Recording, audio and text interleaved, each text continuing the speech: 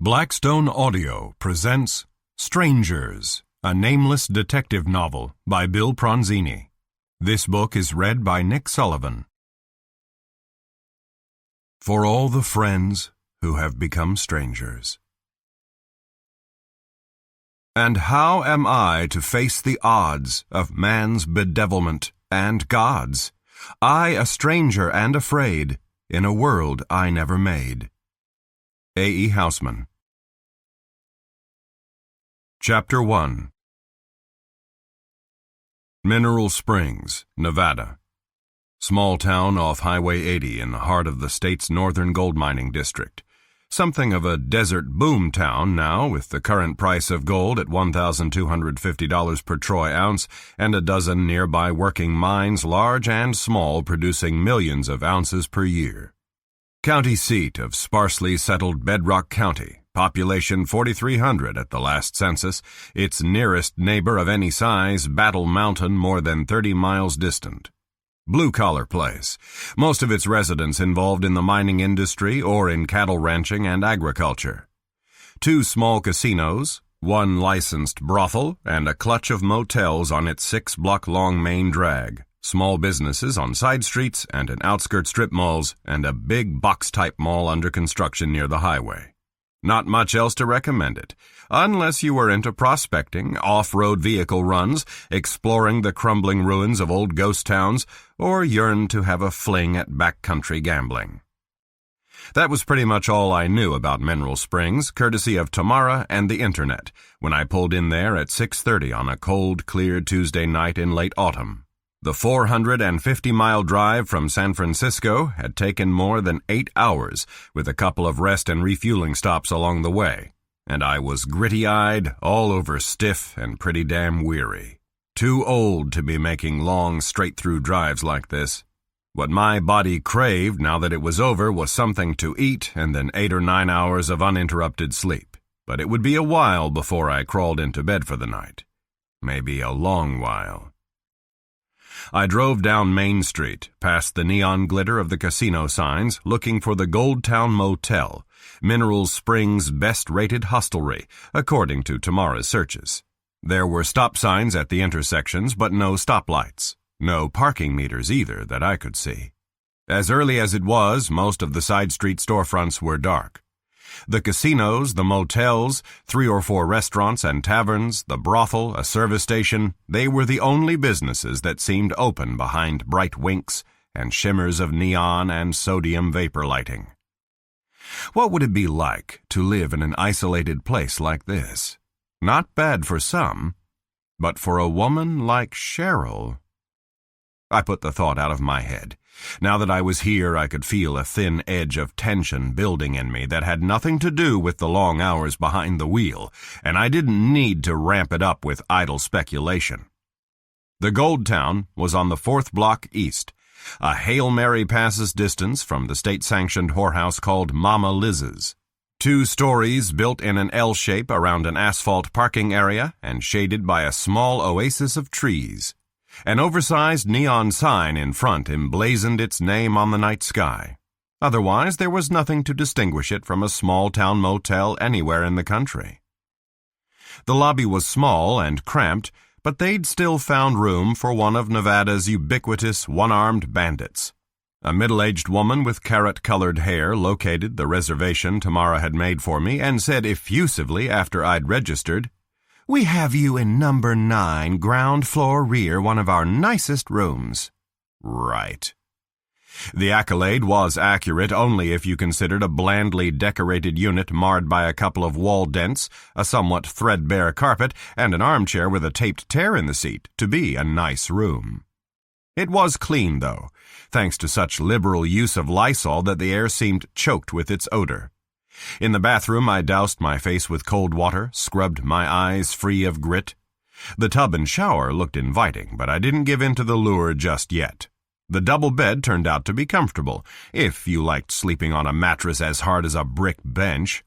Not even a slight give when I sank down on it. I half expected not to get a signal when I flipped open my cell phone, but life is full of little surprises. I tapped my home number, and as if she'd been waiting close to the phone, Carrie answered on the second ring. "Well, I'm in Mineral Springs," I said. "Good. I was starting to worry a little." Another electronic surprise. Her voice came clear and sharp. "How was the trip?" "Long and tedious, but uneventful." Uneventful is always the best kind. Pause. "Have you seen her yet?" "No. Just checked into the motel. I wanted to check in with you first. Everything okay there?" "Fine." Another pause. "I hope—" "What do you hope?" "That you can do something to help her. That you haven't traveled all that distance for nothing." "So do I. But now that I'm here, I don't know. I'm not so sure it was the right decision." "Why not?" "Not because it means seeing Cheryl again. I don't mean that. The SOS itself, the situation, the nature of the crimes, a mining town in the middle of nowhere, a place full of strangers. I'm out of my element." "You've worked in rural environments before," Carrie said. "You know people and you know your business." "Not this kind of business." "Are you trying to talk yourself out of going ahead with this, now, after driving 450 miles? "No. It's too late for that." "Well, you seem to be having second thoughts." "Not really," I said, which wasn't quite true. "I'm just tired, that's all." Carrie knew when to let a subject drop. She said, "Call me again when you can, and don't forget your promise." The promise, a solemn one made to her after I'd had yet another close brush with lethal violence in September, was that I'd do everything in my power to stay out of harm's way in the future. I said, "Don't worry, I won't forget." That was all except for an exchange of goodbyes. I wanted to tell her I loved her, but it wouldn't have sounded right under the circumstances. We rarely exchanged endearments over the phone. She knew I loved her. She didn't need constant reassurance any more than I did of her love for me. And she knew, too, that she had nothing to worry about, now or ever, where my fidelity was concerned. I unpacked my suitcase, stripped, took a hot shower to get rid of the driving fatigue, put on a clean shirt and slacks, and then went out and sat once more on the brick-hard bed. "I know I have no right to ask for your help after what happened 20 years ago, but there's no one here I can turn to, and I don't know anyone else. You're my only hope." Cheryl's voice on the agency phone, an anxiety-ridden voice that I hadn't recognized until she identified herself. What had I felt then? Surprise? A few moments of unbelief and confusion until she explained why she was calling after 2 decades of silence. But that was all. No pangs of nostalgia, no pulse quickening, no emotional reaction of any kind. Too much time had passed. What had been and almost been between us belonged to a part of my life that seemed so remote now, it was as if someone else had lived it. "It's not me I'm asking for. It's my son, Cody. He's only 19. He's all I have in the world. He didn't do what they say he did, but no one believes him except me. I know that sounds like a mother's blind faith, but I swear to you, he's innocent." Only 19, and all she had. She must have borne the boy a year or 2 after the tragedy that ended our relationship. Cheryl Rosmond, she'd said on the phone. Her maiden name. Married and divorced? Single mother all along? She hadn't volunteered any explanations, and I hadn't asked. "I'm at my wit's end, desperate. It took all the courage I have to make this call. I've never begged for anything in my life, but I'm begging now. Please, please help my son." It was the kind of distraught plea I'd heard in one form or another a dozen times before, and invariably my response had been the same. Yes. Wise or foolish, right or wrong, always the same. I'd be lying if I said the personal angle had nothing to do with it in this case, but it was not the deciding factor. My profession, bottom line, is helping people in trouble. It's not just a job to me. Even now, semi-retired and tilting toward geezerhood, it's what I live for. But even that was not the deciding factor. Carrie was.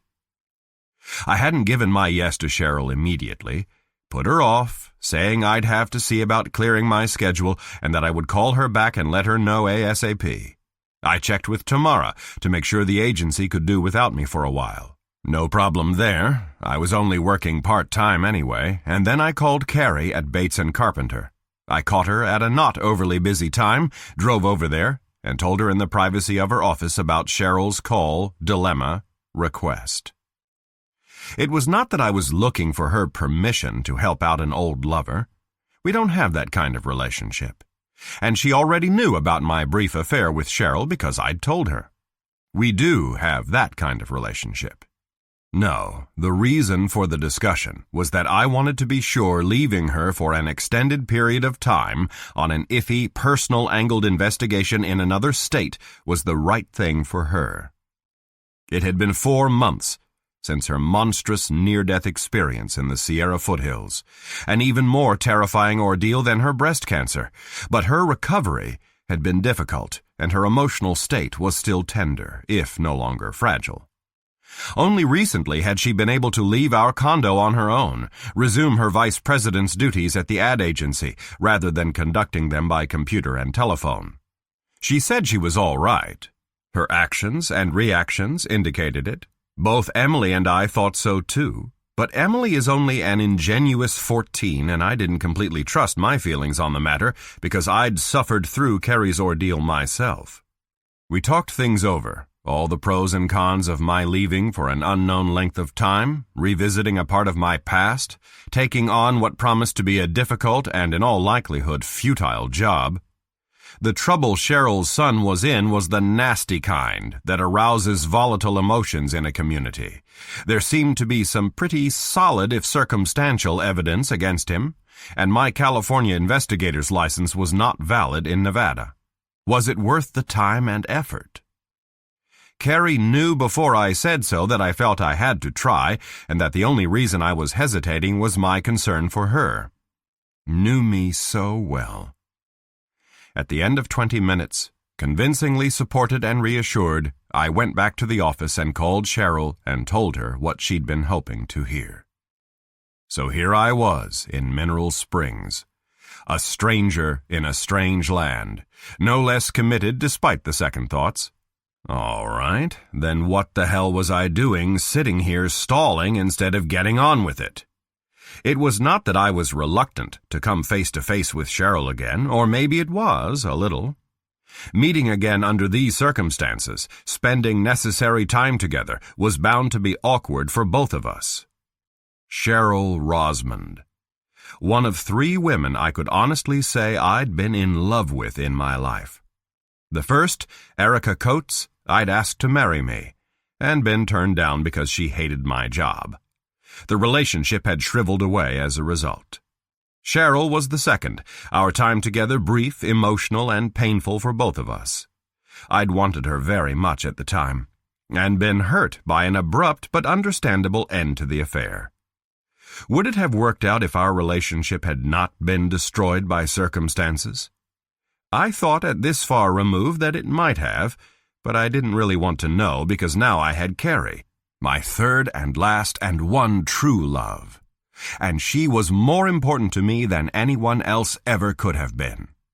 The rapport I'd shared with Cheryl had died before it had really lived, the result of a tragedy that neither of us could have foreseen or prevented even if we had. I'd met her during the course of an investigation into the 20-year-old disappearance of an Army Master Sergeant. You couldn't call the mutual attraction love at first sight, not for either of us, but it was strong enough to forge a bond between us that could easily and naturally have evolved into real love and marriage. But fate, or divine perversity, or whatever you wanted to call it, decreed that the evolution would never take place, that we'd have only a short time together. The case had taken me away from San Francisco on a twisting path to Oregon, West Germany, and back to California, a small town in the northern part of the state where it came to a sudden, bitter finish. The revelation that Cheryl's beloved brother Doug was a cold-blooded murderer, and his subsequent suicide. What can you say to a woman you care deeply about after something like that happens? Nothing that has any meaning. How can you bridge the chasm between you? You can't. Can't bring her brother back to life, can't undo his criminal acts, can't ignore the fact that he had addressed his long, rambling suicide note to me, the last line of it begging me to take care of his sister. The spark between Cheryl and me died with Doug Rosamond. Even if we had somehow been able to resurrect it, sooner or later his ghost would have doomed the relationship, and we both knew it. But I tried. When you care for someone, you have to try. I saw her, I called her, a series of exercises in bleak futility. Her brother's ignominious death, combined with the usual media publicity, made it unbearable for Cheryl to stay in San Francisco. She gave up her job and her house and moved back to Truckee, where she'd grown up but no longer had family. I wrote her 4 times after that, and she'd answered each letter politely but with no encouragement. And then I'd stopped writing, and stopped myself 3 times from getting into my car and driving up to Truckee. I had neither seen nor heard from her again, until yesterday. It had taken a while to stop thinking about her, for her image to fade into the mists of memory. A year, 2 years, I don't remember exactly how long, and once it had, I seldom thought about her except for blips every now and then, those odd moments when you wonder fleetingly whatever happened to someone you once knew. After I met and fell in love with Carrie, the blips stopped altogether. It had been years since I'd last had any kind of thought about Cheryl Rosamond. Well, now I knew what had happened to her, some of it, with more to come. She'd found someone else and had a son and somehow made her way from Truckee to a backwater mining town in the northern Nevada desert, where she'd alluded on the phone to having lived for several years. Again, I had difficulty picturing the sensitive, intelligent woman I'd known settled in this kind of environment. But then people change over the course of 20-some years, sometimes radically. The woman I'd known, like the man she'd known, was a product of another time and another world. Still stalling, damn it. Stupid, counterproductive, and unfair to her. Get off your ass, get moving. In the car again, I thought about going to one of the restaurants for some food to appease the rumbling in my belly. Cheryl had said to come any time, don't bother calling first, but stopping to eat would have amounted to more stalling, and I didn't do it. She'd be waiting, watching the clock, alone with the anxiety eating at her. The sooner I put in an appearance at her home, the better for both of us. The directions she'd given me were easy enough to follow without technological assistance. Yucca Avenue was a block behind me. I'd noted it on the way in.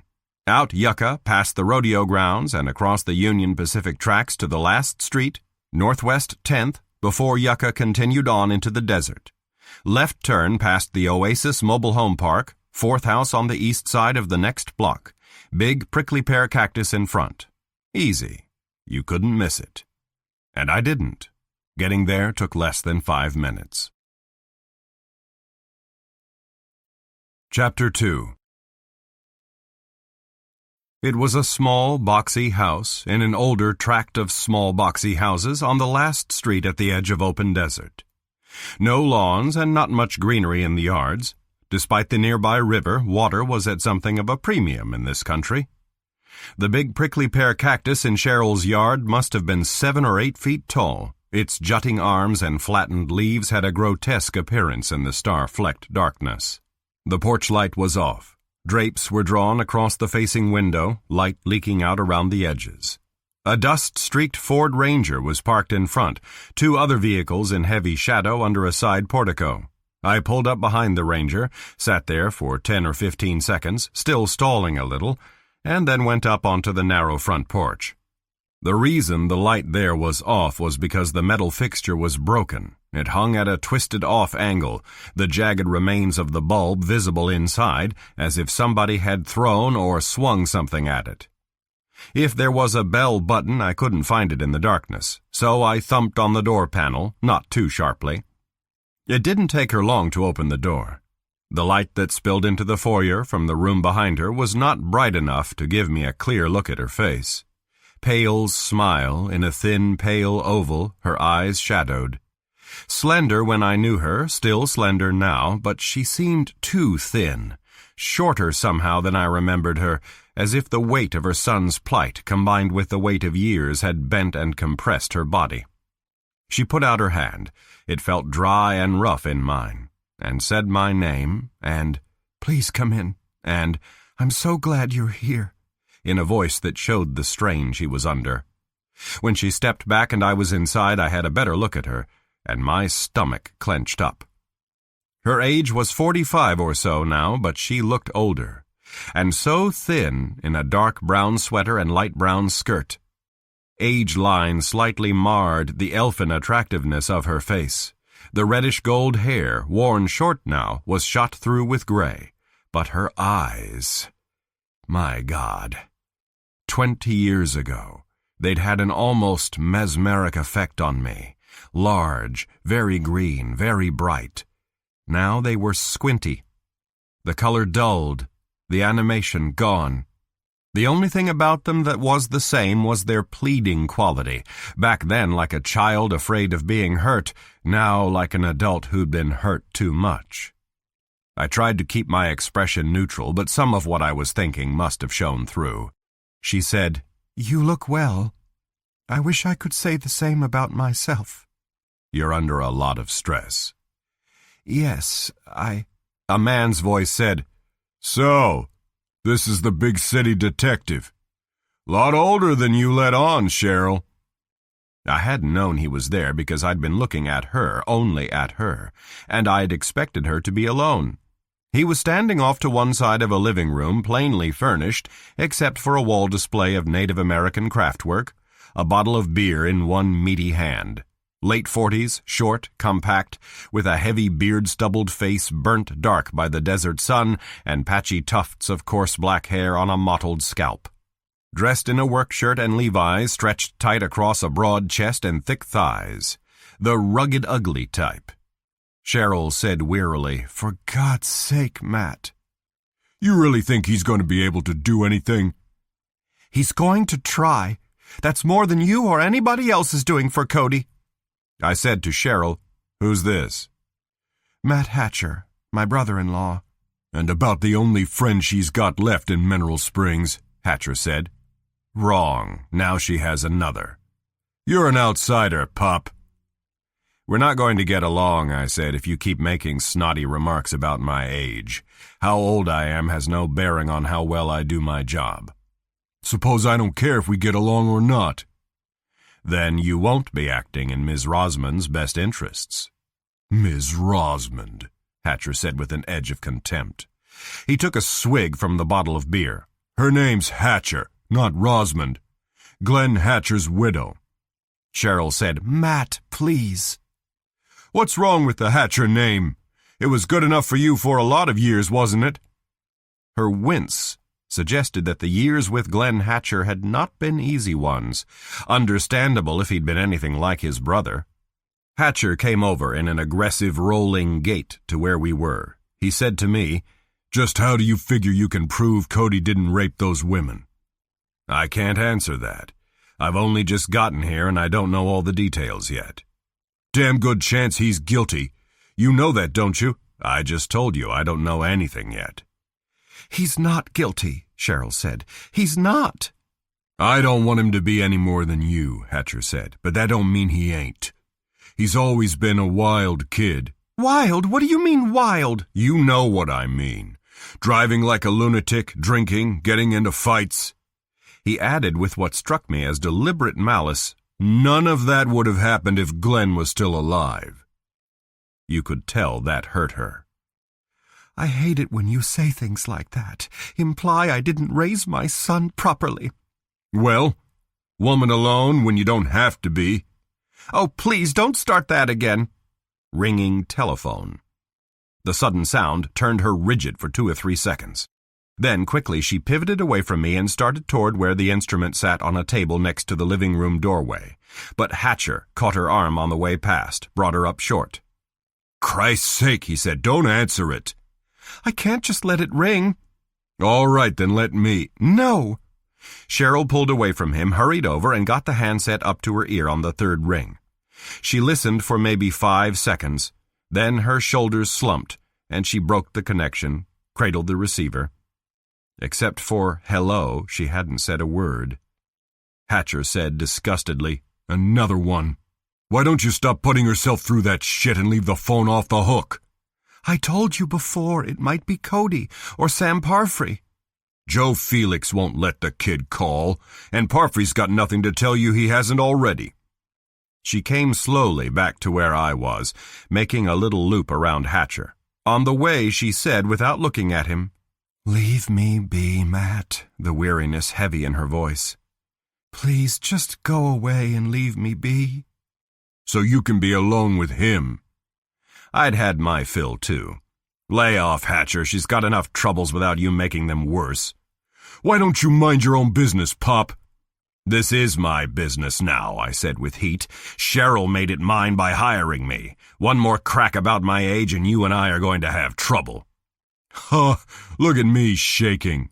"For God's sake, Matt, that's enough." Heat in her voice, too, and exasperation. "If you don't get out of here right now, I'll never let you in this house again. I mean it." He was bright enough to see that she did, and it cooled him down. Bully boy and frustrated, jealous suitor. A bad combination. "All right," he said, "but you better be careful." Then to me, and without the sneer in his voice, "You too. Outsiders poking their noses into local matters get short shrift around here." So I gathered. "Just make sure Cheryl doesn't get hurt," he said. He didn't have to add an or else, it was in his tone. When he was gone, not quite slamming the door behind him, Cheryl let out a heavy breath and said, "I'm sorry you had to put up with all that. I didn't invite Matt here tonight. He just showed up like he sometimes does. I thought I could get him to leave by telling him about you, but it only made him want to stay. I should have known better." "It's all right. The sooner I know about a potential adversary, the better." "It won't come to that, not with him. He isn't always so unpleasant. It's just that he's attracted to me and worried about me." "But not so much about your son." "Cody, too," she said, but she didn't sound convinced. I followed her into the living room. Prominently displayed on an end table next to a worn sofa were 3 silver-framed photographs, and I paused for a look.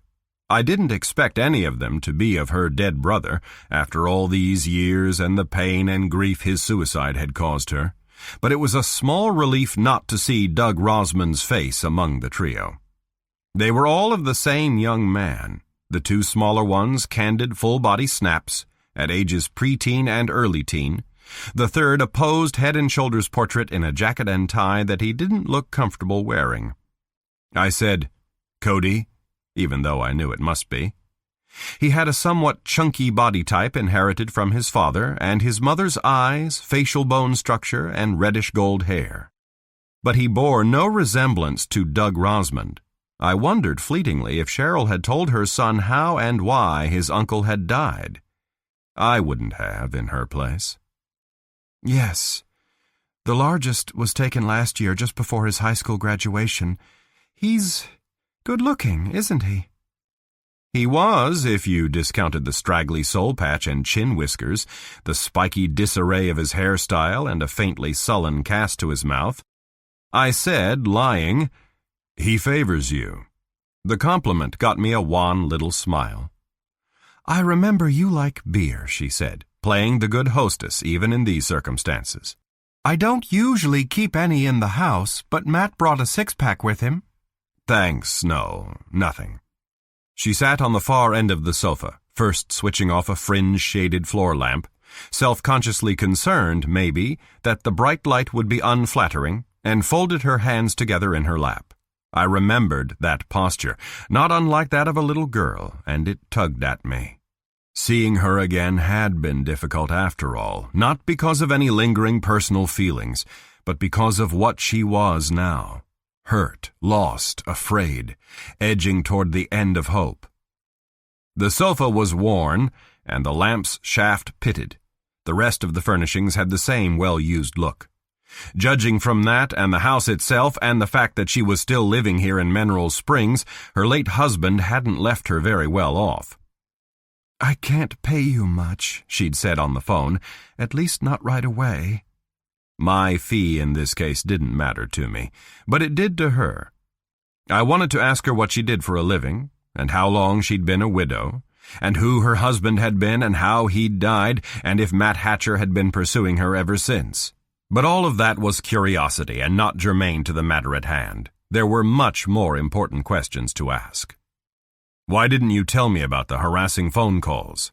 "How did you? Oh, I don't know. I guess I didn't want you to think the situation is any worse than it is." "How long? How often?" "They started after word got around that Cody had been arrested and charged. 5 or 6 calls." "Threats? Obscenities?" "Some dirty words, but not exactly threatening. Calling me an unfit mother, saying my son and I are a disgrace to the community, that kind of thing." "Any idea who's doing it?" "No. The same few people, I think. One of them could be a woman who complained about poor service at the restaurant where I wait tables. Nasty old biddy. She almost cost me my job." "Which restaurant is that?" "The Lucky Strike." Then, as if she felt the need to justify the same kind of work she'd done in San Francisco, "Jobs, good jobs, are scarce for women here." There was nothing for me to say to that. "About the harassment, anything other than the phone calls?" She hesitated, working her tongue over dry lips before she said, "Somebody threw rocks at the house 2 nights ago." "Is that what happened to your porch light?" "Yes." "Reported to the police?" "The sheriff's department, yes, but there wasn't anything they could do. It happened in the middle of the night." "Vandalism is a pretty serious offense, Cheryl. Cause for concern." "The sheriff didn't think so. Kids acting out, he said. Once public outrage dies down, I won't be bothered anymore." I said what I was thinking. "Some town you live in." "It's not as bad as it might seem. Nothing much happens here. Until the rapes, theft was the only serious crime. You can understand how upset and angry people are, even if they're wrong about Cody." "Sure, but not when the anger was misdirected and volatile. Guilty until proven innocent, in her son's case, guilt by association in hers. That kind of small-minded, senseless rush to judgment by a few idiots and its effects and consequences make me burn inside." I said, "You mentioned Sam Parfrey. Who's he?" "Cody's lawyer. His card is on the table there." I glanced at the card before I pocketed it. "So he's local?" "I couldn't afford anyone from Reno or Salt Lake or even Elko, and I didn't want a careless public defender. Sam is the only one here who would represent Cody, and he's doing his best, but criminal law isn't his specialty."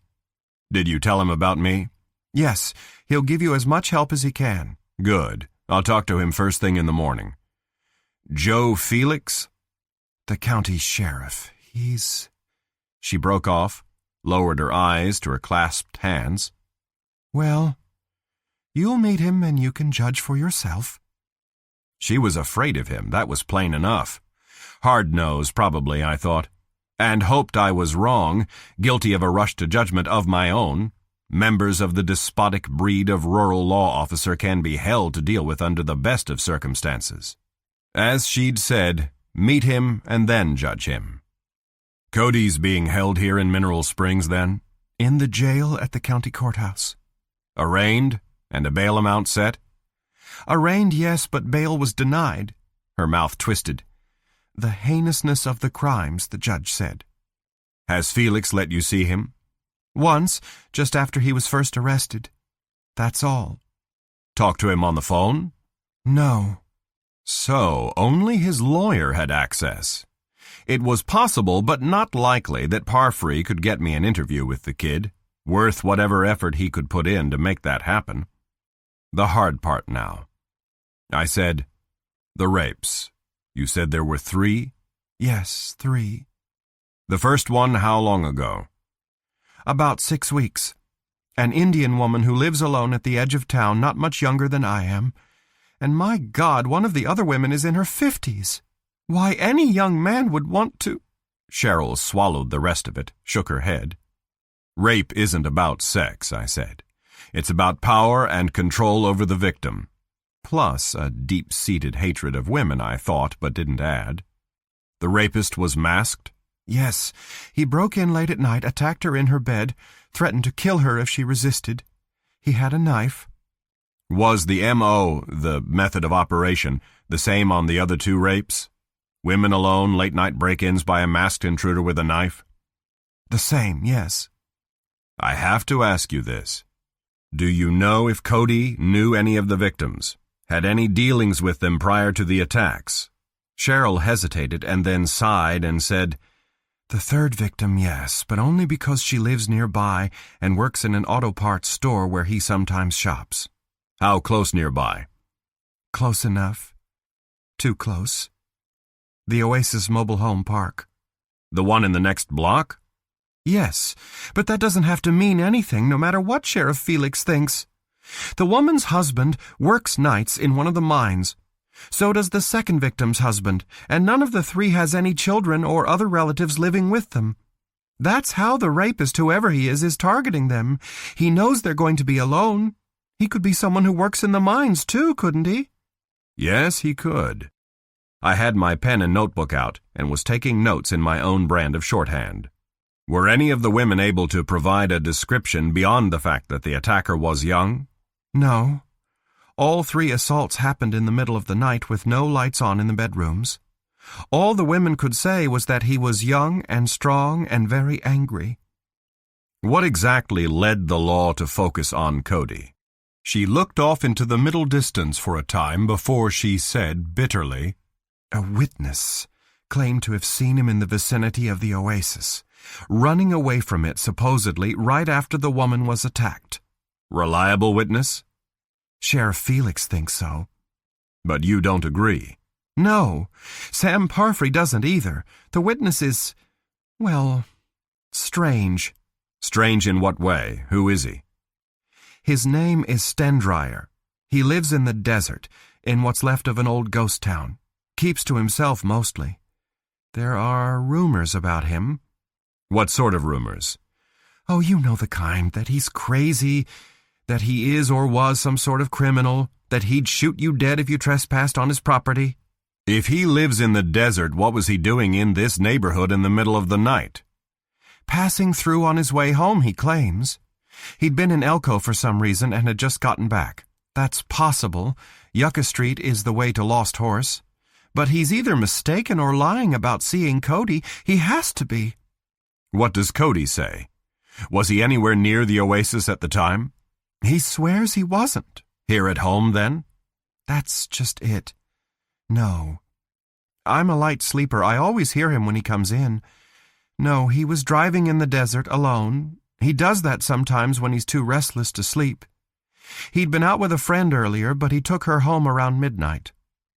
"Her?" "Alana Farmer. His girl." Disapproval in Cheryl's voice? Sounded like it. I asked, "And he couldn't account for his whereabouts when the other 2 rapes happened?" "No, but that's pure coincidence. He's a restless boy, often stays out late. There's so little for young people to do here." "Hatcher said he was wild. You don't agree?" "Absolutely not. Cody, well, he's done some things he shouldn't have, like a lot of teenagers, but he was never in serious trouble before this." "Does he have a job?" "He had one at the Eastwell mine, but he lost it 5 months ago. A conflict with his shift supervisor. He hasn't been able to find another." The way she said that, hesitantly and with an undercurrent of disappointment, told me something about the kid that marked him down a notch. Indolent, maybe lazy, careless, and at least a little selfish. It was plain that Cheryl was supporting the 2 of them on a shoestring income and in need of the extra cash a second regular job would supply. But Cody had been fired from the only one he'd had for what sounded like insubordination, and was allegedly looking for another that he couldn't seem to find in a boom economy. I said, "Let's get back to this man, Stendryer. Did he come forward voluntarily?" "Yes, the next morning." Why would he do that if he keeps to himself and lives out in the desert? Why get involved? He drove into town for supplies and overheard talk about the third rape, when and where it happened. Violence against women is a crime he can't abide, he said. How does he know Cody by sight?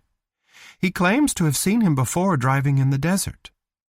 Can you think of any reason Stendryer might have for falsely implicating him? No. Cody has never had anything to do with the man. All right. What else does the law have on your son? Did any of the victims ID him, however tentatively? Physical details, voice? No, thank God. They all said Cody was the right age and size, but of course they couldn't be sure it was him. The rapist didn't say much to any of them, and what he did say was muffled by the ski mask he wore. So the primary evidence against Cody is what? What the sheriff found in his Jeep. A black ski mask and a hunting knife like the one the rapist used. But he swears he's never seen the mask, that somebody must have planted it there to frame him. What about the knife? Does it belong to him? He had one like it, yes, but he lost it last summer. Lots of people here own hunting knives. It could belong to anyone. Why does the law believe it's the one the rapist used? There were traces of blood on it. Human blood, they think. The last victim was cut. They think it's her blood? They don't know? Not yet. They're waiting to find out. That, and if Cody's DNA matches the rapist's. It won't, but Sam Parfrey says that, even without DNA evidence, they may still have enough to convict him. The rapist didn't use a condom? He did, but not carefully. They found traces of semen in one woman's bed. When do they expect to have the test results? Next week sometime. Forensic tests take time in Nevada. Sudden crashing noises from the back of the house. Glass shattering. A loud thump as of a hard object slamming into something solid like a wall. Cheryl cried out, "Oh God, that came from the kitchen!" and something else that I didn't listen to because I was already on my feet and running. There was a hallway on my left, a swing door beyond, a small dining alcove to the right. I shouldered through the door into the kitchen. Rock the size of a grapefruit and fragments of glass on the linoleum floor. Nothing left of a curtained window over the sink except jagged shards in the frame like broken teeth. And through the gap I could see flickers of yellow-orange light staining the outer darkness. Jesus! Something on fire out there. Chapter 3. The back door was locked. I fumbled at the deadbolt, yanked it free, and charged through into the rear yard. A small outbuilding behind the portico, a shed of some kind, was what was burning. Red-orange flames licked low along the near side wall and around the corner at the back, sending up thin streamers of blackish smoke. Not burning fast or hot yet, just crawling upward in little jumps and spurts. Cheryl was right behind me. I heard her gasp. I said, "Garden hose," without turning, heard her say, "No, we've never had need of one. There's an extinguisher in the kitchen." "Get it, quick." I ran over bare, sandy ground toward the shed. The smoke had an oily chemical smell. Kerosene. Yeah, that figured. The flames and the pale star shine laid a sheen on the darkness, let me see the entire yard, parts of the neighboring properties to the right and left, a section of the desert beyond a low back fence. I kept on going past the shed to where I could look over more of the desert. Clumps of sage and stunted trees created patches of deep shadow, but I thought I detected movement, what might have been a running figure on open ground off to the right. Then it was gone, and I was looking at silver and black stillness. The coward or cowards responsible for this outrage had vanished into the night. When I turned from the fence, I saw that lights had bloomed in the house and yard to the left. Somebody yelled, "Fire!" as Cheryl came running up with the extinguisher. I took it from her, small one, not much retardant, and ran over to the shed and worked the lever to get the flow started. The foam had some effect, not much, but only a small amount of kerosene had been used to start the fire, splashed over side and rear walls low to the ground, and the flames were patchy, scorching the boards rather than burning hot enough to consume them.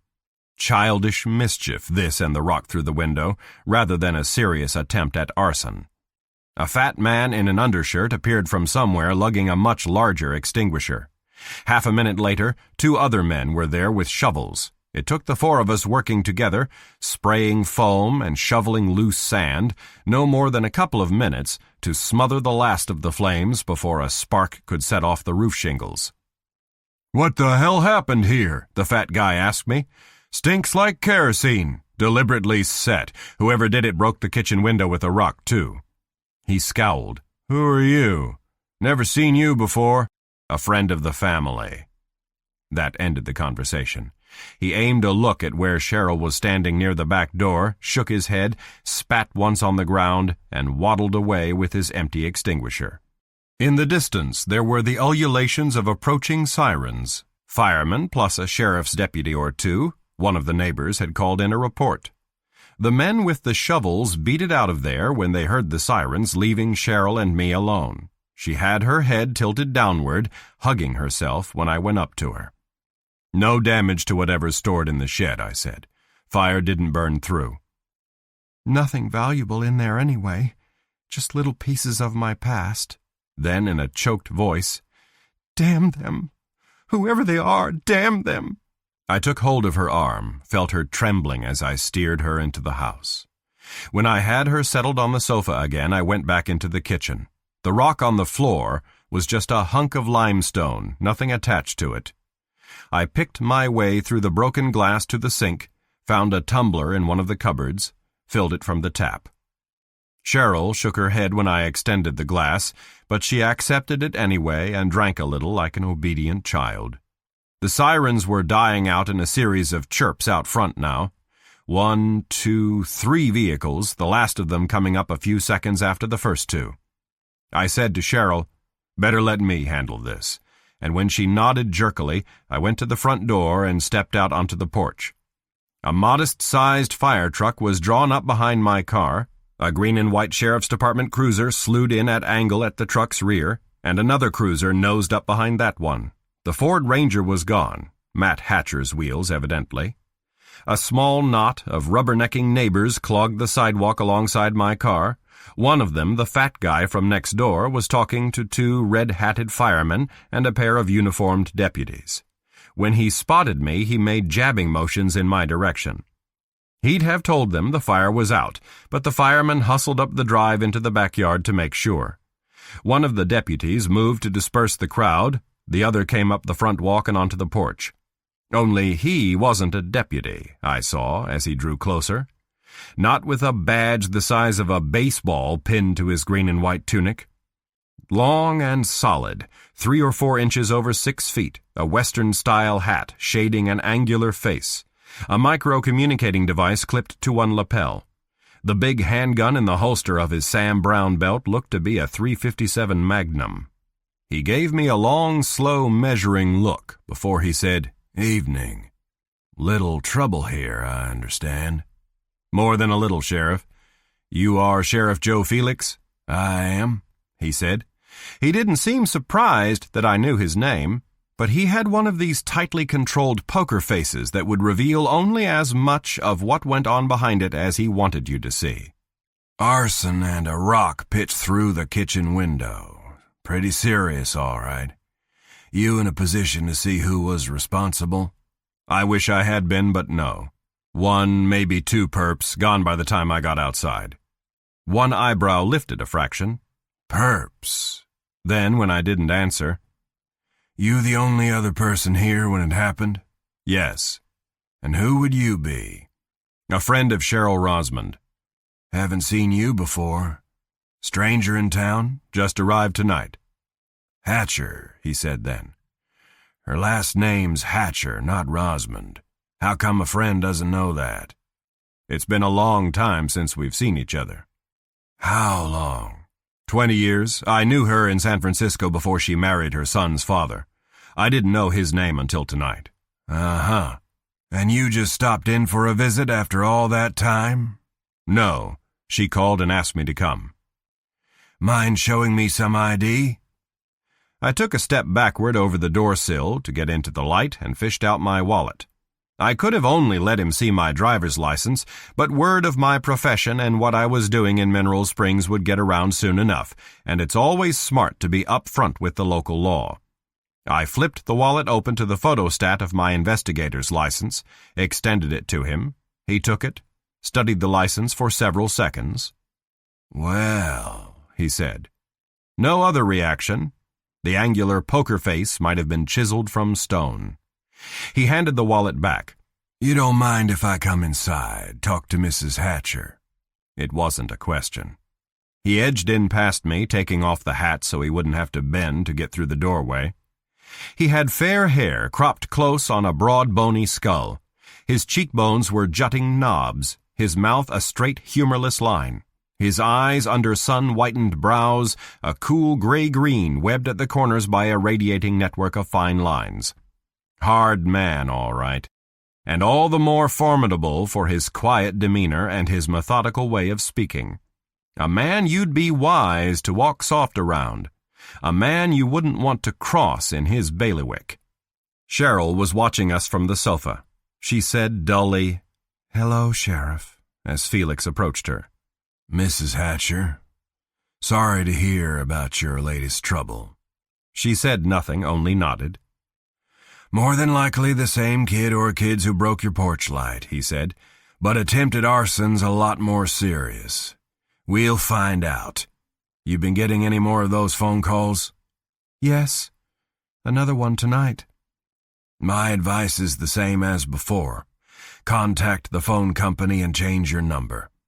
"That won't stop the vandalism." "Give you some peace of mind, though," Felix said. "The only other thing I can suggest is that you leave town for a while, until things quiet down." "You know I can't do that with my son locked up in your jail." "You've already done the only thing you can for him. Get him a lawyer." He glanced at me. "Nothing anyone else can do either. An outsider would just be wasting his time." I said carefully, "Are you suggesting I should leave Mineral Springs too, Sheriff?" "Now, why would I do that? You haven't broken any laws, have you? Or intend to break any?" "No." He let a few seconds pass, those gray-green eyes fixed on mine, then, "Only thing is, a California investigator's license isn't valid in the state of Nevada, as I'm sure you know.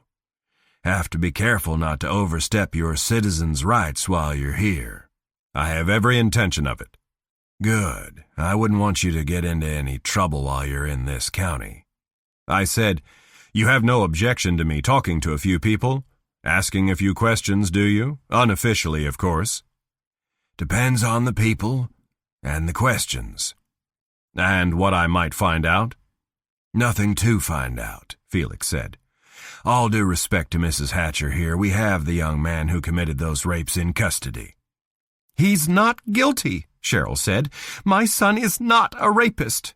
"I wish that were so, Mrs. Hatcher, truly. I wish the rapist was somebody who didn't live in this community. But facts are facts, and the sooner you accept the truth, the easier it'll be for you to adjust." "Adjust," she said, her voice barely above a whisper. "My God." The telephone went off again. Cheryl jerked at the sound, started up off the sofa. I saw a muscle in Felix's jaw tighten, the only change in his stoic expression so far. He made a stay-put gesture to her and strode quickly to the phone, answered it by saying, "This is Sheriff Joe Felix." Whoever was calling must have hung up fast. Felix lowered the handset almost immediately. When he came back, he said to Cheryl, "I don't think you'll be bothered any more tonight, Mrs. Hatcher." And then to me, "Show me the broken window." I led him into the kitchen. He took in the damage in a couple of glances. Then, his boots crunching on the broken glass, he leaned down for a look at the rock, but he didn't touch it. Even if he'd cared enough to take it with him as evidence, there was no point in it. That kind of rough surface does not take fingerprints. Straightening, he crossed to the window and leaned forward over the sink to peer out into the rear yard. "Okay," he said when he turned. "I'll go have a look at the shed. No need for you to come along." He paused at the outer door. "Anything else I should know before I go?" "Not about this, no." "If there is, at any time during your stay in Mineral Springs, you be sure to look me up and tell me, right?" Subtle warning. Right, I said, and meant it. But he wasn't done yet. He said, cold tonight, and it'll get a lot colder later on. Better put something over that broken window so you and Mrs. Hatcher don't freeze before morning. I'll do that, I said, but I'm not staying here. I have a room at the Goldtown Motel. Okay, he said, and went on out. Cheryl was still sitting hunched on the sofa, now with a shawl draped over her shoulders. I had a foolish impulse to sit down next to her, offer her some comfort by putting an arm around her shoulders, but I didn't give in to it. I had more questions for her, too, but none of them needed answering immediately. It was getting late, and what we both needed was rest. I asked about hammer, nails, plywood, or plastic sheeting, and she said everything of that sort was in the storage shed, and told me where the door key was. Felix was already gone when I went out there. The shed's interior was thick with the stench of kerosene and charred wood. I used my pocket flash to root around until I found what I needed to cover the broken window. Back in the kitchen, I drew the deadbolt on the back door, tossed the rock out through the window gap, and then got to work. Cheryl came in while I was hammering nails and wordlessly began to sweep up the broken glass. She finished before I did, stood watching me until I was done. I'd better be going now, I said then. The sheriff is probably right that nothing more will happen tonight, but you might want to stay with a friend just to be safe. No, I'll be all right here alone. You're sure? I'm sure. My late husband was a hunter, and I know how to use his rifle. Get it, load it, and keep it handy. Yes, I will. Okay, then. We'll talk again tomorrow. What are your hours at the Lucky Strike in case I need to see you during the day? 8 until 5 weekdays. At the front door, she touched my arm briefly and said, Thank you, Bill. No matter what happens, thank you. I had that foolish, comforting impulse again, and again didn't give in to it. I managed a reassuring smile and said good night and went out to my car on the now empty street. And as I leaned down to unlock the driver's door, anger flared up in me again. Even in the darkness, I could see the long, jagged scratch where one of Cheryl's fine, upstanding neighbors had keyed it during the earlier excitement. Chapter 4. As exhausted as I was, I should have slept the night through, but I didn't. Awake much of the time, my stomach upset from the tasteless meal I'd forced down to still the hunger rumblings on the way back to the motel. Restless and dream-ridden when I did sleep.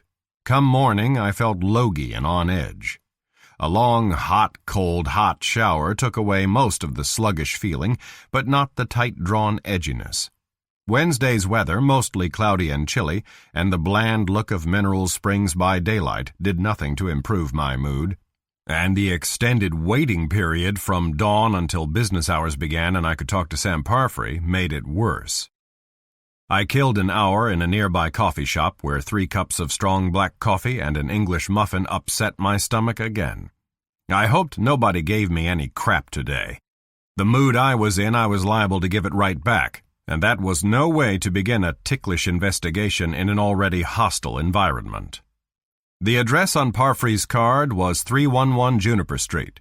For once I was grateful that Carrie and Tamara had talked me into installing a GPS in the car. I'd programmed it for Mineral Springs on arrival, and it directed me to 311 Juniper at just past 9 o'clock.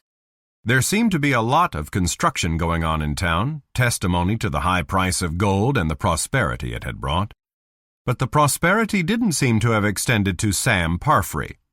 His building was an old one in need of refurbishing, a block away from a sprawling gray and white institutional-looking structure that an American flag and a Nevada state flag identified as the Bedrock County Courthouse, and his offices were on the 2nd floor above a store that sold metal detectors and mining supplies. The lettering on the door was the same as on his card, Samuel M. Parfrey, Attorney at Law. Behind the door lay a cramped anteroom presided over by a middle-aged woman pecking away at a computer keyboard while a printer in distress made clacking, wheezing noises. Her smile was as pallid as her greeting, and it vanished when I gave her my name and one of my cards. She said in neutral tones, "Oh, yes, I'm sure Mr. Parfrey will want to see you right away," took the card through a closed inner door without knocking, came back out almost immediately, and ushered me in. The inner office was double the size of the outer one, rimmed with law books, and as tidy as any lawyer's private sanctum I'd ever seen. A functional metal desk was set before a window that looked out toward the highway and the dun-colored desert beyond. The man standing behind it looked to be as neat and functional as his surroundings, but not in a way to inspire much confidence in potential clients. 40 or so, short and pear-shaped, thinning reddish hair, plain features. The solemn expression he wore, if I was reading it correctly, meant or was intended to mean that he took his commitment to the practice of law with all due seriousness. But as he stepped around the desk to give my hand a strong but perfunctory shake, there was a hint of something in his pale blue eyes and down-turned mouth corners that might have been disillusionment. Man gone as far as he would ever go in his profession and his narrow little world, and all too aware of the fact. We got the introductory small talk out of the way, and then sat down and looked at each other across his desk. He seemed a little ill at ease, maybe because of the magnitude of the rape case, maybe because he wasn't sure how to deal with a professional who operated outside his frame of reference. Pretty soon he blew out a breath and said, "I'll be frank with you. I don't think there's anything you can do for Mrs. Hatcher or her son." "Meaning you believe he's guilty?" "Meaning the circumstantial evidence against him is strong, and there may well be another piece that's damning." "The DNA evidence the sheriff and the DA are waiting for?" "Yes. Even if it turns out to be negative or inconclusive, they have enough to try Cody Hatcher and likely get a conviction no matter what kind of defense I put up." "You could always request a change of venue." "It would be denied." He began fiddling with a turquoise and silver ring on his right hand, rotating it, another indication of his unease. "Things are done differently here than where you're from, like it or not." "Do you think the boy is guilty?" "He swears he's innocent and his mother is convinced he's telling the truth. What I think isn't important. I'll do my best for him, of course, but as she may have told you, I have no background in criminal law." "Then why did you take the case?" "I've known Mrs. Hatcher casually for some time. I often eat at the restaurant where she works." "Doesn't quite answer my question." "Most attorneys in Mineral Springs are either involved with the mining industry or specialize in personal injury cases or family law. None with experience in criminal law would touch it. I happen to believe that everyone is entitled to a legal defense, even a young man who has allegedly committed a series of highly inflammatory crimes."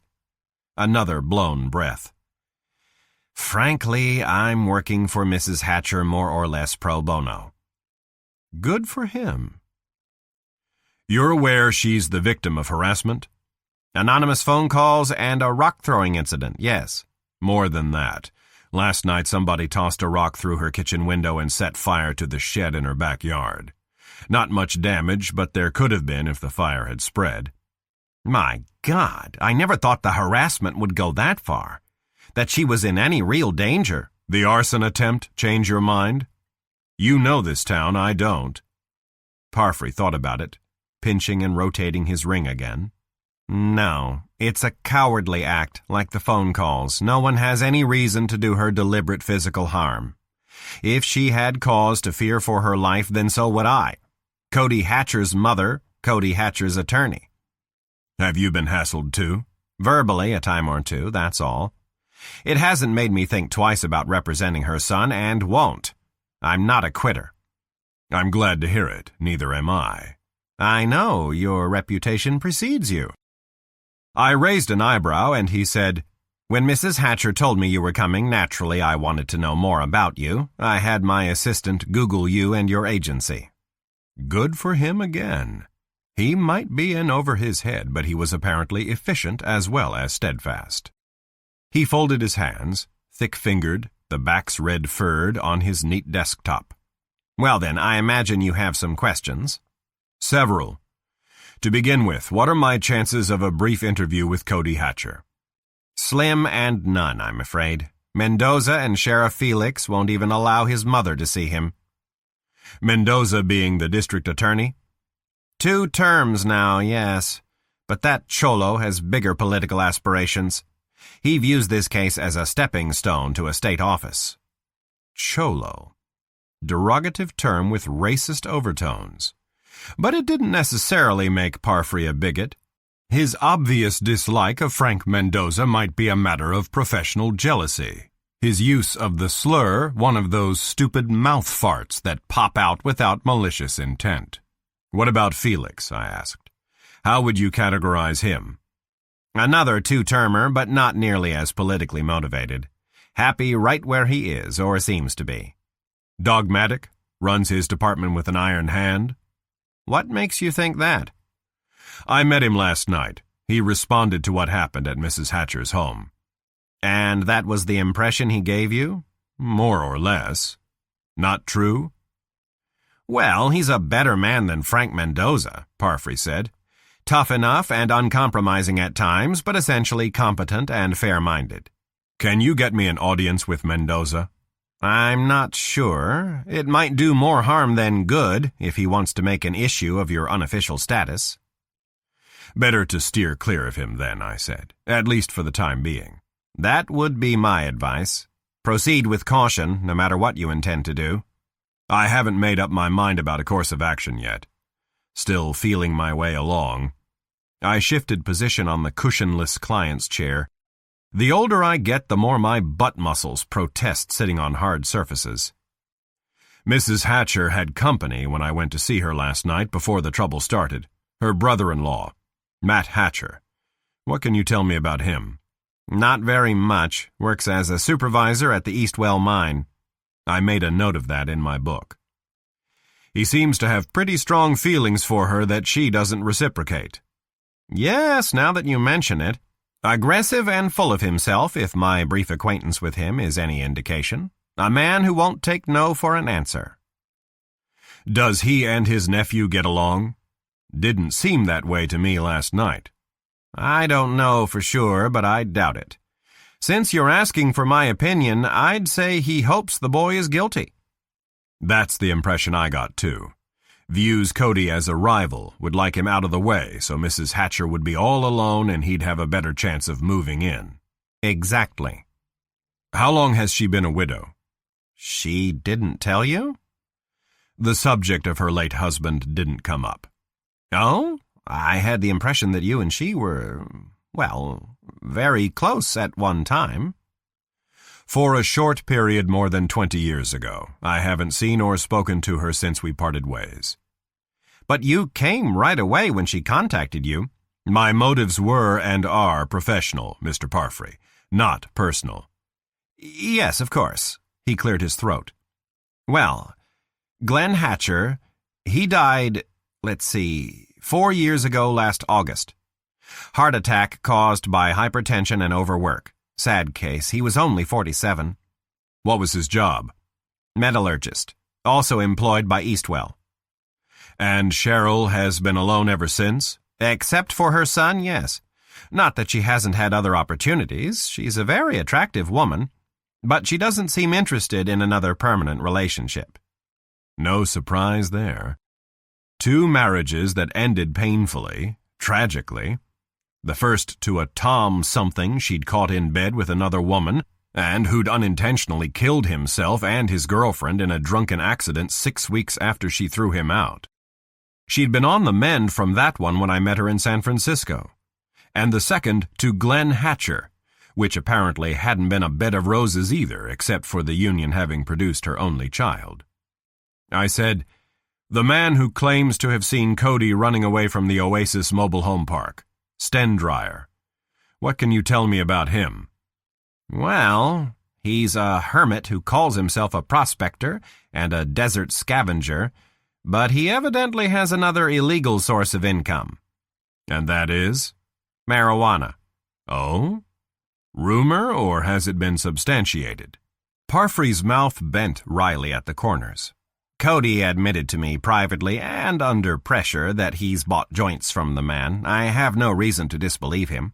Does his mother know he smokes dope? No, I certainly didn't tell her. Or anybody else except you. Good. Do you think Felix and the DA know about Stendryer's sideline? If it's true that he's a dealer, then yes, Felix is probably aware of it. But can't prove it, or Stendryer would be out of business. Does Stendryer have a police record? Not in this state. Arrested once in California 3 years ago for possession of marijuana, that's all. Felix must be aware of that, too. Seems to me he and the DA would be leery of accepting a suspected marijuana dealer as a reliable witness against Cody Hatcher. Not when the man claims to abhor sexual violence, Parfrey said. Not given the pressure they were under to put a stop to the assaults, and not after Felix found the hunting knife and ski mask in the boy's Jeep. Are you planning to bring up the dope dealing in court to try to debunk Stendryer's testimony? No. It's highly unlikely the presiding judge would allow it, and even if he did, no matter how many witnesses I might be able to convince to attest to it, it's hearsay, and would do more harm than good with the jury. The wry mouth again. Mendoza would make sure to equate marijuana use with depraved sexual desires. Assuming Cody's innocence, the evidence was planted. Is it possible Stendryer did the planting? That he's the rapist? No, that's definitely out. He's too old, 50 or so. All 3 victims described their attacker as young, teens or early 20s. I still want to talk to him. He lives in an old ghost town? What's left of one. Lost Horse, about 10 miles northeast of here. Okay. Is there anybody besides Stendryer who might have it in for Cody? Well, the boy says he has no enemies. You can take that for what it's worth. He has at least one, the real rapist. Unless he was framed at random. Possible, but not too likely, I said. The perp figures to be local, and in a small town like this, everybody knows everybody else. How well liked is Cody? Lots of friends? Not a lot, no, but the ones he has expressed shock and disbelief at his arrest. Parfrey paused, playing his ring rotation game again. There is something you should know about one of them, Jimmy Oliver. Yes? He's Sheriff Felix's nephew. And he doesn't believe Cody is guilty? No, defends him vehemently. What does Felix think about this? Dismisses it. So does his sister, Jimmy's mother, for that matter. Parfrey added irrelevantly and with distaste, she's a religious fanatic. What about registered sex offenders living in the area? Young men with records of violent crimes? None of the right age. There are 2 registered sex offenders in Mineral Springs, but they're both over 40. Okay, I said. I'll need names and addresses. The rape victims, Jimmy Oliver, Cody's girlfriend, Alana Farmer, his other friends, and anyone else you think I should talk to. I had Doris, my assistant, print out a file for you. Everything pertinent to the case we've gathered to date. Good, thanks. Parfrey stood when I did. I'll see what I can do about getting you a few minutes with Cody and me, he said. But as I said before, there's very little chance of it. I appreciate the effort. Likewise yours, he said, and blew out his breath again. I just wish the outlook was less grim. For Cody's sake and for his mother's. Chapter 5. In the car, I spent some time reading through Parfrey's file and comparing the data it contained to the notes I'd taken to date. The file was thin, as I'd expected, but reasonably thorough. Names, addresses, brief biographical notes, and reports of Parfrey's interviews with Cody Hatcher and various other individuals, copies of the sheriff's probable cause declaration and other paperwork, and clippings of news stories from the weekly Mineral Springs Miner about the rapes and Cody's arrest. Many of the facts I had already gotten from Cheryl and Parfrey, but some of the details were new. The circumstances of the 3 rapes were nearly identical. Late-night break-ins by masked intruder, whispered threats, and in the one case a minor wound inflicted by hunting knife. Simple sexual assault. Simple meaning vaginal penetration only, no sodomy or oral copulation, and then rapid flight. In all three cases, entrance and exit had been through doors and windows that were either left unlocked or easily and quietly breached. The perp had also stolen small amounts of money and other valuables from the victims' bedrooms. He hadn't wasted any time ransacking the homes before making his getaways. The three women were of different ages, ethnic backgrounds, and, according to Parfrey's notes, physical types. The first, Hai-Wee Allen, age 41, Native American of Shoshone heritage, widowed, no children. Occupation, craftsmaker. The second, Estela Gutierrez, age 33, Latina, born in Mexico, emigrated to the U.S. with her husband 9 years ago. Married. Husband employed at the Eastwell Mine No. 2. One child, 11 years old, away on an overnight visit with a friend at the time of the rape. Occupation, cleaning woman. The third, Margaret Simmons, 54, Caucasian, married. Husband employed at the Hammersmith Mine. 2 grown children living out of state. Occupation, auto parts store clerk. So it was pretty clear that the rapist, whoever he was, didn't care who or how old his victims were or what they looked like. Power, control, and hatred were his motivators. The objects of his mania, women he knew would be alone and their homes vulnerable. How he came by that information was anybody's guess. But this was a small town where a lot of things were either common knowledge or easily discovered. It would not have taken much in the way of observation or checking for the perp to find out what he wanted to know and then to make his picks and his plans. All right. So now I had sufficient information to begin a cautious investigation. But no matter whom I talked to or how I went about it, I would be working half blind against stacked odds. Still, and for the duration, a stranger in a strange land. Where to start? Max Stendryer was at or near the top of the list of people to talk to, but before I did that, I needed a better handle on Cody Hatcher's relationship with him. One of Cody's friends ought to be willing to open up to me once I made it clear that I was here to try to help him.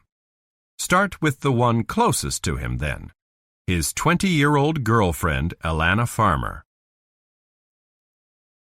The Sunshine Hair Salon where Alana Farmer worked part-time as a stylist turned out to be in a strip mall a couple of blocks off Main Street.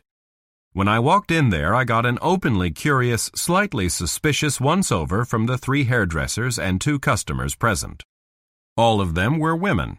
It was obvious that men didn't often invade this place with its mixed odors of chemicals and shampoo sweetness, and the fact that I was a long-in-the-tooth stranger made my presence even more suspect. I put on a smile that none of them answered in kind and asked for Alana Farmer. The willowy young blonde sitting alone in the middle cubicle stood up, frowning. "I'm Alana. You want a haircut?" "No. A few minutes of your time, if you're not busy." One of the other stylists, an older woman with frizzy orange hair, said to me, "If you're a salesman, I'm the owner and the person to talk to." "I'm not a salesman," I said. "Private matter with Ms. Farmer." The girl said warily, "I don't know you." "I'm a friend of Cheryl Hatcher." The atmosphere in there cooled noticeably. The other 4 women stood or sat still except for slow back-and-forth swiveling of their heads between me and Alana Farmer, like zombie spectators at a tennis match. Nobody said anything. I kept looking at Alana. "It's important, Ms. Farmer. I won't keep you long." She stood chewing on her lower lip and fidgeting with a styling brush, trying to make up her mind. Finally, she said, "All right," cast a mildly insolent look at the orange-haired owner, and walked past me and out through the front door. I said, "Ladies," to the others, and followed the girl, the muscles on my back rippling from the combined effect of 4 laser stares. Alana was leaning against the wall beyond the shop's front window, out of sight of the prying eyes inside, her arms crossed over her substantial chest. She gave me a wary look, but with her chin up aggressively, as I stepped around in front of her. Pretty enough, but wearing too much mascara, eyeshadow, lipstick. Her mouth was a glistening red O in the pale morning sunlight. There was a sharp, chilly wind today, blowing down across the desert wastes from the north. "Pretty cold out here," I said. "We can talk in my car if you like." I gestured to where it was parked nearby. Her mouth quirked and she shook her head. Stay right here. So what do you want? To ask you a few questions about Cody Hatcher. You know Cody? No, I'm a friend of his mother, as I said inside. She asked me to try to help prove his innocence. How? What are you, a lawyer or something? Detective, I said, and proved it with my ID. She wasn't impressed. Yeah, well, good luck. I won't hold my breath. Nobody can help him now. He's screwed and that's that. There's always hope, Miss Farmer, if he is innocent. Sure he is, but everybody except me and his old lady and about 5 others believes he raped those women.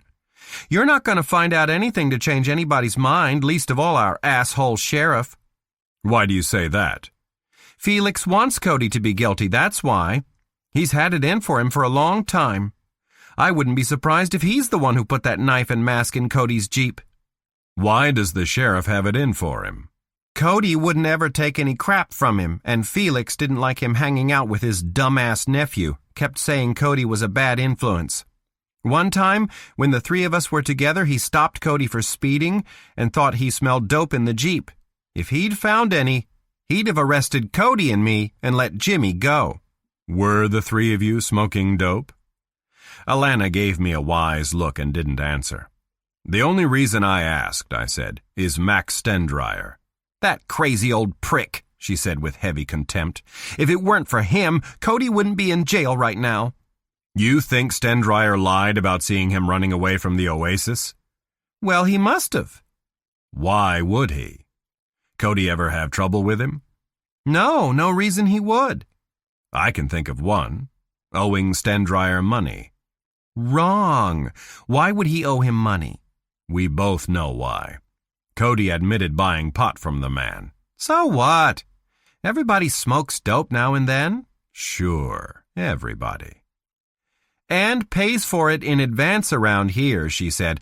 Always. All right, then why would Stendryer lie? Maybe somebody paid him to, I don't know. All I know is Cody wasn't anywhere near the Oasis that night. How can you be sure? I know him, that's how. Better than anybody. Besides, me and him were together. Only until midnight or so, from what I've been told. More like 12:30. Pause while she swept a hand through her long blonde hair, then, defiantly, And I mean we were together, you understand? Why would he want to go rape somebody right after we got it on twice out by Chimney Rock?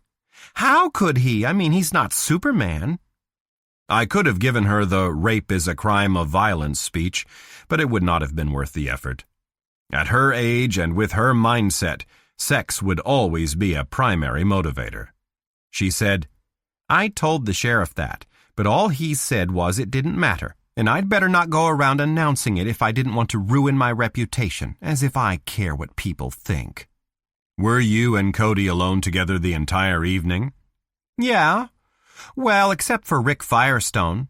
He had a flat tire on his truck and no spare, so Cody picked him up after we got back from Chimney Rock. Rick Firestone. Another friend on the list I'd gotten from Parfrey's assistant. Was Firestone with Cody when he dropped you off? No. Do you know if they got together afterward? No, ask Rick. I'll do that. Did Cody often go driving around alone in the middle of the night?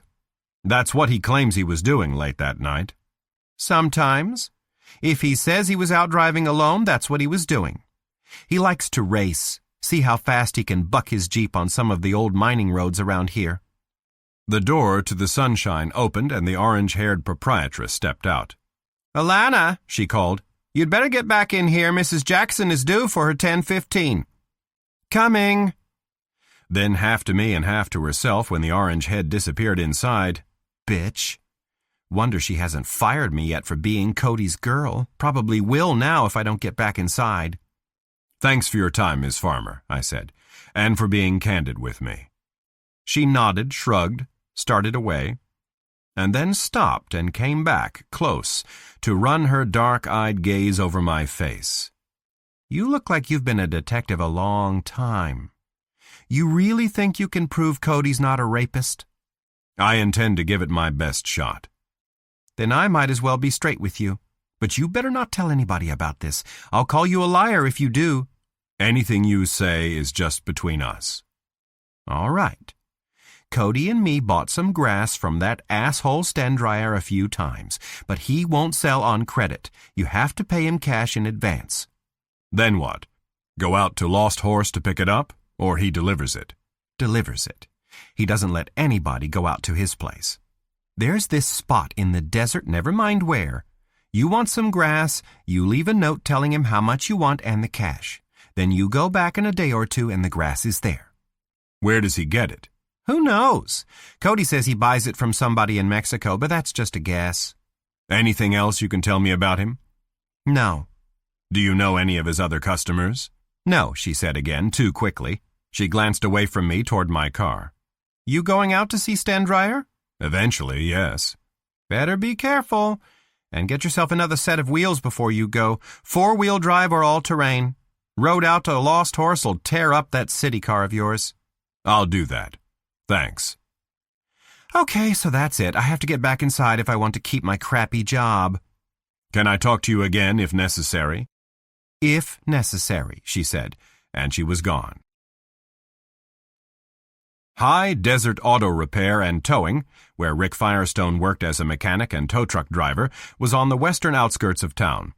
He was away on a call when I got there, but one of the other employees said he'd be back soon, so I waited. Short wait. A big yellow wrecker wheeled into the station 10 minutes later and disgorged a rangy, overall-clad kid with long black hair and dim little eyes.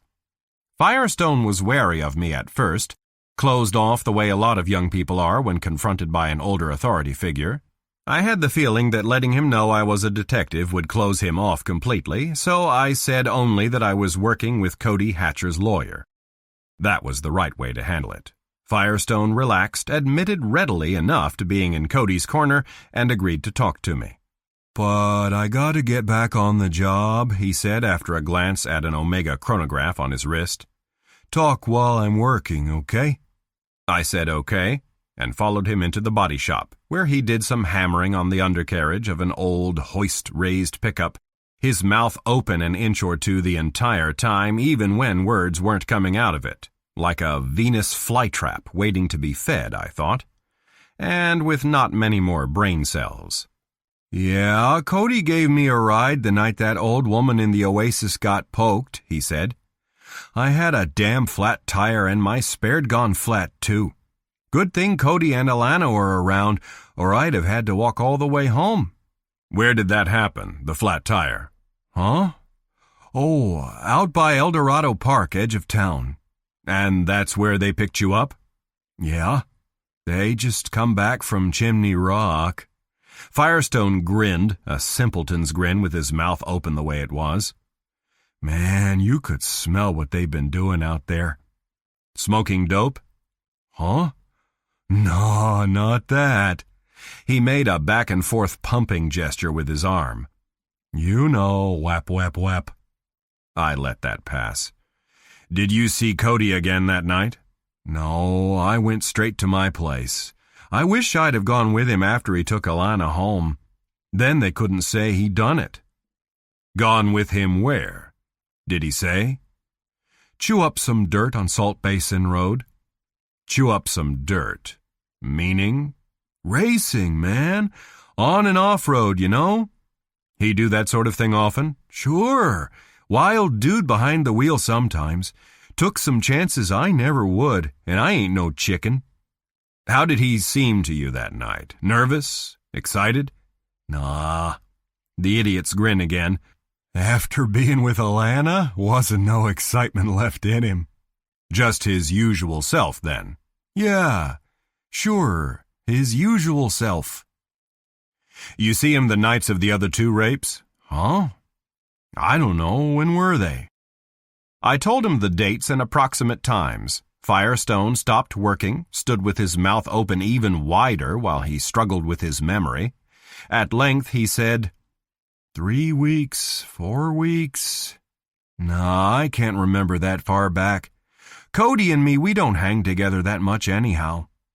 "Not close friends, then?" "Nah, he does his thing, I do mine." Who would you say his best friend is, other than Alana? His best bud? Probably Jimmy. Jimmy Oliver, the sheriff's nephew? Yeah. The sheriff don't like it, them two hanging together so much, but wasn't nothing he could do about it until he picked on Cody for banging them women. What's your opinion of Sheriff Felix? Opinion? You don't want to mess with him, that's what you mean. He's one hard dude. I had a residence address for Jimmy Oliver, but not his place of employment. I asked Firestone if he knew. Jimmy, he likes horses, does part-time ranch work when his ma don't make him work with her at her church. Which ranch? Shrug. I dunno now. Me and Jimmy don't hang, never did. Which church, then? One over on Humboldt by the ballpark. Divine something. Jesus freaks, you know. Mrs. Oliver, she cooks and cleans for old Pastor Raymond. But watch out for her, man. She's a mean old bitch, and she don't like Cody any more than the sheriff does. Chapter 6. There was nobody home at the Olivers' older ranch-style house, so I drove over to Humboldt Street. It was a pothole-patched street that ran parallel to the Union Pacific tracks. The ballpark, a dry-looking Little League field, actually, was at the eastern end. The church Rick Firestone had mentioned, in a lot diagonally across from it. Church of the Divine Redeemer, it was called. A plain building painted white with a huge gold-colored wooden cross jutting skyward above the entrance. Small parking area in front, another small detached building at the rear that was probably a rectory. One of those offshoot sects, judging from its name and size, that take root in rural towns like this one. Not necessarily Old Testament fire and brimstone religion, but nonetheless the kind that appeals to individuals with strong conservative religious beliefs.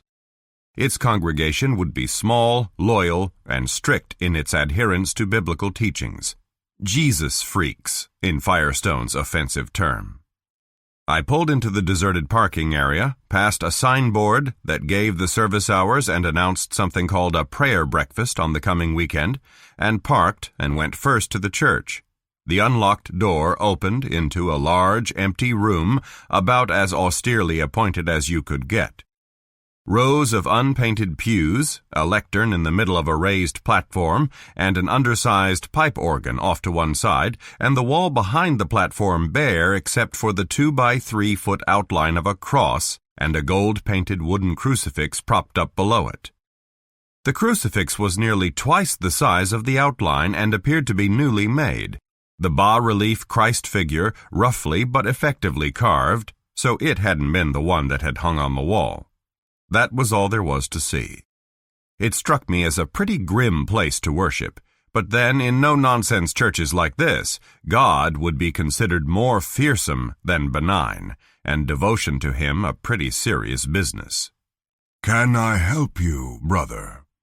I was still facing toward the lectern when the voice, a commanding baritone edged with suspicion, spoke from behind me. When I turned, the man who'd just entered came striding up the center aisle. He looked to be in his upper 70s, thick white hair, the skin of his angular face as age-crinkled as parchment, dressed all in black, but he moved in an authoritative fashion that belied his years. "I thought I heard a car drive in," he said. His expression was stern, guarded, and there were shimmers of light like banked fires in eyes so dark they were almost black. "Your reason for entering the Lord's house uninvited, brother?" I didn't realize I needed an invitation. The door was unlocked. "Was it?" "Yes, of course it was. I must be more careful." The church doesn't have an open-door policy? "Not since Satan sent one of his minions to steal Jesus' image from us," he said bitterly, gesturing toward the wall behind the lectern. "Our most treasured possession, a fine bronze crucifix presented by members of the congregation."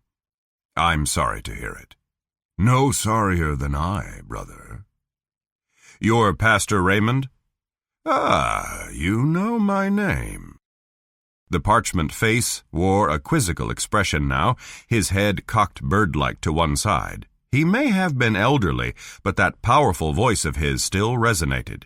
Whatever sermons he preached, I thought, he'd hold his congregation spellbound while he was doing it.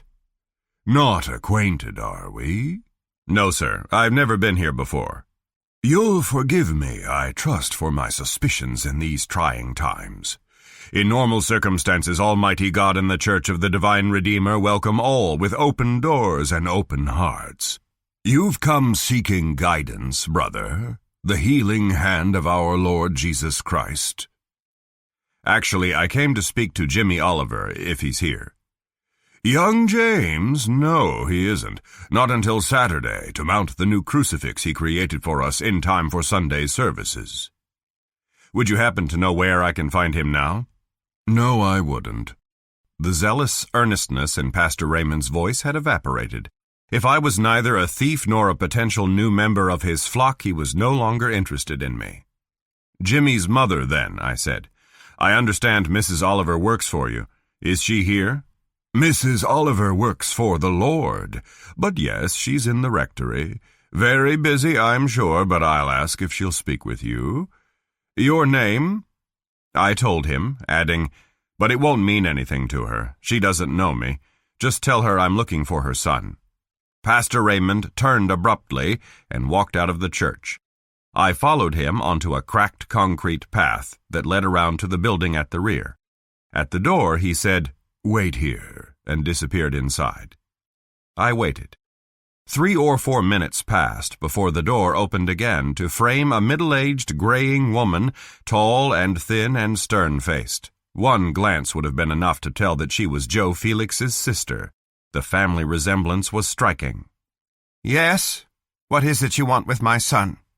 I have a few questions for him, is all. Questions? About what? His friendship with Cody Hatcher. Her face closed up. It was a visible reaction, like watching a not very appealing cactus flower suddenly fold its petals at dusk. She said through pinched lips, "Who are you?" I gave her a straight answer.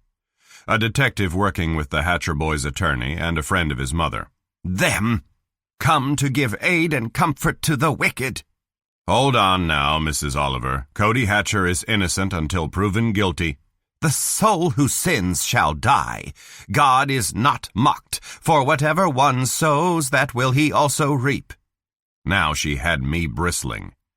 That may be, I said, making an effort to keep my voice even, but your son doesn't share your opinion of Cody's guilt. The two of them are friends. No more. My son walks only with the righteous now. I still intend to talk to him. I won't permit it. My brother is sheriff of this county, and he won't permit it. I'll see to that. I don't think either of you can stop me. She glared the kind of hate at me that only religious fervor can engender. And he shall bring upon them their own iniquity, and shall cut them off in their own wickedness. Yea, the Lord our God shall destroy them. Footsteps sounded behind her, as she backed up a step with her fingers white-knuckled on the door edge, and I heard Pastor Raymond's voice asking, "Who is that man, Mrs. Oliver?" "Another of the devil's disciples," she said, and slammed the door in my face. The Lucky Strike Casino and Restaurant was the largest of the 2 gaming spots in town, the front entrance presided over by flashing neon-lit images of a pick and gold prospector's pan. The interior was laid out like a squared pie cut into 3 more or less equal wedges. The casino was the wedge you walked into first, so that you had to pass through its noisy come-on glitter to get to the other 2, a bar lounge on the left, the restaurant on the right. There wasn't much casino action at this time of day. All but one of half a dozen blackjack tables were shut down and covered, the open one occupied by a woman dealer and a male player who both looked bored. The roulette and craps layouts were dark as well.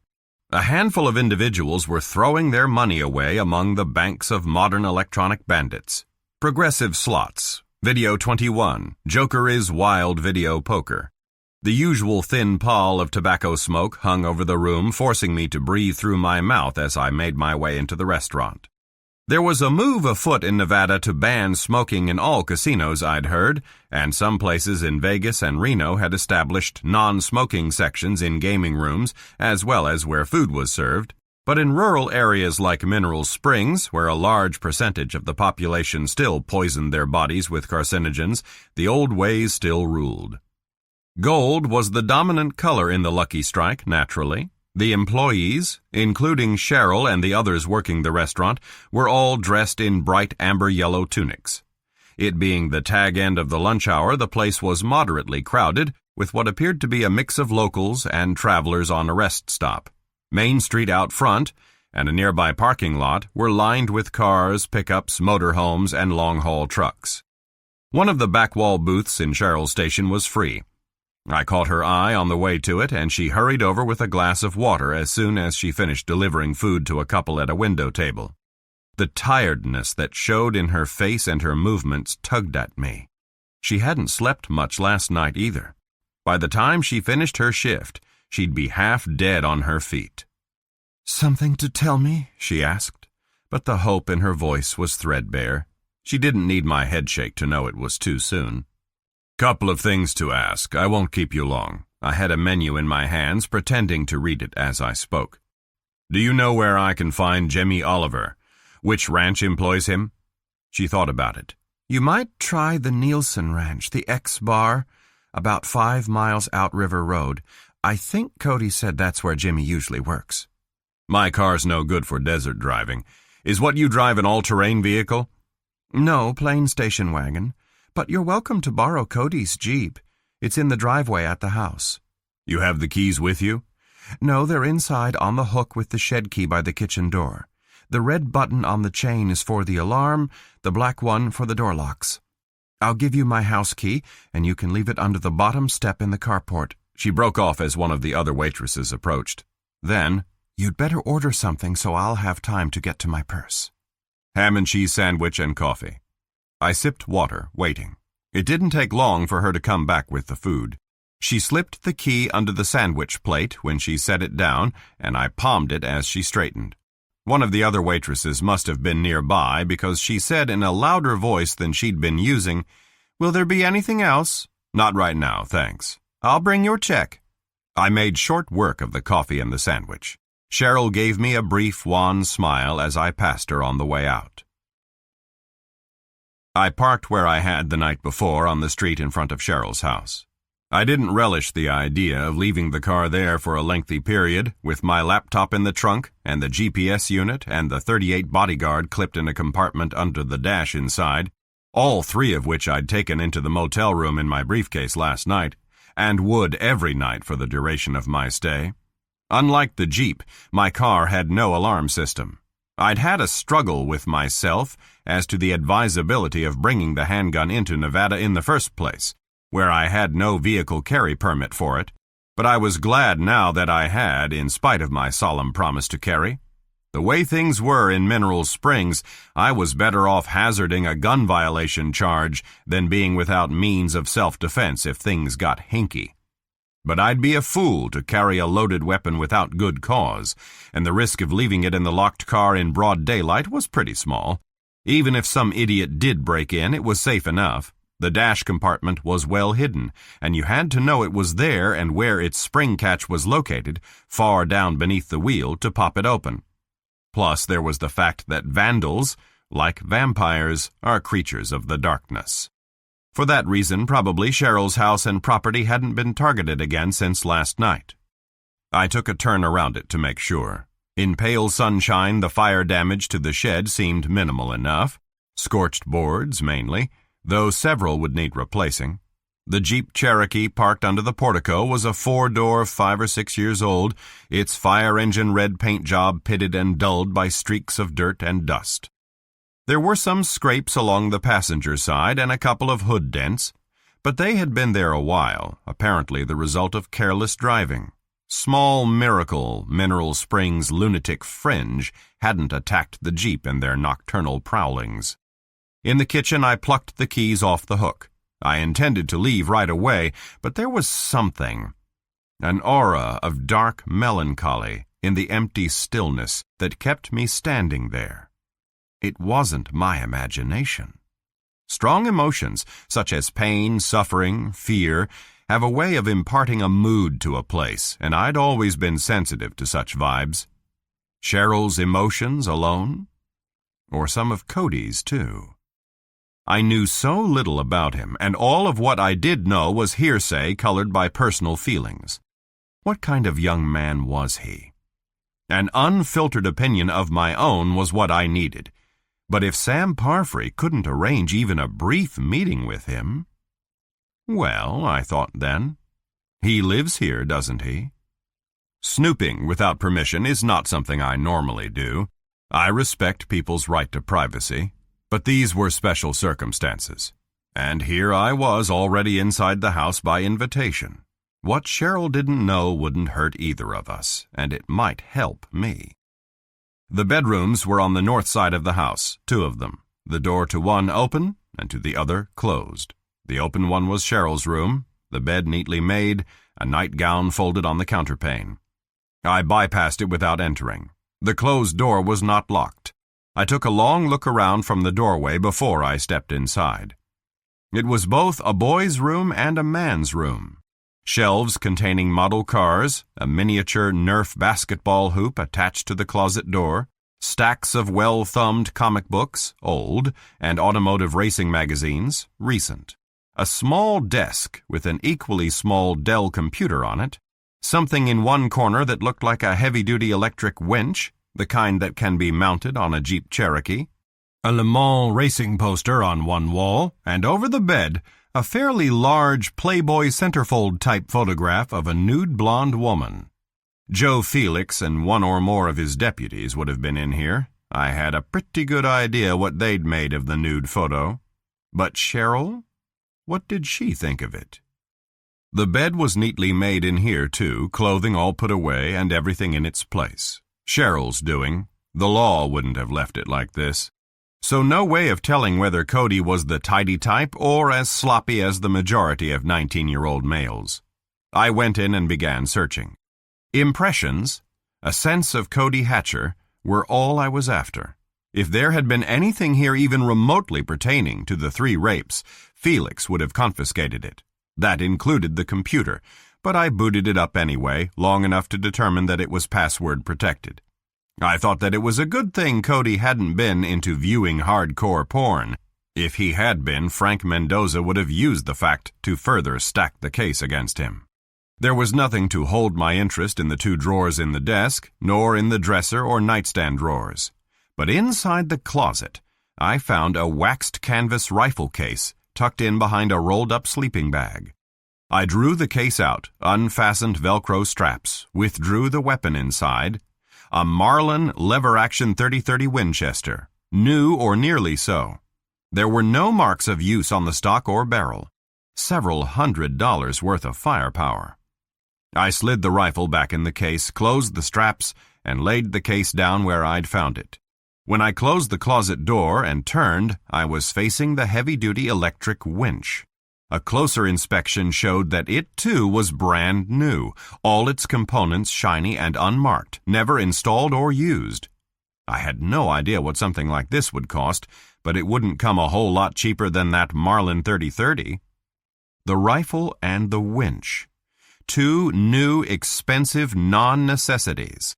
And Cody Hatcher had been out of a job for 5 months, and his mother couldn't be making much waitressing at the Lucky Strike.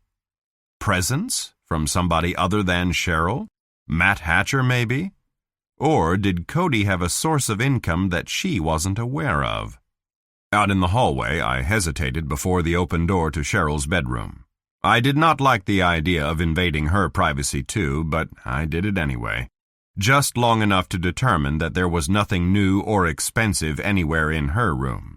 That would seem to let Matt Hatcher out as Cody's benefactor.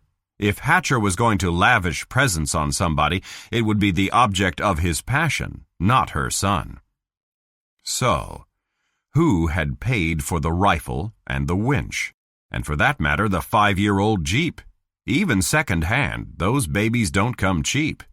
If it was Cody, where had the money come from? Chapter 7. River Road, graded but unpaved, most of its numerous chuckholes gravel-filled, loosely followed the twisting course of a fairly narrow river. I was not used to either the Jeep's manual transmission or its tight clutch. I had to fight the wheel and the gearbox on several occasions as I bounced along. The terrain out here was something of a surprise. I'd expected barren desert, but what I found was agricultural land and a fair amount of greenery nurtured by the river and its creeks and springs. The ranches were spaced far apart with plenty of open space where irrigated crops grew and cattle and horses grazed on patchy grass. The Nielsen Ranch was easy enough to find. A white horseshoe-shaped sign spanned an access lane where it intersected with River Road. A huge X-bar brand burned into it, and the red-painted words, Prize Herefords, below that. I turned in there through an open gate and jounced along through fenced pasture land until the ranch buildings came into sight. There were several of them set in a hollow along a bend in the river. To my unaccustomed eye, the main house, shaded by cottonwoods, looked to be a hybrid of wood, adobe brick, and native stone. Spread out around it were 2 barns, a couple of house trailers, a long structure that might have been a bunkhouse, a covered hayrick, 2 windmills with galvanized water tanks, and a maze of corrals and cattle loading chutes. A fairly large operation, and a successful one judging from the building's well-kept look and the overall orderliness of the place. A middle-aged Latino was using a gas-powered weed-whacker along one side of the bordering fence when I came into the ranch yard. I stopped near him, waited until he shut off the noisy implement, and asked in Spanish if Jimmy Oliver was working here today. Speak a person's native language in a friendly way, and you can usually get a cooperative reply. He nodded and said yes. El hombre joven was in the stable attending to the horses, and pointed toward the smaller of the 2 barn-like structures adjacent to a pole-fence corral, populated by half a dozen equines. The way he smiled as he said asistencia a los caballos indicated that what young Jimmy was mainly doing was shoveling horse manure. Not so, as it turned out, at least not right now. The cool interior of the stable smelled of manure all right, but its only occupant was bent over the hindquarters of a roan mare outside one of the stalls, applying some sort of sticky brown substance to the animal's leg just above the hoof. When he heard my footfalls on the rough floor, he glanced around briefly, then resumed his work on the horse's leg. He was a tall, gangly kid, body and limbs and head all angles and juts and knobs. Trying to grow a mustache, probably to make himself look older, but not having much luck at it. It had a sparse, weedy look on his upper lip. He was dressed cowboy fashion, a sweat-stained Stetson hat pulled down low over his ears, an outfit you had the feeling was standard with him when he was out of sight of his mother. I stopped a short distance away. I've never been particularly comfortable around horses, and asked if he was Jimmy Oliver. He admitted it without looking up from his work. "Do something for you, mister?" "Answer a few questions about Cody Hatcher." The words froze him for a couple of seconds. He swiveled his head to give me an up-from-under look through squinted eyes. Then, slowly, he uncoiled and faced me, pushing the Stetson back on his forehead with his free hand. "Who are you?" he asked warily. When I told him, he relaxed a little. "For a minute there, I thought maybe you're some new guy with the county and my uncle sent you. I guess you know he's the sheriff?" "Yes, we've met." "Why would he send somebody around to talk to you?" "He thinks I might know something about Cody and those rapes that I won't tell him. You know, like Cody confessed to me or something because we're buddies."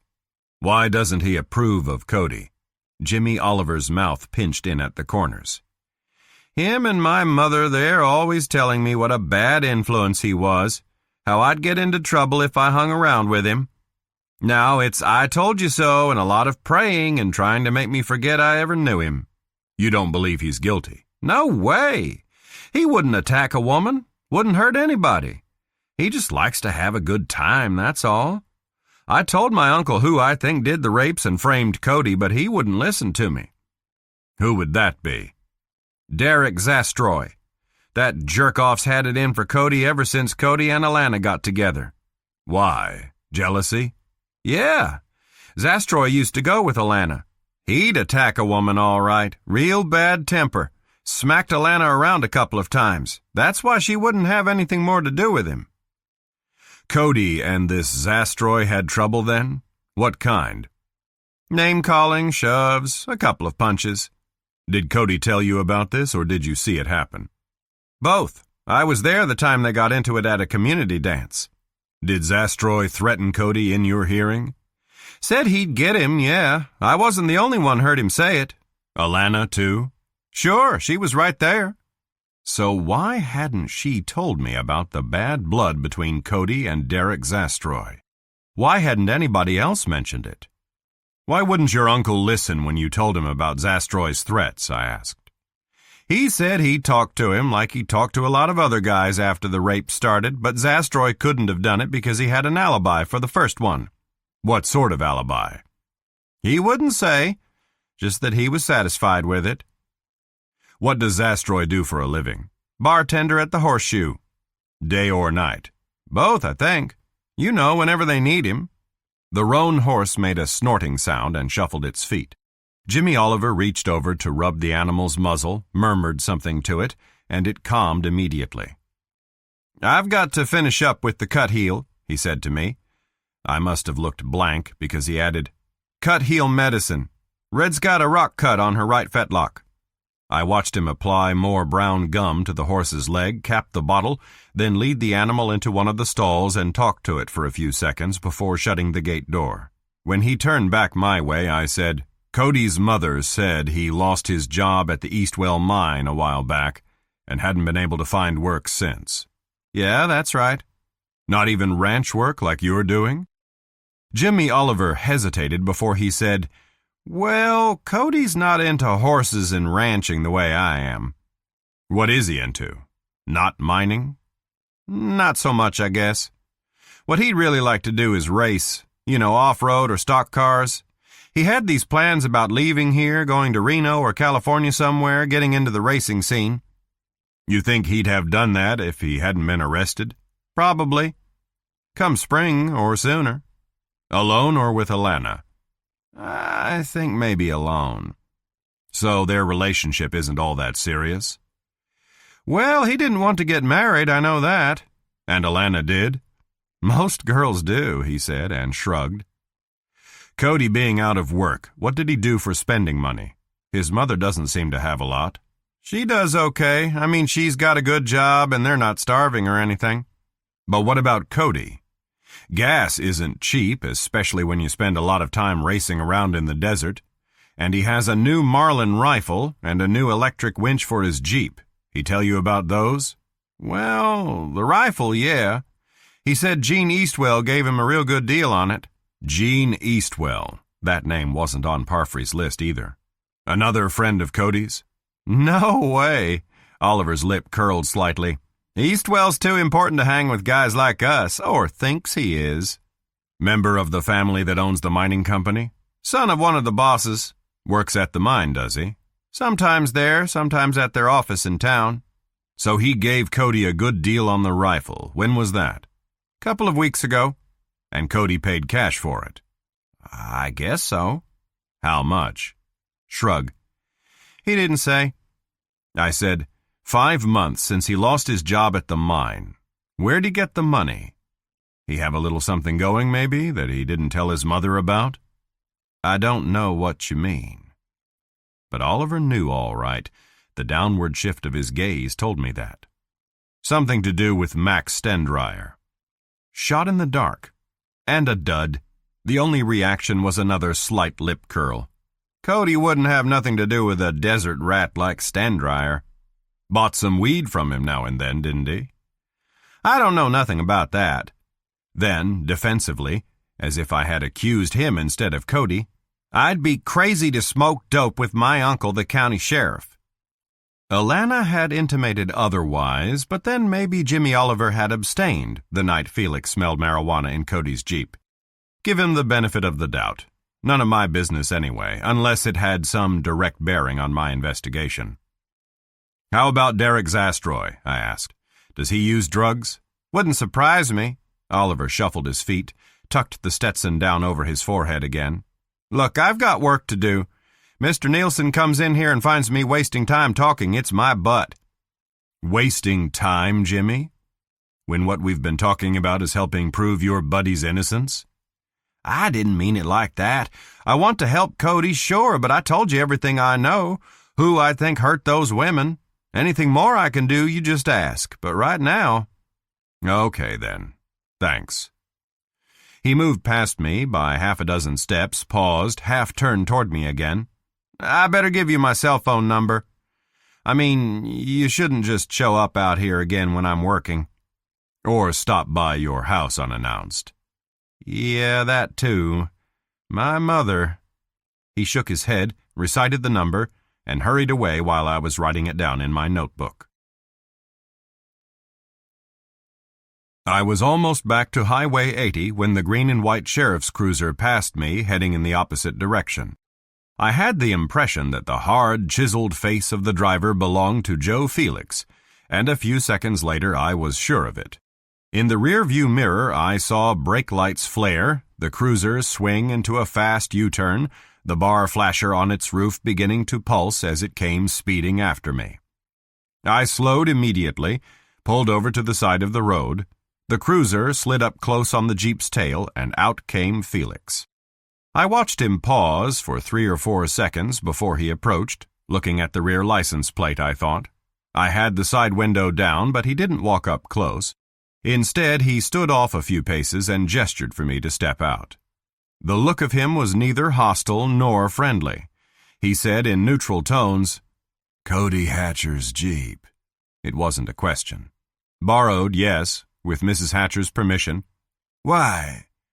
You've got a car of your own." "Mine doesn't have 4-wheel drive." "No need for 4-wheel drive out this way." "I didn't know that. I was told I'd need it for desert driving." "Planning to do a lot of that, are you?" "Not exactly." Then, to see what kind of reaction I'd get, a trip out to Lost Horse for a talk with Max Stendryer. No reaction. I wondered if anything ever surprised Felix, if he was even capable of surprise. "Why?" he said. To ask him a few questions. "About the night he saw Cody Hatcher running away from the Oasis." Again, not a question. "Pretty much." "I wouldn't advise it," Felix said. "No?" "No. It's never a good idea for city people to drive around in unfamiliar country. That goes double when you're in Cody Hatcher's Jeep. Feelings are running strong these days. You had a taste of that last night." "Uh-huh. And a lot of citizens own guns in this county." "That's right." Max Stendryer being one of them. "Right again. He has weapons permits and he's antisocial, doesn't like strangers." I said, prodding a little, weapons to protect his livelihood as well as his property. Not so much as a flicker in Felix's gray-green eyes, but he knew what I meant by livelihood. He let half a dozen seconds go by before he said, "Be a good idea if you didn't believe everything you're told." "I'll remember that. If Stendryer was a lawbreaker, you'd have him in jail along with Cody Hatcher." "If I had proof." "I'll take my chances with him just the same," I said, "unless you order me to stay away from him." "I'd have to have a legal reason for that, and you haven't given me one so far." "I'll be on my way then, Sheriff, if that's all." "Not quite," he said. "Where were you coming from just now?" I hesitated. Tell him the truth? Yes. Jimmy Oliver might not mention my visit, but his mother would surely tell his uncle I'd been around asking for the kid.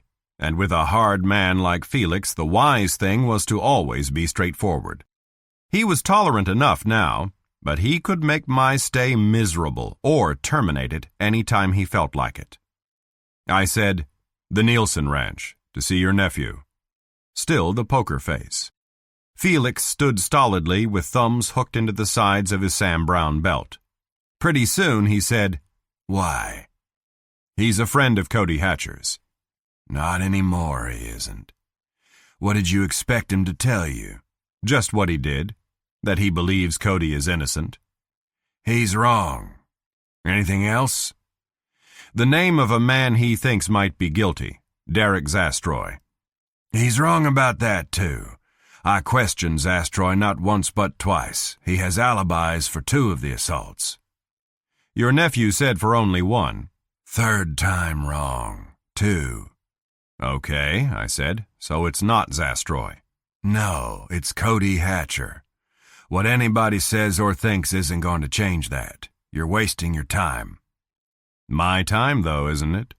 As long as you don't make any trouble, or get into any. You made that plain last night, Sheriff. Can I be on my way now? One more thing, he said. Hatcher's lawyer was in to see me and the DA, Frank Mendoza. Wanted us to let you have a short interview with Cody Hatcher, in the interests of justice. And you and Mendoza said no. Right. We said no. Chapter 8. It was getting on toward late afternoon when I rolled back into downtown Mineral Springs. Less than a couple of hours of daylight left, not enough time for me to chance a trip to Lost Horse, or to the Eastwell mine for that matter. The last place I wanted to be at nightfall was out in the desert, alone in Cody Hatcher's Jeep on desolate and unfamiliar terrain. As Felix had said, feelings were running high. I was enough of a target in the daytime. Talks with Max Stendryer and Gene Eastwell would have to wait. I parked in a lot around the corner from the Horseshoe Casino and walked back there. The interior of this place was an oblong cut into 2 unequal pieces, the largest devoted to gambling with the bar on one side, the smallest a coffee shop at the rear. Otherwise, there wasn't much to distinguish it from the Lucky Strike, except that the color scheme was red and gold, the casino walls had gold-flecked mirrors on them, and the watering hole, the saddle bar, according to a sign at the open entrance to it, was decorated in overblown Western style. The bartender was a balding man in his 50s. When I got his attention, he told me that this was Zastroy's day off. Next scheduled shift, 4 p.m. tomorrow. I said I had business with Zastroy and asked where he lived, and got the expected non-answer that it was against the rules to give out personal information about employees. When I finally tracked down a local telephone directory, it was no help either. No listing for Derek Zastroy. A talk with him would have to wait too. Likewise, one with Gene Eastwell, if I could even get an audience with him. He wasn't at Eastwell Mining Company, a large suite of offices in a new stucco building a block off Main Street, and I couldn't get a straight answer as to when he would be available. The person I talked to, an assistant in charge of operations, whatever that meant, was friendly enough until I told him my business with the boss's son was personal. If I was not involved in the mining industry, he wasn't interested in me. For all he knew, his expression said, I was an insurance salesman or something equally unwelcome. He did consent, grudgingly, to pass along a message to Mr. Eastwell. So I wrote, "Please call cell number at your convenience," on the back of one of my business cards, put the card into a borrowed envelope, sealed the envelope, and wrote Eastwell's name and personal on the face of it. On the way out, I helped myself to some promotional literature on the Eastwell Mining Company. The more you know about who you're dealing with, the better. From there, I drove to Cheryl's house and exchanged Cody's Jeep for my car. The Jeep had drawn looks and stares around town as it was. One citizen had flipped me off on my way out of the downtown parking lot, and I had no intention of leaving my wheels overnight in Cheryl's neighborhood where it might be vulnerable. Nobody had bothered the car during the afternoon. At least I didn't see any more key scratches or any fresh dents. The windows were all intact, and the engine started up right away. I drove downtown to the Sunshine Hair Salon, stuck my head inside long enough to determine that Alana Farmer wasn't at her station and to receive a laser glare from the frizzy-haired proprietress, and then wasted my time with a visit to the address I had for her, a somewhat run-down apartment building near the high school. Nobody home there either. One more conversation on the back burner. Too late in the day to start trying to interview the 3 rape victims? Yes. That was the tricky part of my investigation. It was not likely any of the women would be willing to discuss their ordeals with a stranger, particularly not after nightfall. And even if I did manage to interview 1 or 2, it wasn't likely they'd have anything to tell me that they hadn't told the law and was not contained in Sam Parfrey's file. But I had to make the effort. and I had to be very damn careful how I went about it. The only internet service the Goldtown Motel offered was dial-up. I asked the desk clerk on duty if there was a place in town that offered Wi-Fi service. He looked at me as if I'd asked for a direct line to the White House. You could get laid in Mineral Springs a lot more easily, it seemed, than you could get connected in the conventional sense. Our agency had an AOL Connect account for situations such as this, so I was able to get online, but it was a slow process. You don't have to be a fan of modern communication technology to become spoiled by and dependent on high-speed and Wi-Fi service. 2 emails from Tamara, one informing me that Jake Runyon had closed a case I'd been working before leaving San Francisco, the other asking how I was doing in the wilds of Nevada, and if there was anything she could do to help. It took me a while to answer the second, because it required a fair amount of typing. I could have called her at the office instead, but there was no urgent need and she'd be busy with end-of-the-day business. I tapped out a list of names for background checks. Max Stendryer, Derek Zastroy, Jimmy Oliver, Rick Firestone, Alana Farmer, Jean Eastwell, and briefly outlined what I wanted her to look for. If there was anything important I should know about any of them, I wrote, she should call me on my cell, otherwise an email report would suffice. When I finished and read over what I'd written, I added Cody Hatcher, Matt Hatcher, and Joe Felix to the list. Always pays to be thorough. It was early, not much past 5 o'clock, and Carrie would probably still be at Bates and Carpenter, but I called home anyway. Emily answered, home alone and glad to hear from me. We talked a little about her schoolwork, her singing lessons, then about Carrie. Doing just fine, in Emily's opinion.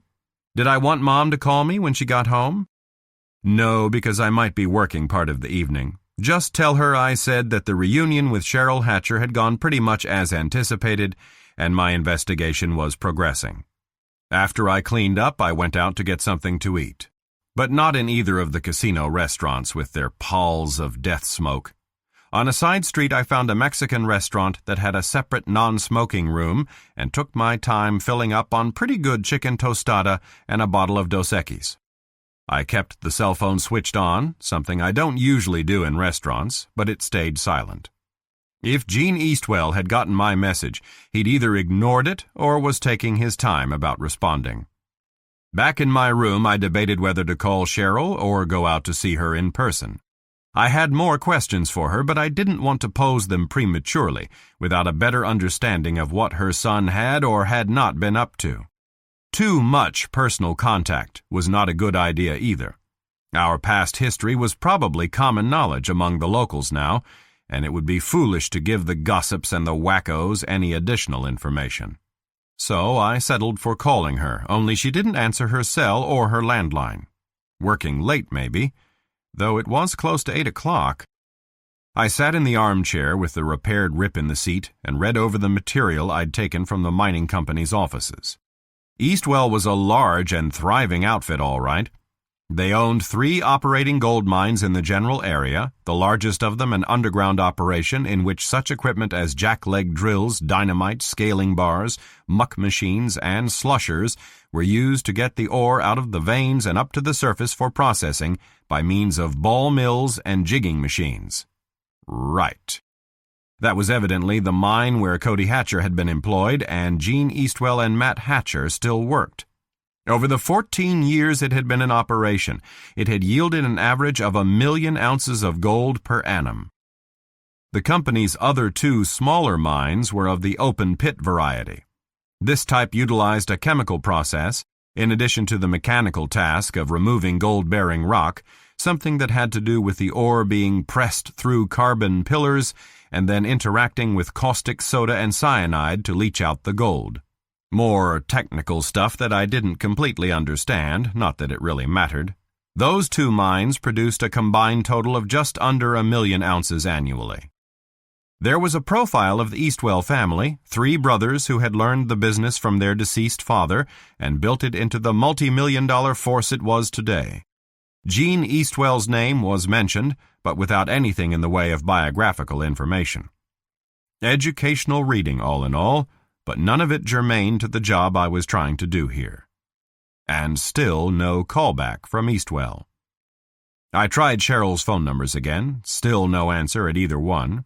Restlessness prodded me into my coat and into a walk up Main Street through the cold neon-lit darkness to the Lucky Strike. She wasn't there. Hadn't been, one of the other waitresses told me, since her shift ended at 5. That didn't have to mean anything was amiss, but just the same, I felt a little wriggling worm of concern. Images of last night's rock-throwing and arson incidents were still vivid in my memory. In the room again, I tried her cell once more. If she didn't answer it or her landline this time, I'd take a run out to her house to see if everything was all right there. But she did answer, sounding tired and wary, as if afraid of another threatening call even though the others had all come on her landline. She must not have had caller ID because she didn't know it was me until I identified myself. "I've been trying to call you," I said. "Everything all right?" "Yes, I just got home. I had some things to do. Did you find out anything today?" "Nothing worth mentioning yet. Still feeling my way." "It'll take time, I know." The weariness still dulled her voice.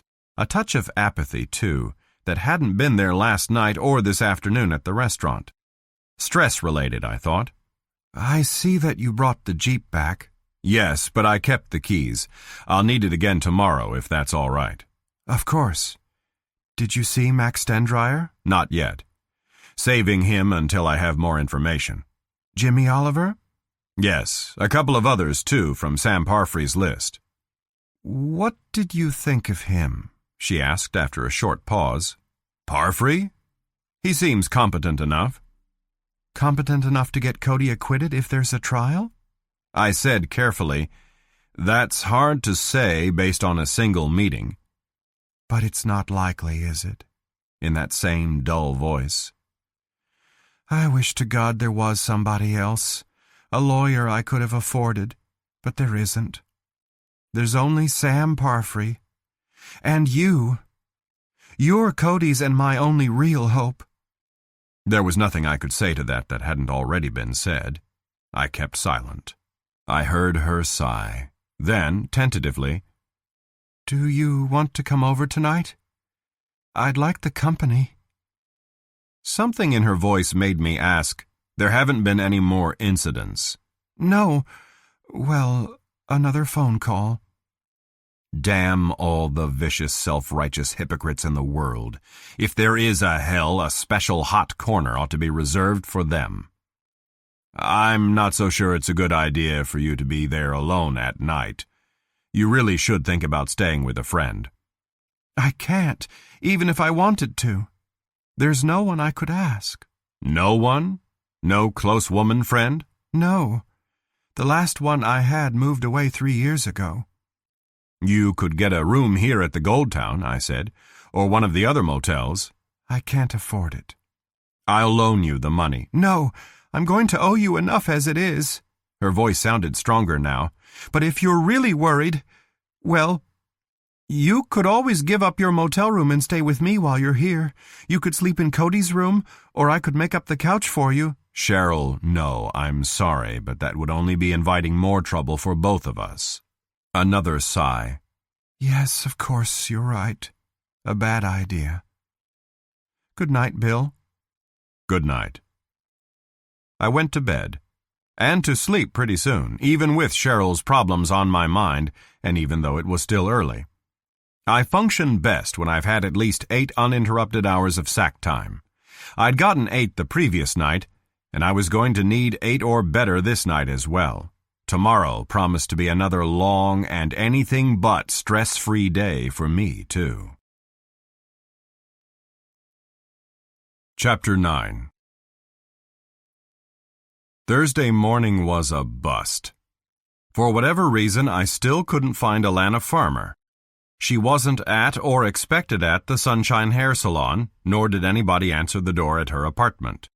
Gene Eastwell didn't call, and he wasn't at the mining company offices. I couldn't get past the receptionist this time, and all she'd say was that Mr. Eastwell was busy at the main mine today. Neither of the first 2 rape victims would talk to me. They both knew who I was and why I was in Mineral Springs before I approached them. Estelle Gutierrez at her home and Margaret Simmons in the auto parts store where she worked. The Simmons woman was openly hostile, accused me of trying to free a filthy rapist so he can terrorize other women, and threatened to call the sheriff if I bothered her again.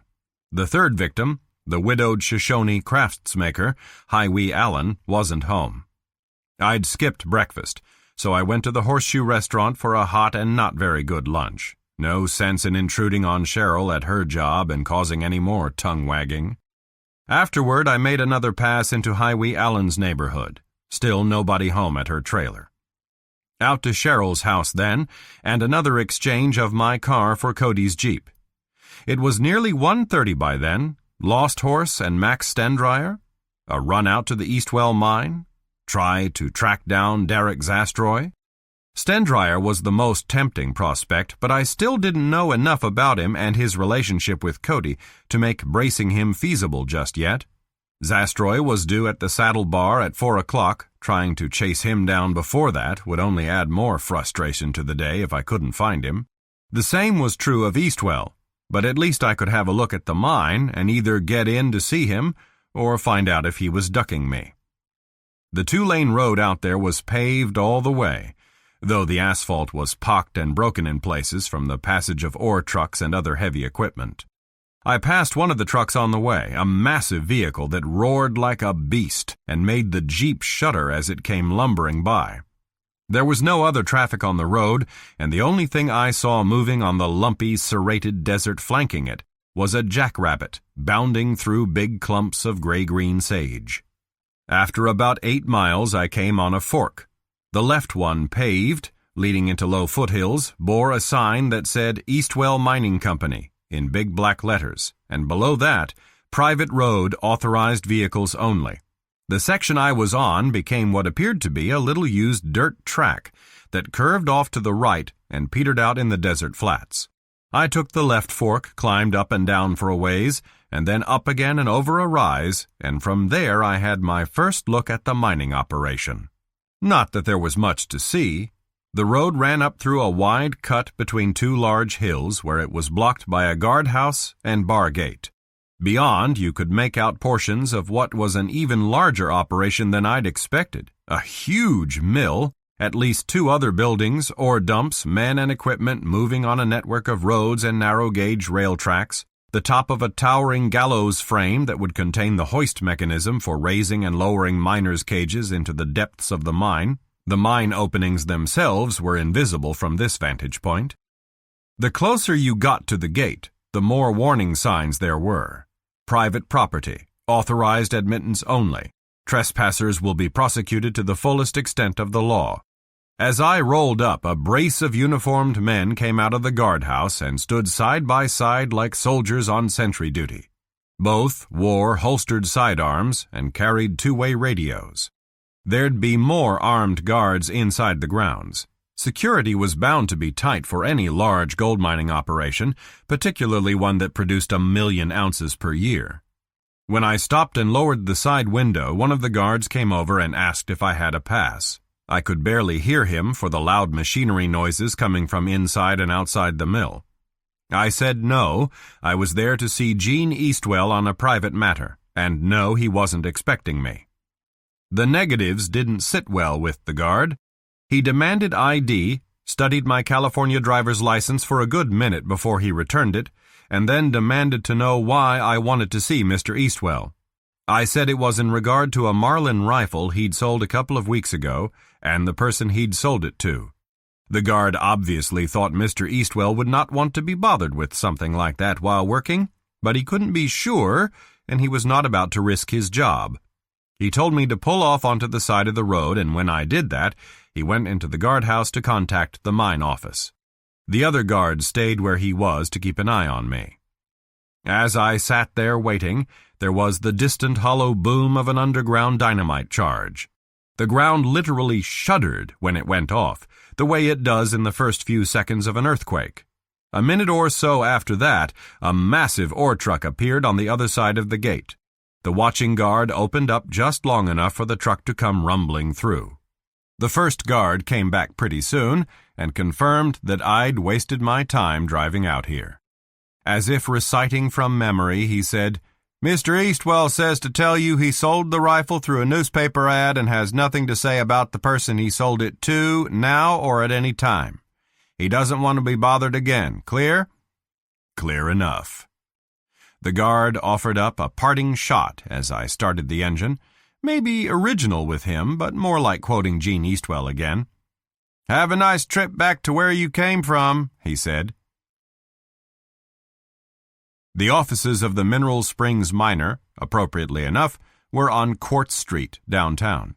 The building was at least 75 years old, built of sun-bleached adobe brick. Venetian blinds covered the two plate glass windows flanking the front entrance. The cluttered interior looked more like a downscale real estate or insurance operation than a newspaper office. Two employees, a woman and a man, working at computers behind beat-up desks, framed historical photographs on the walls, no sign anywhere of newsprint or new or antiquated printing equipment. If either of the two occupants was the paper's editor or one of its inquisitive reporters, I would probably have been recognized by sight or inference and subjected to a bunch of questions. As it was, they directed incurious glances my way. I asked the woman if I could look at a month's worth of back issues. She said no, sorry, but she would be happy to sell me copies. That figured. I said okay, and she went into a back room to get them. The man continued tapping away on his computer keyboard without looking at me again. A hard-bitten, old-fashioned small-town journalist like William Patterson White would have thrown a fit if he'd found out two of his employees had as little noses for news as this pair. Outside in the car, it took me all of 3 minutes to find what I was looking for in a 3-week-old section of classified ads. The ad read, "For sale, Marlin Winchester 3030, nearly new with case, $495, Gene E., followed by a local phone number." So much for the Eastwell connection. But at least now I knew what Cody Hatcher had paid for the Marlin, a hell of a lot more than a kid 5 months out of work ought to be able to afford. High Wee Allen was home now. An old VW Beetle squatted in the packed earth driveway next to her trailer, a nondescript oblong box set on blocks in a cul-de-sac.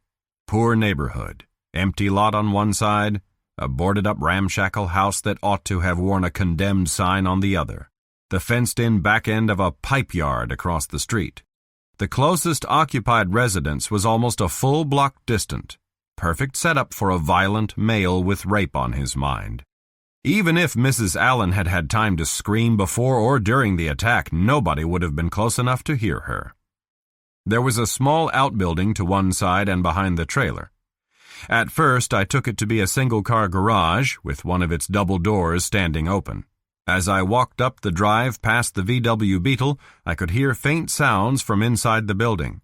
But the sounds stopped when I neared the open door. The interior was lit by a string of overhead bulbs, letting me see that it had been outfitted as a workshop. I took a step into the doorway and came to a fast standstill, a sudden hollow feeling in the pit of my stomach. The woman standing a few feet away, unseen until I moved into the doorway, was pointing a shotgun at me. I lifted both hands shoulder high, palms toward her, and said as pleasantly as I could, "Mrs. Allen?" Long, flat stare. She was a large woman with long, coarse black hair in braids that extended halfway down her back. Wearing a bright beaded vest over a dark-colored shirt, black Levi's, beaded moccasins. Behind her, on shelves and racks and a long workbench, were more vests and moccasins, as well as what looked to be rawhide carry-all bags in various stages of completion. A variety of tools and rows of jars filled with multicolored beads and buttons gleamed in the overhead lights, but not as brightly as the silvered barrel of the shotgun. Pretty soon she said, "I don't know you," in a voice as bereft of expression as her heavy features. "What you want here?" 5 minutes of your time. I mean you no harm and I'm not selling anything." The shotgun barrel held steady. "Trespassing," she said. How to handle this? No easy way, just take the plunge, politely, and hope for the best. I'm sorry, I didn't mean to startle you. I can understand why you're leery of strangers after what happened to you. What you know about what happened? That you were attacked in your home 6 weeks ago. I'm sorry about that, too. The shotgun's barrel dipped some. She made a disgusted clicking sound with her tongue. Another one, she said, poking around, asking questions. When you people gonna leave me alone? You people. The law. She'd jumped to the wrong conclusion, taken me for somebody from the sheriff's department or the DA's office. The false notion made it easier for me to direct the conversation, and I was not about to disabuse her of it. Impersonating a law enforcement officer is a felony, but if a person mistakes you for one and you don't say anything that could be construed as confirmation, you haven't committed a crime. I said, "Do you believe Sheriff Felix arrested the right man, Mrs. Allen?" He says so. Everybody says so. They could be wrong. Cody Hatcher could be innocent. I'm not taking any chances, she said, and waggled the lowered shotgun slightly for emphasis. I sleep with this now. Anybody comes around here again, I'll blow his fucking head off. Yes, ma'am. Do you know the Hatcher youth? Don't know him, don't want to. Same like all the rest of the young ones nowadays. Treat women, Indian women, like dirt. Rape, steal, what do they care? The man who attacked you stole money from your purse, is that right? $42. Bad, but what I lost the other time was worth plenty more. Other time? Broke into my car one night, somebody. How, I don't know, door and trunk locks weren't busted. 2 new vests, some moccasins and parfleche bags for a shop in Battle Mountain, all gone. When was this? Before you were attacked? Before. Same one, maybe, come in my bedroom with his knife and his stink. How do I know? Stink? You mean the attacker smelled bad? Made me want to puke. Bad in what way? Body odor? His breath, she said. Sour, like he never brushed his teeth. Liquor, tobacco stink, too. Marijuana? Cigarettes. You think I don't know the difference? Slobbered and pig-grunted in my face. At least it didn't take him long to finish. Wham-bam like a rabbit. She laughed suddenly, a humorless seal-like bark. Rabbit screwing a dove, she said. Dove? My name, Hi-Wee. Shoshone word for dove. She tapped herself on the chest, gave another of the counterfeit laughs. Some dove, huh? I asked, "Did you tell the sheriff about the man's breath?" It hadn't been in the reports in Parfrey's file. Sure, I told him. He said I'll get my $42 back, the sheriff. Bullcrap. Never see the money again. Or the other things got stolen. Is there anything else you remember about the man, Mrs. Allen? Anything that might help identify him? Told the sheriff everything I remember. Told you. She grimaced, shook her head. Pig grunting me, poking me with his knife and his cock. What if he had a disease, huh? Another grimace. Wham-bam like a goddamn rabbit, and then he wouldn't get off. Just lay on top of me, panting and stinking. The memory images were too much for her. All at once, she lost her rigid composure. The tight-drawn skin of her face loosened, seemed to crumple inward. She swayed as though a sudden weakness had invaded her legs. I took a reflexive step forward, but she didn't need or want my help. She groped sideways to a stool by the workbench, sank down on it with the shotgun clenched tight in one hand, the barrel pointed at the floor now. Go away, mister, she said without looking at me. I don't have anything more to say to you. Then, vehemently, Go away! Her face was still crumpled, aged like a gourd left too long in the sun. Hi-Wee Allen was a strong, self-reliant woman, but she was also a Native American trying to survive alone in a world she'd never made, among a ruling class that considered her a racial inferior. Poor dove at the best of times, now soiled by a young white man's vicious sexual assault. Coping with it well enough, her spirit only temporarily damaged, but still on the ragged edge. Now and then the remembering and the pain would become too much to bear, and she would break down for a little time. But not in public, not in front of a stranger. Her pride, her heritage, would never permit it. I went away quietly, feeling sorry for her and a little ashamed of myself for making her wounds bleed again. Chapter 10. There were a handful of customers in the Horseshoe's Saddle Bar when I walked in at 4:30, 2 couples clustered around a table and a lone drinker bellied up to the plank on a cowhide-covered stool shaped like a saddle. The man at the bar, big body hunched over a mug of beer, was Matt Hatcher. The bartender, muscled and mustached, dressed in a red and gold vest over a white shirt, looked young enough to be Derek Zastroy. Hatcher turned his head as I came in. Recognition put a scowl on his rugged, ugly face. He kept looking at me as I approached, in a belligerent kind of way. Ignoring him was an option, but not a good one given his relationship with Cheryl and her son. I went over and said hello and climbed onto the stool next to him. "The hotshot detective. Cheryl's old lover," he said. He wore work clothes, as he had last night, only these were dusty and sweat-stained. He looked tired, as if he'd had a long, hard day. Just off shift at the Eastwell mine, I thought. The reason why his belligerence was not particularly sharp-edged. "Why not be civil?" I said. "I'm in Mineral Springs at her request to do what I can to help her and Cody. No other reason or intention." "Yeah? I heard what happened Tuesday night, the fire and busted window. Not from her, though. You spend the night at her place?" "No, nor last night either." "She asked you to anyway?" "Look, Hatcher." "No, you look. Be making a big mistake if you start up with her again. Do both of us a favor. Don't fuck her." I let him see what I thought of that comment, then waggled my left hand in his face so he couldn't miss seeing my wedding ring. "I'm happily married, and I don't cheat on my wife, ever. That satisfy you?" If it did, Hatcher gave no indication of it. He dragged a cancer stick out of his shirt pocket, lit it, added a stream of smoke to the thin layer hovering in there and the casino beyond. I waved it away. My chest already had a constricted feel. He saw the look on my face, showed me a sour half-smile. "You don't smoke, huh?" "No, not for a long time." I didn't add that a bad cancer scare was the reason I'd quit. It was none of his business, and he probably wouldn't care anyway. "Make Cheryl happy," he said. "She don't allow smoking in her house." "Good for her." "Yeah, says it's the reason for Glenn's heart attack. My brother smoked 3 packs a day." "Maybe she's right."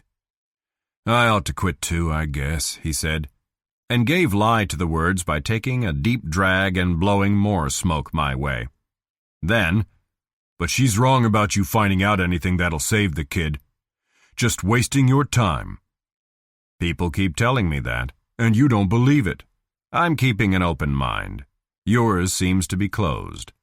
"What's that mean?" "Last night you said there's a good chance Cody is guilty as charged. You seem to be trying to convince his mother and me." "Like hell. I just don't want her hurt anymore." "There's still a chance she won't be." "Maybe you think so, not me." "Why not? What makes you so sure Cody's capable of serial rapes?" Hatcher snorted. "The kind of kid he is. And the damn evidence." "The evidence is circumstantial," I said, "and open to legal question without a DNA match. The knife and ski mask could have been planted in his Jeep, and Max Stendryer's not the most reliable witness." "Doesn't matter, a jury'll convict him, DNA match or not." "You don't like your nephew much, do you?" "So? What difference does that make?"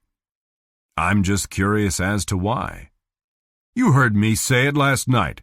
Wild kid, booze, fights. Lazy, too. Rather race around all hours in that Jeep of his than hold down a job, help out his mother."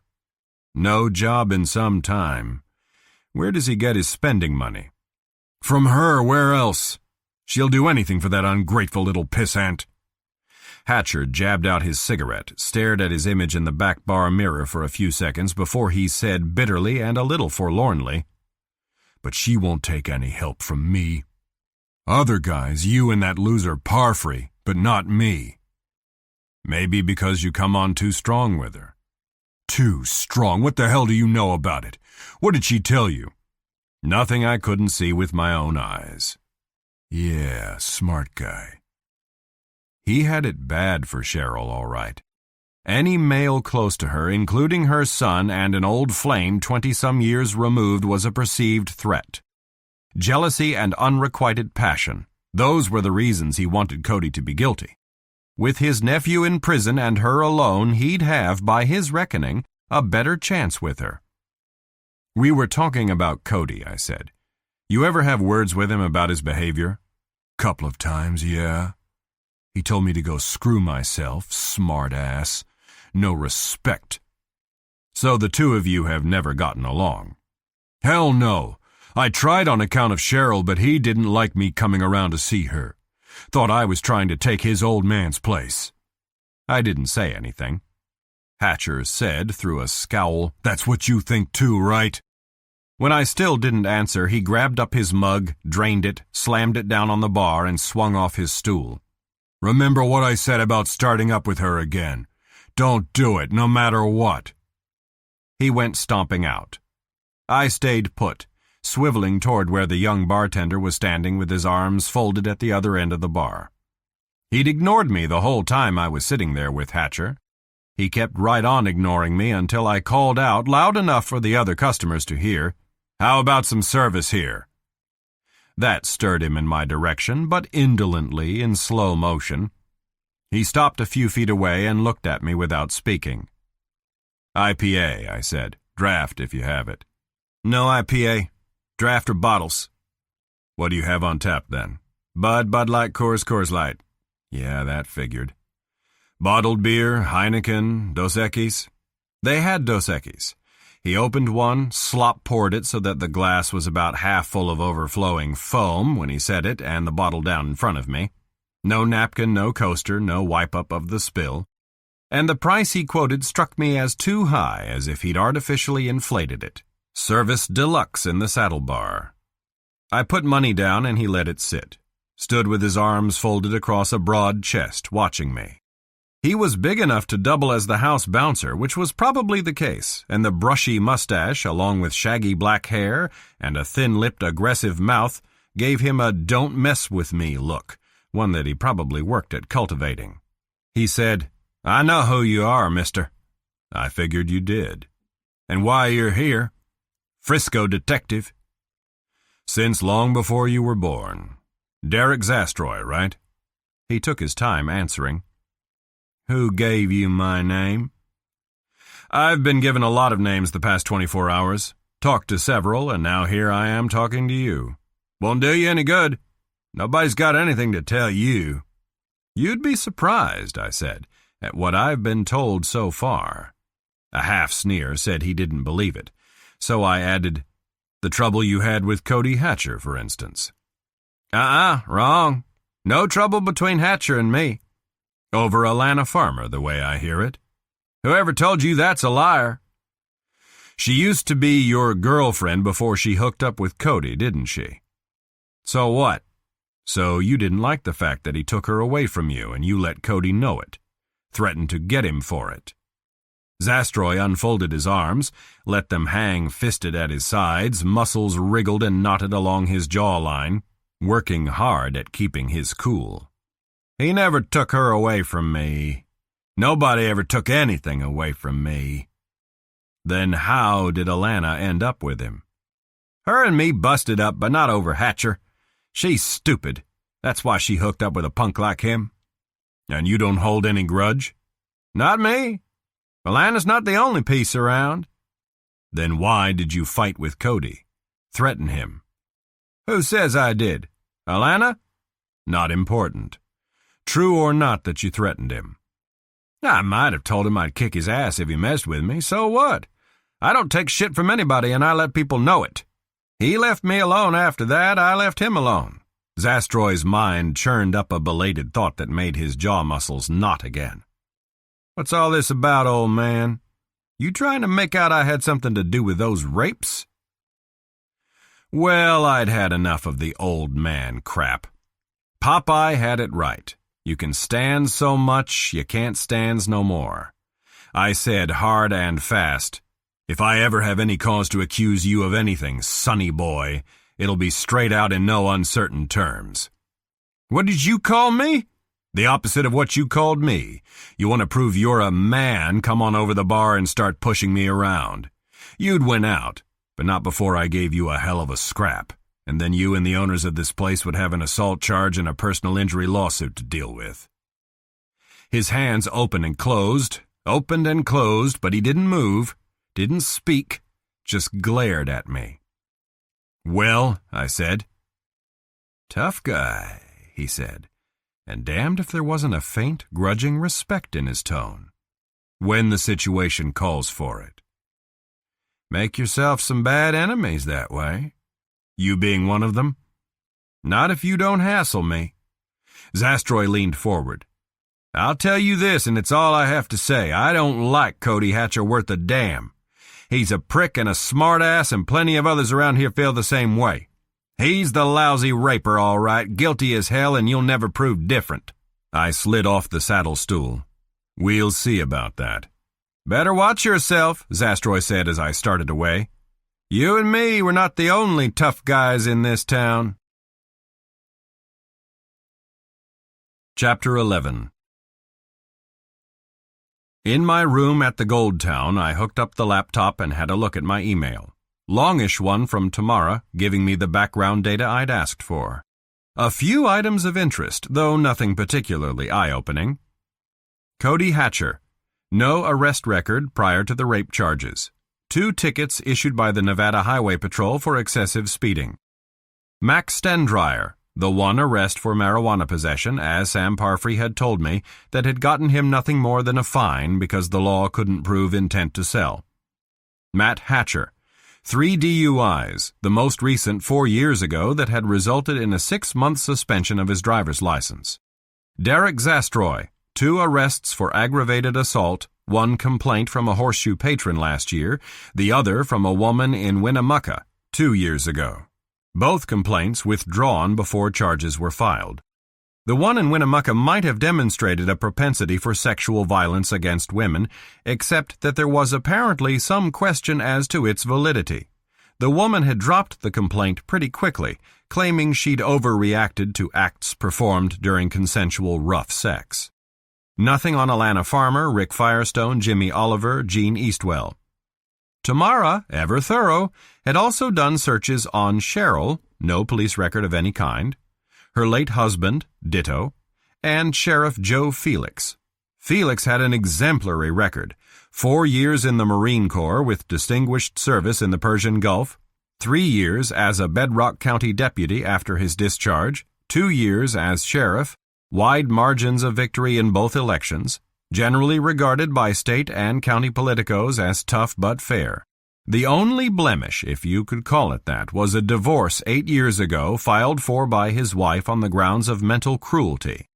He hadn't contested either the suit or her demands for a substantial amount of alimony. I could see where he would be a hard man to live with, a man whose job always came first, whose attitudes were rigidly fixed, who would find it difficult if not impossible to practice the kind of indulgent give and take necessary to maintain a successful marriage. I considered answering Tamara's email with another of my own, decided to call her instead. Courtesy call. She hadn't said anything about other business, so I assumed the agency was running smoothly, but she'd want to know how I was getting along, and I was not in the mood for a lot of typing tonight. Only I didn't talk to her because the call to her cell went straight to voicemail. Unusual. She almost always kept the line open. Involved in something or with somebody. Her old cellist boyfriend, Horace Fields maybe. As far as I knew, she hadn't taken up with Horace again after his recent move back to San Francisco from Philadelphia, but it was possible given the way she'd once felt about him. Love and sex are powerful and sometimes subversive motivators. I left her a message saying I was sorry I'd missed her and briefly outlined my progress. Then I called Cheryl, or tried to. After 6 by then, and for the second night in a row, she wasn't home yet or answering her cell. Where did she go after she got off work? Well, it was none of my business as long as she wasn't being hassled. I went out to eat at the same Mexican restaurant as the evening before, then tried both of Cheryl's numbers again. Still no answer. That little wriggling worm of concern started up, and I let it prod me into driving out to Northwest 10th Street instead of back to the motel. Cheryl's house sat shrouded in darkness, the only vehicle on the property or in the immediate vicinity, Cody's Jeep, where I'd left it under the portico. I went up and banged on the door anyway. Nobody opened it, and the lock was secure. Likewise the one on the side door and all the windows. I used my pen light to check the Jeep and the rear of the house. No signs of disturbance anywhere. But when I was in the car again, I couldn't quite bring myself to leave. I had questions for Cheryl tonight, the kind better asked in person, and nowhere to go except back to the sterile motel room. Nobody else to see. After-dark visits from unpopular strangers wouldn't buy me anything except trouble. So I sat there and watched and waited, as if I were on another in the long string of stakeouts that had marked and marred my decades in law enforcement. The wait lasted just about 45 minutes. A cold, dark 45 minutes. Overcast sky, a gusty wind off the desert that blew ticks of sand against the car. The darkness relieved only by a scatter of house lights and widely spaced street lamps. Very dark night coming up, a vandal's kind of night, if the ones plaguing Cheryl had any more nasty tricks in mind. A few cars passed up and down the street, and one male pedestrian walking a large dog. Otherwise, I had the evening to myself. Until, finally, a set of headlights approached from the direction of Yucca Street, swirled brightness over my car as they turned into Cheryl's driveway. She was still in the station wagon when I came up to the driver's door. It opened then, and she got out, closing her purse as she did so. In the 3 or 4 seconds the dome light was on, I had a clear look at her face. Flushed cheeks, reddened nose, moist eyes, a faint glistening tear stain on one cheek. That was why she'd stayed in the car so long, trying to clean up the evidence with a handkerchief or whatever she'd stuffed into her purse. "Bill," she said, "I thought that was your car." "You okay?" I asked her. "What?" "Yes, I'm fine." But she couldn't stop a sniffle that came out with the word fine. She drew a breath, rubbing at her nose. "No, I won't lie to you. You can probably tell that I've been crying." "Any particular reason?" "No, just feeling sorry for myself. I don't cry often, but sometimes everything just wells up and I can't help myself. It all comes pouring out." I couldn't help feeling a moment of tenderness toward her. "I understand." "Well, have you found out something? Is that why you were waiting?" "Nothing definite, no. Few more questions to ask you." "Have you been here long?" "A while. I didn't know how long you'd be." "You must be freezing. If I'd thought to give you my spare key, you could have waited inside." "I wouldn't have felt comfortable doing that." "Well, come inside now and I'll make us something hot to drink." I followed her in through the side door. When she turned on the kitchen lights, I saw that she seemed tense, anxious, even now that she knew I had no news for her. There was a thermostat on one wall. She turned on the heat, and then excused herself, saying she'd be right back, and hurried out without even shedding her coat. More repair work, I thought. Right. When she came back, coatless now, her elfin face was no longer flushed after a wash and a dusting of powder, and she wore fresh lipstick. She said through a wan smile, "I'm sorry I'm so late getting home. I was at Sam Parfrey's office. He saw Cody today after he spoke with you." "The boy's doing all right?" "As well as can be expected. He was feeling pretty low until Sam told him you were here. Now he has some hope, too." "That's good. As long as it's not all pinned on me. I'm not a miracle worker, Cheryl." "We don't expect you to be." She was at the stove now, putting a kettle on to boil, taking cups and a jar of instant coffee from a cupboard. "Did you get anywhere at all today?" "Bits and pieces of information that may or may not be significant." "Tell me what they are. Who you talked to." I will, but I have some questions first. This may sound strange, but I have to know. How are Cody's teeth? Does he brush regularly? Keep his breath clean? Frowning, she said, "Yes, of course. I've always insisted on good oral hygiene." Does he smoke? God, no. He hates cigarettes as much as I do. His father was a heavy smoker, died of a heart attack because of it. I never allowed anyone to smoke in this house since. So Matt Hatcher told me this afternoon. You saw Matt? Where? At the Saddle Bar. We had a little talk. She was silent for a few seconds, then, "What else did he have to say about me?" "Nothing. Why?" "Well, he can be bitter and critical sometimes because I won't give him any encouragement. You know what I mean." "Then why do you let him hang around?" "He's Glenn's brother, family. I can't very well shut him out of Cody's and my life." The explanation struck me as incomplete, a half or partial truth, as if there were some other reason she didn't care to share with me. "I don't want to talk about Matt," she said. "Why did you ask me about Cody's teeth and if he smoked cigarettes?" I related what Highwee Allen had told me about her attacker. "Well, my God," Cheryl said. "That proves Cody's innocent. He doesn't have bad breath and he doesn't smoke." Proof to you, but not to the law. And not to me, at least not on his mother's say-so. Cody might not hate cigarettes vehemently enough to avoid lighting up now and then when he was away from home. The macho and peer pressure prods. By his own admission, and Alana Farmer's, he had no aversion to smoking pot. "Still, it's something, isn't it?" "Something, yes," I said. "Just keep it in perspective. A lot more than that is necessary to create reasonable doubt." The animation in her voice faded as quickly as it had come. She wrapped both hands around her coffee cup as if to warm them. I asked, "Do you know Derek Zastroy? Works as a bartender at the Saddle Bar?" "That one. Oh, yes, I know who he is." "And don't like him much?" "I don't like him at all. One of those men who thinks they're God's gift. Always hitting on women, or trying to. Any woman up to the age of 60. Including you?" "Including me. I wouldn't spit on him." "Does Cody know he hit on you?" "I wouldn't tell my son a thing like that." "Why?" "Zastroy used to keep company with Alana Farmer. Evidently he didn't like Cody taking his place with her, and they had some trouble over it. Did you know that?" "No," she said slowly, "I didn't. What kind of trouble?" "Words and some pushing and shoving." "Threats? Did he threaten my son?" "Jimmy Oliver says he did, and Zastroy admitted it." "Then, if he wanted to get Cody, and he's the rapist, it explains the knife and ski mask in Cody's Jeep." "Hold on now.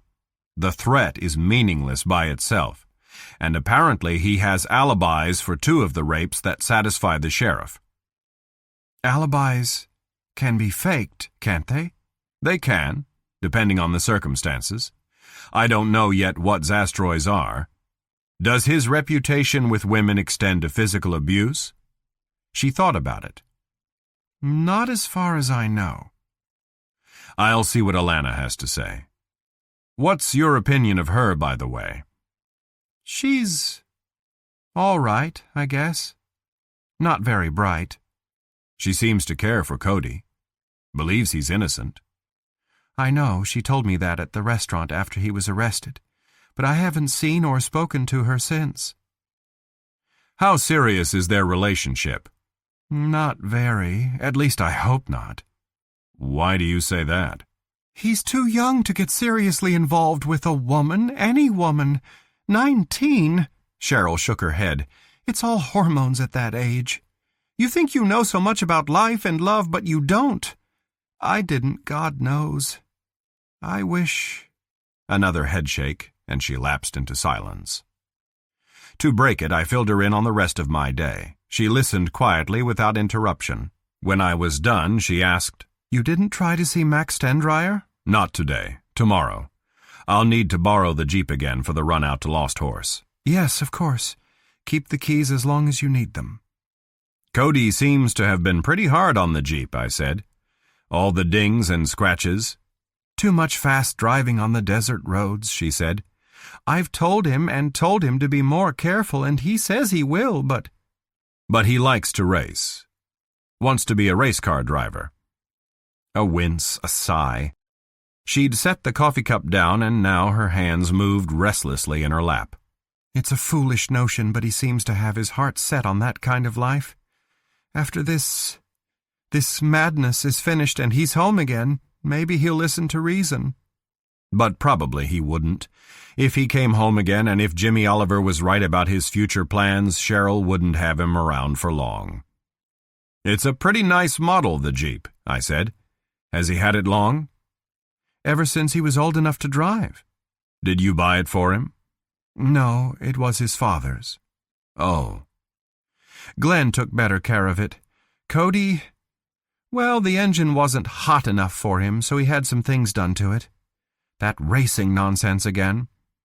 Where did he get the money? From the job he had his last year in high school, before he went to work at Eastwell. Good job, was it?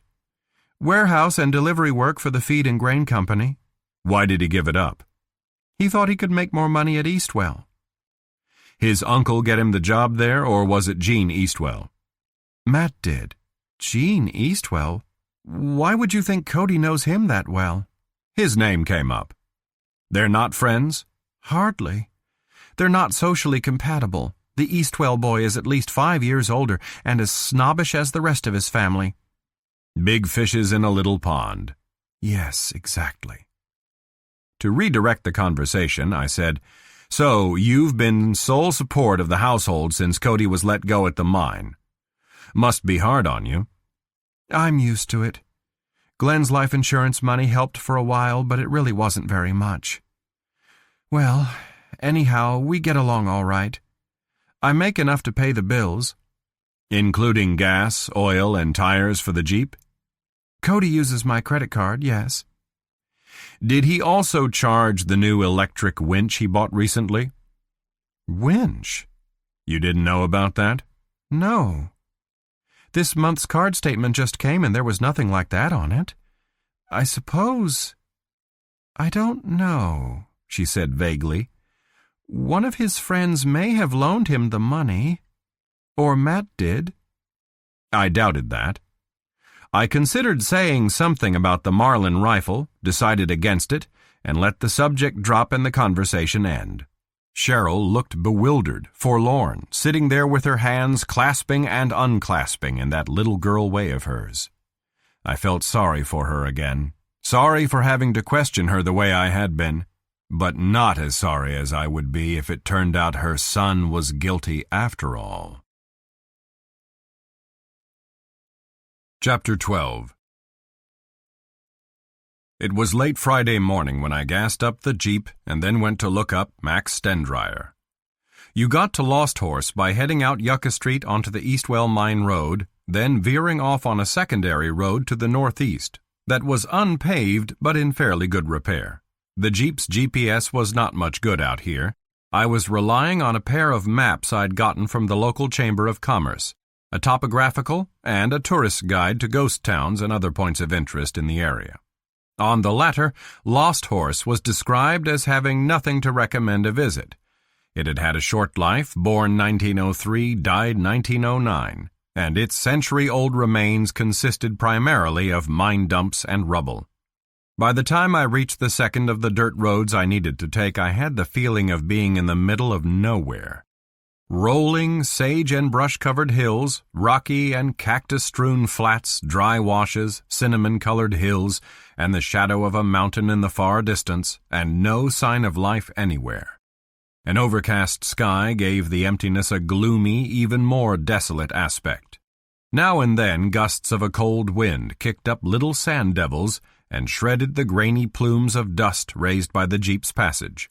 The second road, angling due east through rough terrain, was in worse shape than the first, an irregular washboard of potholes and juts of rock that rattled and bounced me up and down no matter how successful I was at avoiding the worst obstacles. I passed what looked to be a prospect hole on one of the hillsides, and on another, a long-abandoned mine, identifiable by the remnants of a branch access artery and the skeleton of a head frame and a long fan of ancient ore tailings. None of the working mines was out this way. If much gold had ever been mined in this section of the desert, the veins had been stripped long ago. I'd gone about 7 miles by the odometer when the third road appeared, this one even narrower and more rutted than the others and winding up into a group of low, barren hills. According to the ghost town map, this was the road to Lost Horse. There had once been a wooden sign here, but it had been years since it was knocked or shot down. What was left of its rotting, bullet-riddled corpse lay in a clump of sage just beyond the intersection.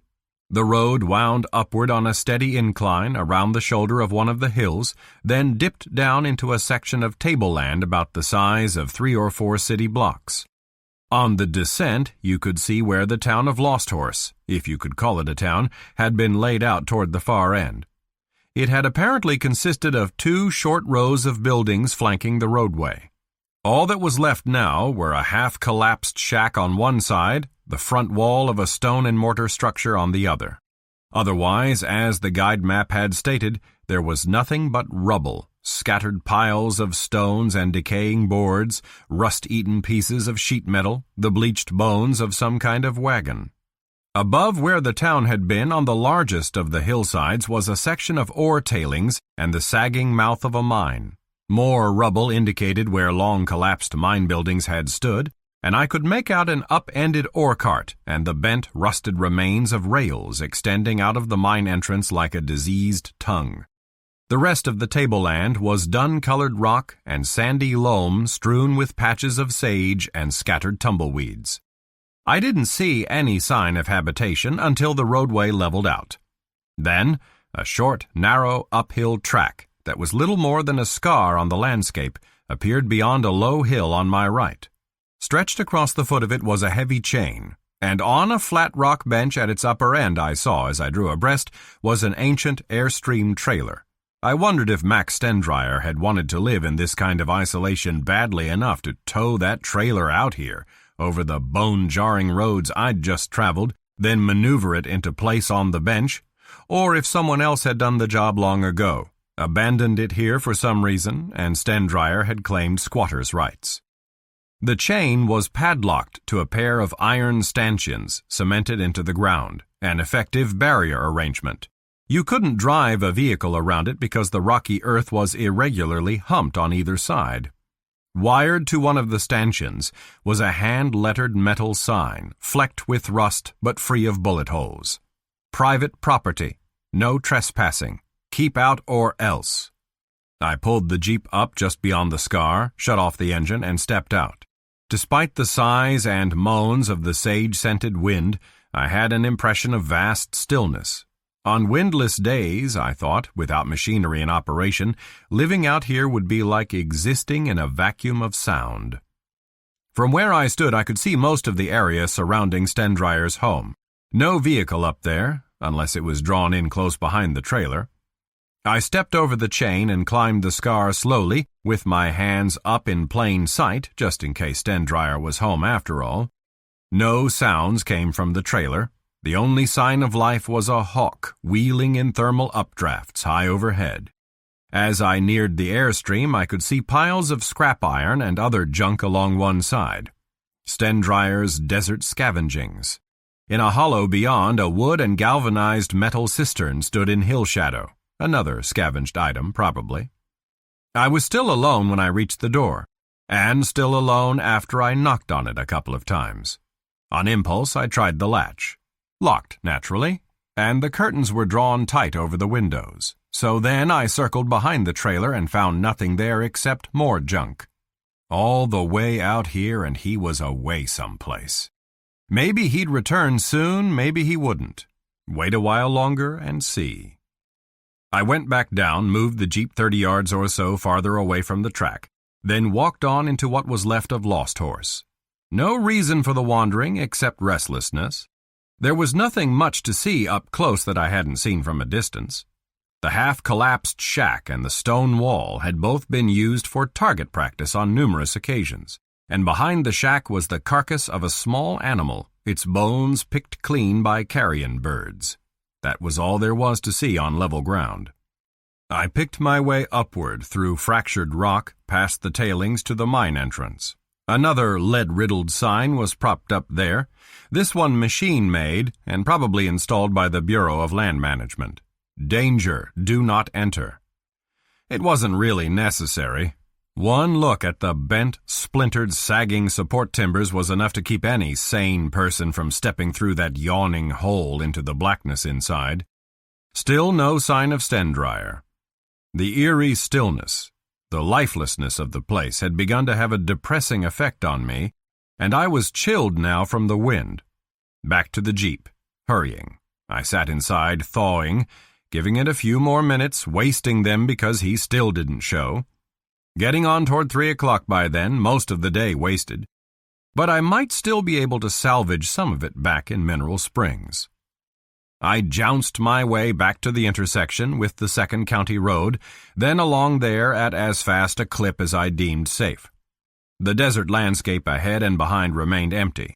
At about the halfway point, I came around a curve in the hill where the branch artery marked the way up to the first abandoned mine I'd seen. I glanced at the skeletal headframe as I passed. Flash of light up there, and in the same instant, the side window behind me shattered inward amid a buzz and a thwack of lead slamming into the door opposite. I had been shot at enough times in my life to know immediately what had happened, but the suddenness of it caused a reflexive stab of my foot on the brake pedal. The Jeep slewed sideways. I was turning into the skid when the second bullet burned a sparking furrow across the hood. I think I would have regained control even when the third bullet spiderwebbed the passenger side of the windshield, except that the right front tire struck a jut of rock at the road's edge and blew the tire with a loud pop, like a belated echo of the unheard rifle shots. The front end tilted down, the bumper smacked into some other obstacle that caused the rear end to break loose and the Jeep to lift and lean farther sideways. There was nothing I could do to hold it then. I had just enough time to brace myself with both hands tight on the wheel before it went all the way over, skidding on the passenger side. The impact banged my head into the console with enough force to throw my vision out of whack. There was the screech of torn and abraded metal, then the noise stopped, and the slide ended with a bucking jolt and shudder. Some part of the front end striking another obstacle and binding up against it. I was all right except for the crack on the head and the blurred vision, but I wouldn't have been if I hadn't been wearing the seatbelt. I hung there at an angle, wagging my head until I stopped seeing double. There had not been any more shots, but that didn't mean the shooter wasn't still on the hillside with the Jeep lined up in a rifle scope. I had the fleeting wish that I'd brought the .38 bodyguard with me, even though a handgun wouldn't be much good at long distance, but I hadn't because it had seemed like a bad idea. Flat out wrong on that score.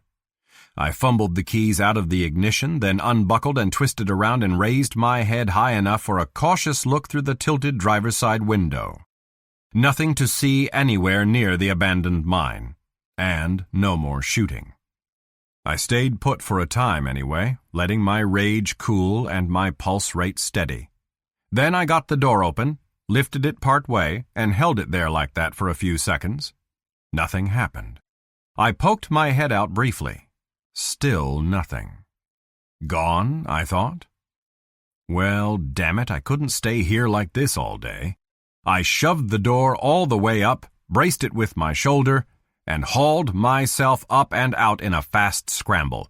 As soon as I hit the ground, I stumbled around to cover behind the Jeep.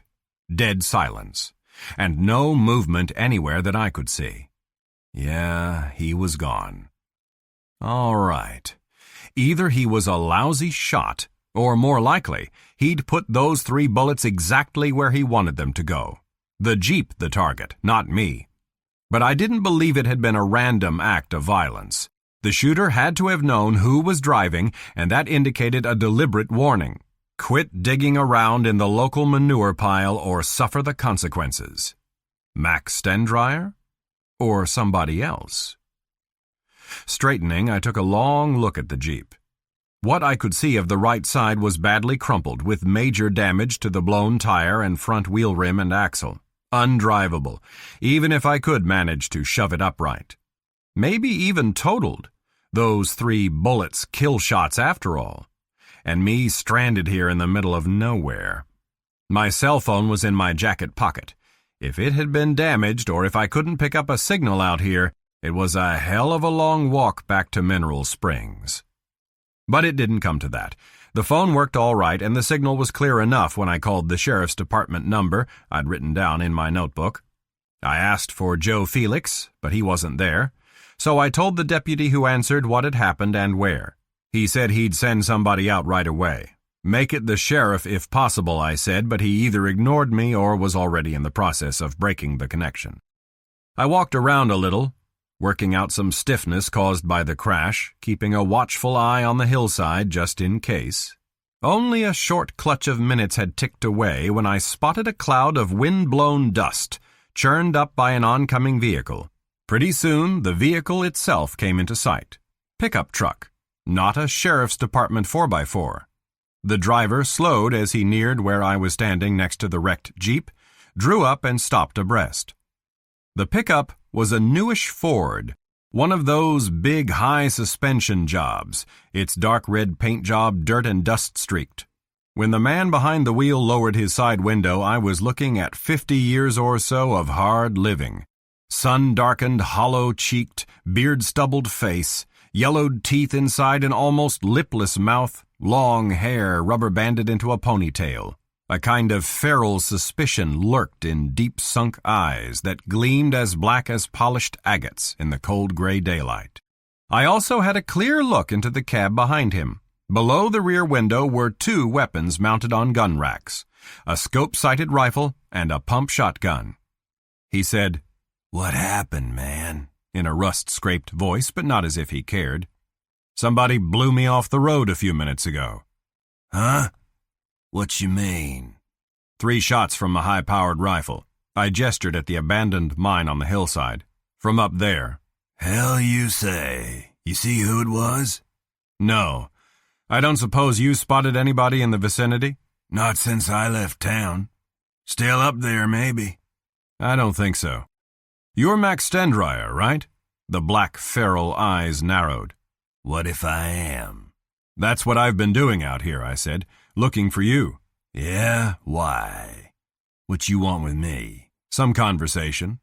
"You don't know who I am?" "Never seen you before." "You been out to Lost Horse?" "Where I was coming from, yes." "Stay the hell off my property?" "Yes," I lied. "Then how'd you know I wasn't there?" "No vehicle at your trailer. I could see that from the road below." "Damn well better not have been messing around my place. I don't stand for it. Not from nobody." "Mind your own business, want others to mind theirs." "That's right." "Except when you decided to tell the sheriff you saw Cody Hatcher running away from the Oasis." "Shit," Stendryer said. The black eyes were slitted now like an animal peering through a pair of embrasures. "Who the hell are you?" "One of the few who think Cody may be innocent." "Outsider. Goddamn nosy outsider." Now he was looking past me at the Jeep. "Hatcher kid's wheels. No wonder somebody blew you off the road." "Somebody," I said. "You, maybe?" "Hell no, I'm no sniper. I fire on somebody it's face-to-face and with damn good reason." "How much business have you done with Cody Hatcher?" "What?" "I think you heard me. Business, of one kind or another." Stendryer rubbed a horny hand over his lipless mouth. "You're not law, or you'd have said so. I don't have to tell you nothing." "That's right, you don't. Unless you have something to hide." "I got nothing to hide." "Then answer my question." "Fuck you, man," he said, and jammed the Ford into gear and bore down hard enough on the accelerator for the spinning rear tires to spatter me with bits of rock and sand as he barreled away. Chapter 13. It was another 10 minutes before the law showed up. One deputy in a green and white all-terrain vehicle. His name was Evans, and he was young, officious, and none too sympathetic. Joe Felix must have alerted his entire staff because he knew who I was and why I was in his county even before he demanded ID. He asked some questions, wrote down my driver's license and insurance information, then walked around the Jeep and leaned inside to examine the shooting damage, and with a pocket knife, dig out one of the slugs that had lodged in the passenger door panel. The bullet had mushroomed on impact. Evans peered at it, measuring it with his eyes, then estimated its weight by feel and a couple of bounces on his palm. "Looks like it might be a .30-06. Soft nose, probably 180 grains, plenty of muzzle velocity. Wouldn't have been much left of you if whoever did it was a better shot." He hit what he was aiming at all 3 times, the Jeep, not me. "Uh-huh. You're still lucky, mister." "Yeah," I said, "lucky." "Sure you didn't see anything of who it was?" "Gun flash on the first shot, that's all. But he's not there now. There must be another way to and from that mine." "There is.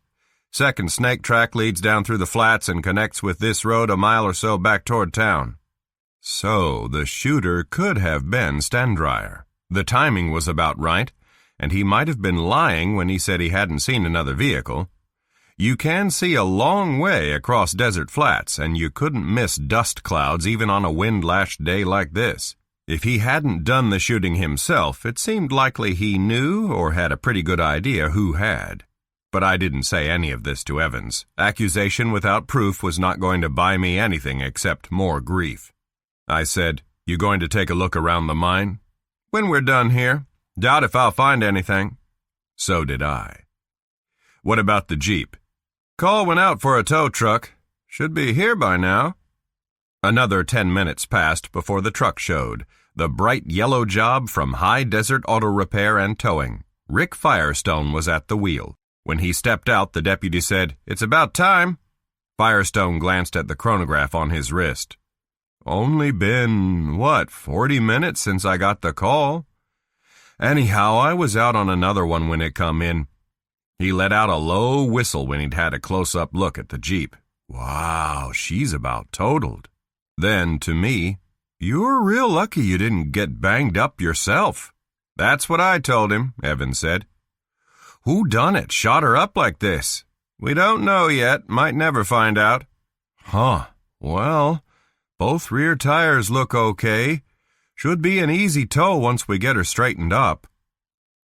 The sky had begun to darken, and there were long, bleak shadows in the hills and across the flats by the time the 3 of us rocked the Jeep into an upright position and Firestone winched it onto the tow truck. Evans said, "Likely the sheriff will want to talk to you. Where'll you be later?" "Goldtown Motel, or Cheryl Hatcher's home." One corner of his mouth quirked upward, and damned if the son of a bitch didn't wink at me. "I'll pass it on." He drove up toward the mine to have a look around, and I got into the cab with Rick Firestone. The reek of tobacco smoke permeated it. I lowered the passenger window about halfway. Once we were moving, I said, "Lot of people around here own high-powered rifles, I suppose." .30-06s with telescopic sights? "Sure. Just about everybody I know's a hunter." "Including Max Stendryer?" Firestone ran his tongue around the edges of his fly-trap mouth. "Well, probably he is, but I couldn't say for sure. Unfriendly dude, he don't like people much." "Ever do any business with him?" Business? You mean at the shop?" "Yeah, he gets his gas and service from us." "No, I mean, do you buy what he sells?" "Huh? Grass, pot, dope." "Hey, not me, man. Cody admitted buying from him. So did Alana." "Yeah? Well, I don't mess with that stuff." Lying, but I didn't see anything to be gained by pressing him. "You a hunter too, Rick?" I asked. "Sure. Birds and rabbits mostly." "What about Cody? Ever hunt with him?" "Couple of times, yeah." "Recently?" "I don't know. I don't remember the last time." "He have his new Marlin then?" "Huh?" "Brand new lever-action 30-30 Winchester." "Cody?" Firestone said. "Nah, he don't have a piece like that." "Yes, he does. In his closet at home. I've seen it." A little silence. Then, "Man, he never said nothing." "Bought it from Gene Eastwell. Paid a lot for it, too." "Yeah? How much?" "Almost $500. Bought himself a new winch for his Jeep, too. Where do you suppose he got the money? Beats me, man. Like I told you, him and me don't hang together much anymore. On account of Alana? Yeah. You have a girl, though, don't you? Me? Sure I do. Four of you ever double date? What for? Go out with your chick, you want to be alone with her. What's her name, your girl? Rose. Lying again. Saving face, as if there was some sort of stigma attached to being unattached. Well, maybe there was when you were 20 or so and the kind of unattractive dim bulb women tended to avoid. He moistened his lips again, then reached into his shirt pocket for a cigarette. I said, "Do me a favor, Rick, don't light up. Tobacco smoke affects my lungs." Yeah, okay. He shoved the weed back into the pack. Cody smoke too, does he? Cigarettes, I mean. Sure he does. Most guys I know do. How come you want to know that? His mother says he doesn't smoke at all. Hates cigarettes because his father was a heavy smoker and died of a heart attack. Smoking don't cause heart attacks. Or cancer. And there's no such thing as global warming. Huh? Never mind. What about drinking? Huh? Cody liked to drink booze, get high that way? He ain't old enough to drink, man. Neither of us. That never stopped me when I was your age. Don't tell me you've never tasted alcohol. No answer as we bounced over a rough patch in the dirt road, the wrecked Jeep swaying and rattling behind us. We were nearing the intersection with the First County Road now.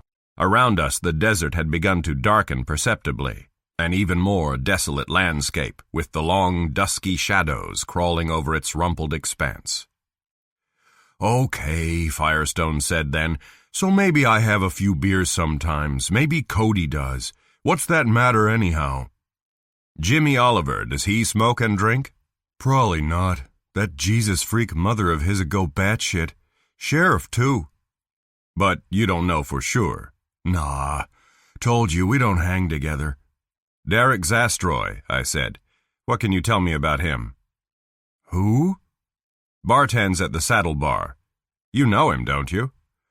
Oh, yeah. Zastroy. He brings his wheels in for service now and then. You ever hang with him? That dude? No way. He wouldn't have nothing to do with me. Thinks he's hot stuff, big pussy hound. Bad blood between him and Cody, I hear. Huh? I don't know what you mean, bad blood. Over Alana. She was his girl before Cody, wasn't she? I guess so. They had a fight over her at a community dance not long ago. You there the night it happened? Nah, I don't go to them things. I don't like dancing. He reached for his shirt pocket again, an automatic gesture, but then he remembered my objection and let his hand slide down the front of his overalls instead. Listen, all these questions, what do they have to do with you trying to get Cody off for them rapes? Maybe nothing, maybe something.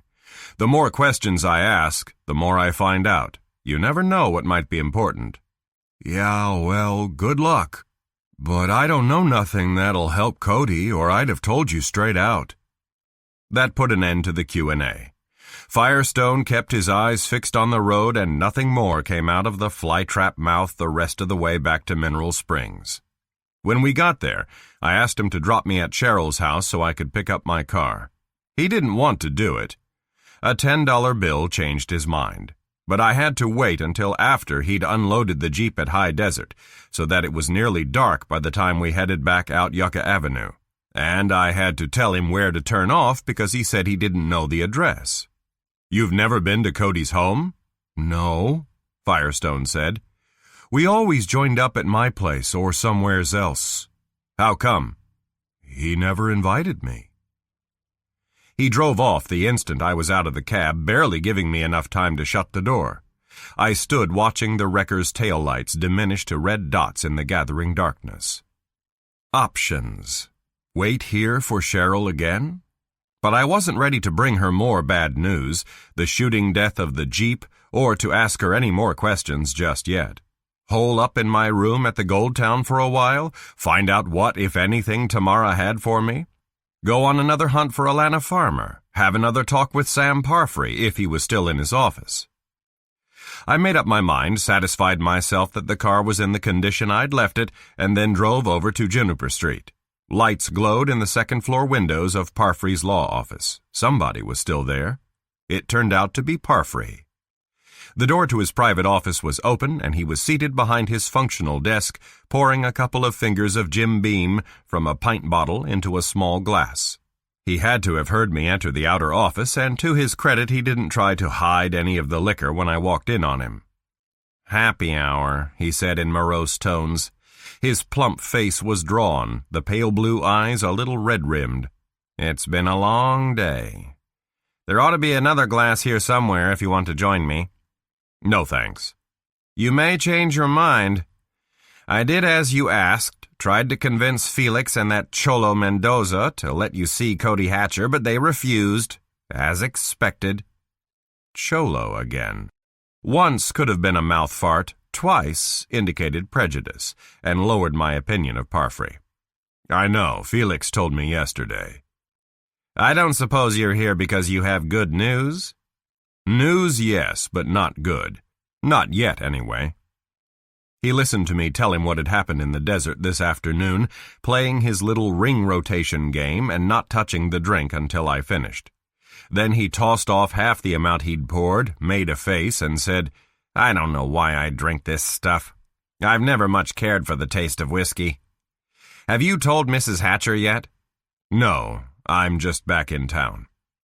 "But you are going to see her tonight?" "Yes, she needs to know. But you might hold off telling Cody. He has enough to worry about as it is." "That he does. You think it was Stendryer who shot at you?"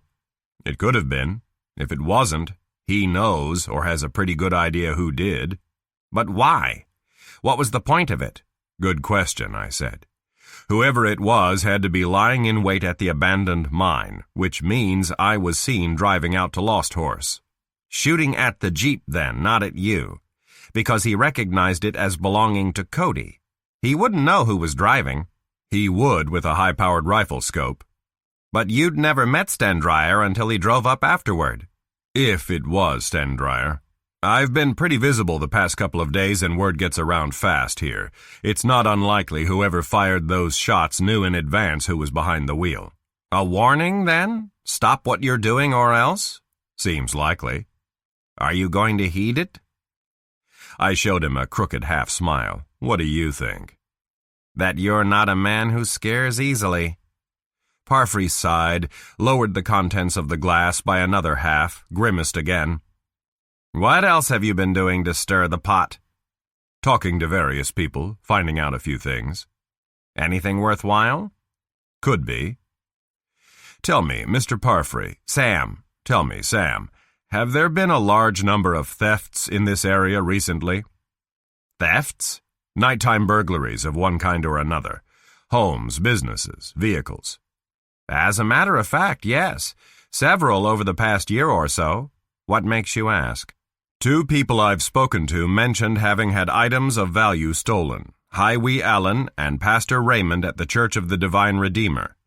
Native American handicrafts from her workshop, a bronze crucifix from the church." "What sort of other things were taken?" "I'm not sure exactly," Parfrey said.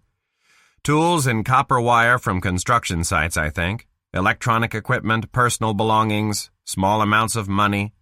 Nothing of great value, or there would have been much more of a public outcry." "All the items saleable nonetheless, somewhere other than Bedrock County, for a tiny aggregate profit."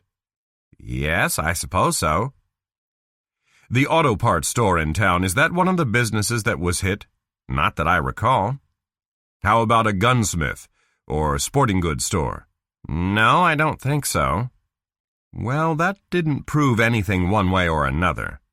If the winch and Marlin rifle in Cody's bedroom had been stolen goods, Felix would have confiscated them as evidence. Whether or not Cody had bought them with money obtained illegally was still an open question. I asked, "Who does Sheriff Felix think is responsible?" "Juveniles or drifters, according to the local paper." Parfrey was frowning now.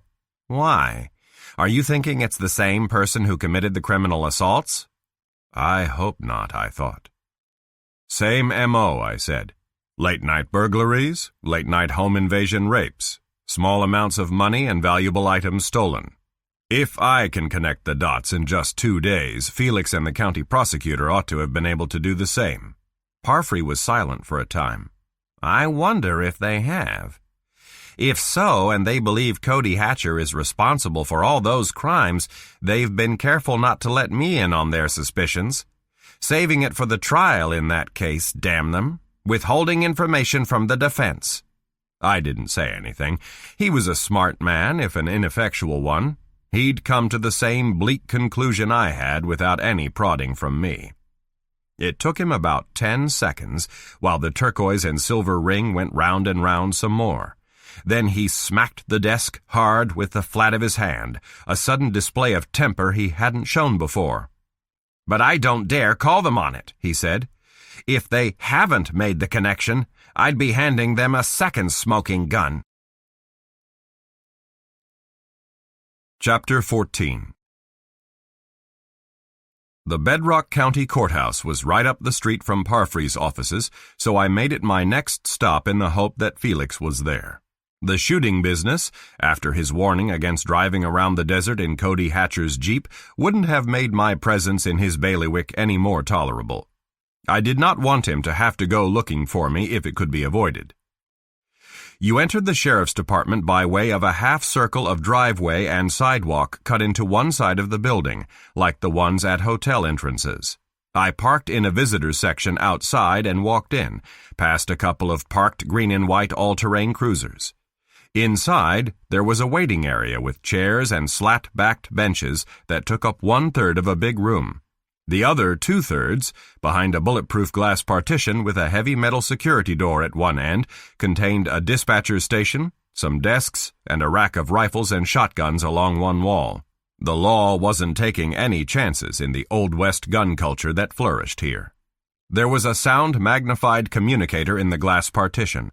Through it, a jowly uniformed deputy asked my business none too politely, and when I gave my name and asked for Sheriff Felix, his eyes narrowed all the way down to unfriendly slits. If this one was calling the shots, I thought, I'd have already been invited to leave Bedrock County. "I'll see if he's in his office," he said, snapping the words. "Sit down over there." I went and sat on one of the benches. The jowly deputy left his station, disappeared through a doorway at the rear, reappeared a couple of minutes later, and reparked himself without looking at me or saying anything. I waited some more. Felix was here all right, and either busy or in no hurry to see me. He took his time about it in any case. I'd been there 20 minutes and was thinking about telling the deputy I couldn't wait any longer when he finally got word from Felix. He said to me through the communicator, "Okay, the sheriff will see you now. You carrying any kind of weapon?" "Just a pocket knife." "Put it in the tray." The tray was built into the glass, a long curved slit just above the countertop. I put my knife in it. He reached in and removed it, then gestured toward the steel door and buzzed me through into the inner sanctum, but not before I had to pass through a metal detector. The way this place was fortified, you'd think the sheriff's department had been under siege at one time or another. Well, maybe it had. The deputy walked me past a barred door that would lead to holding cells and the rest of the county jail. Somewhere back there in the bowels of the building, Cody Hatcher had been locked up for nearly a week now. As hard-nosed as these peacekeepers were, it occurred to me that they might not be averse to sub rosa violations of a prisoner's civil rights in a volatile case like this. Probably not physical abuse. Cody hadn't signed a confession, voluntary or coerced, and if he'd been knocked around, he'd have told Parfrey about it. There were other kinds of abuse, though: verbal badgering, the withholding of food and other necessities. We went down a hallway to a closed door with a pebbled glass panel that bore the words Sheriff Joseph L. Felix in black letters. The deputy knocked, told me to go in, then brushed against me deliberately as he turned back. He looked me in the eye as he did it, challenging me to say something. I gave him a blank-faced salute instead and put my back to him just as deliberately before I opened the door and went in. The office was fairly large and filled with a broad desk, A couple of hardwood chairs, a computer on a stand, radio equipment, walls decorated with framed citations and photographs, the Nevada state seal, a county seal, and a mounted set of 8-point deer horns. A single barred window like a blackened mirror now would probably provide a view of the rear courthouse grounds in daylight hours. Felix was behind the desk, his gold-braided cap on one side of it, his fair hair whitish in the glare of overhead fluorescence. His posture was the erect kind they teach you in the military. He looked cool, calm, hard, and officious. But then he always would, I thought, even when he was alone in the privacy of his own home. He said, "Have a seat," and I parked my cheeks on one of the hardwood chairs. That was all he had to say for a while. As if I weren't there, he shuffled and studied some papers on the desktop, letting the silence build in the somewhat overheated room. I sat as still and ramrod straight as he was. I could play this kind of man-on-the-griddle waiting game as well as he could. It was 3 or 4 minutes before he lifted his head and faced me straight on. Still didn't say anything, just studied me with unblinking eyes. I kept my face just as expressionless, my gaze just as steady. And there we sat for another minute or so, like a couple of stoics in a temple. I was not about to be the first to break the silence, and he knew it. When it had lasted long enough to suit him, he said, "I've read Deputy Evans' report on the incident this afternoon. Now I want your version, with nothing left out." I told the deputy everything that happened. Nothing left out. "Sure about that?" "Positive." Felix made a little throat sound that might have been an expression of skepticism. 3 shots. You're lucky none of the slugs hit you." "The shooter wasn't aiming to hit me, just the Jeep." "That may be, but you're still lucky. Could have been hurt." "No argument there." "But a man doesn't always stay lucky. If he keeps ignoring good advice and putting himself in harm's way, sometimes his luck runs out." "Another warning, Sheriff?" "You might call it that. Usually I only give 1, but never more than 2. Not to anybody for any reason." "Point taken." "I hope so. A smart former police officer and citizen detective with a mostly spotless record shouldn't need more than 1. I had nothing to say to that. A few more seconds ticked away in silence. Then the micro-radio transmitter clipped to his shirt crackled with the voice of a patrolling deputy checking in. He listened, decided the report was none of his concern, and reached up to switch off. "You have any idea who fired those shots?" he said then. "I didn't see whoever it was, just the rifle flash up by the mine." "Not what I asked you."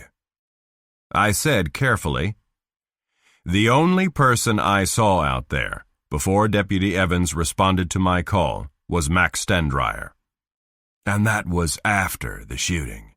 "Yes, but not long after, less than 10 minutes. "You suggesting Stendryer was the shooter?" "He could have been. He had a high-powered rifle on a rack in his pickup." "Accuse him of it?" "I know better than that without proof." "Give him any cause to fire at you?" "Like trespassing on his property when I was in Lost Horse? No. He asked me if I'd trespassed. I gave him the same answer." "Then why would he do it?" "Doesn't like the idea of me trying to clear Cody Hatcher." "No reason for him to care." "There might be, if his testimony was false." "No reason for that either," Felix said, "unless you've got cause to think otherwise." "Not really. Just throwing out possibilities." "You can throw that one into the toilet. Stendryer's too old to be the rapist, if that's your idea." "It's not," I said. "But I think he told me at least one lie this afternoon." "Uh-huh. What would that be?" "I asked him if he'd seen anyone in the vicinity. He said no, nobody since he left town a few minutes before. But the shooter would have had to leave by the second mine road, and you can see dust clouds a long way off out there in the desert." "Could be the shooter didn't leave as soon as you think." "Could be," I admitted. "Or it could be Stendryer was being evasive. You might ask him." "I might." carefully again. Deputy Evans find anything up at the mine? Wheel tracks unidentifiable, couple of spent cartridge shells, Remington 30-06s. You wouldn't have plans for another trip out to Lost Horse, would you? The rifle in Stendryer's pickup might have been a Remington 30-06. I hadn't had a good enough look at it to be sure. I said, "No, my car wouldn't make it over those dirt roads." Uh-huh. And you wouldn't want to make another target of yourself in a rented vehicle. Or anywhere else if I can help it. That earned me an approving nod. So far he was being less hard-nosed and more tolerant than I'd expected. Maybe it was because he was not as opposed to an independent investigation as he seemed to be, or as convinced of Cody Hatcher's guilt. Maybe. Or it might be just a way of providing a little more rope in the hope that I'd screw up again and justify him running me out of Bedrock County. Pretty soon he said, "There anything more you have to tell me?" "Results from my unofficial investigation? Nothing worth sharing at this time, no." "No facts, no ideas?" "A few, but they don't amount to much yet." "Yet," he said. "Meaning you think they will?" "I don't know. I'd like to believe they might." "Because of your friendship with Mrs. Hatcher?" "Anything wrong with a friend helping a friend, Sheriff?" "Not if there's a good reason." "She believes in her son's innocence. That's enough for me." "How about you?" Felix said. "You've been here 2 days now, talked to his lawyer and a lot of other folks. You believe it too?"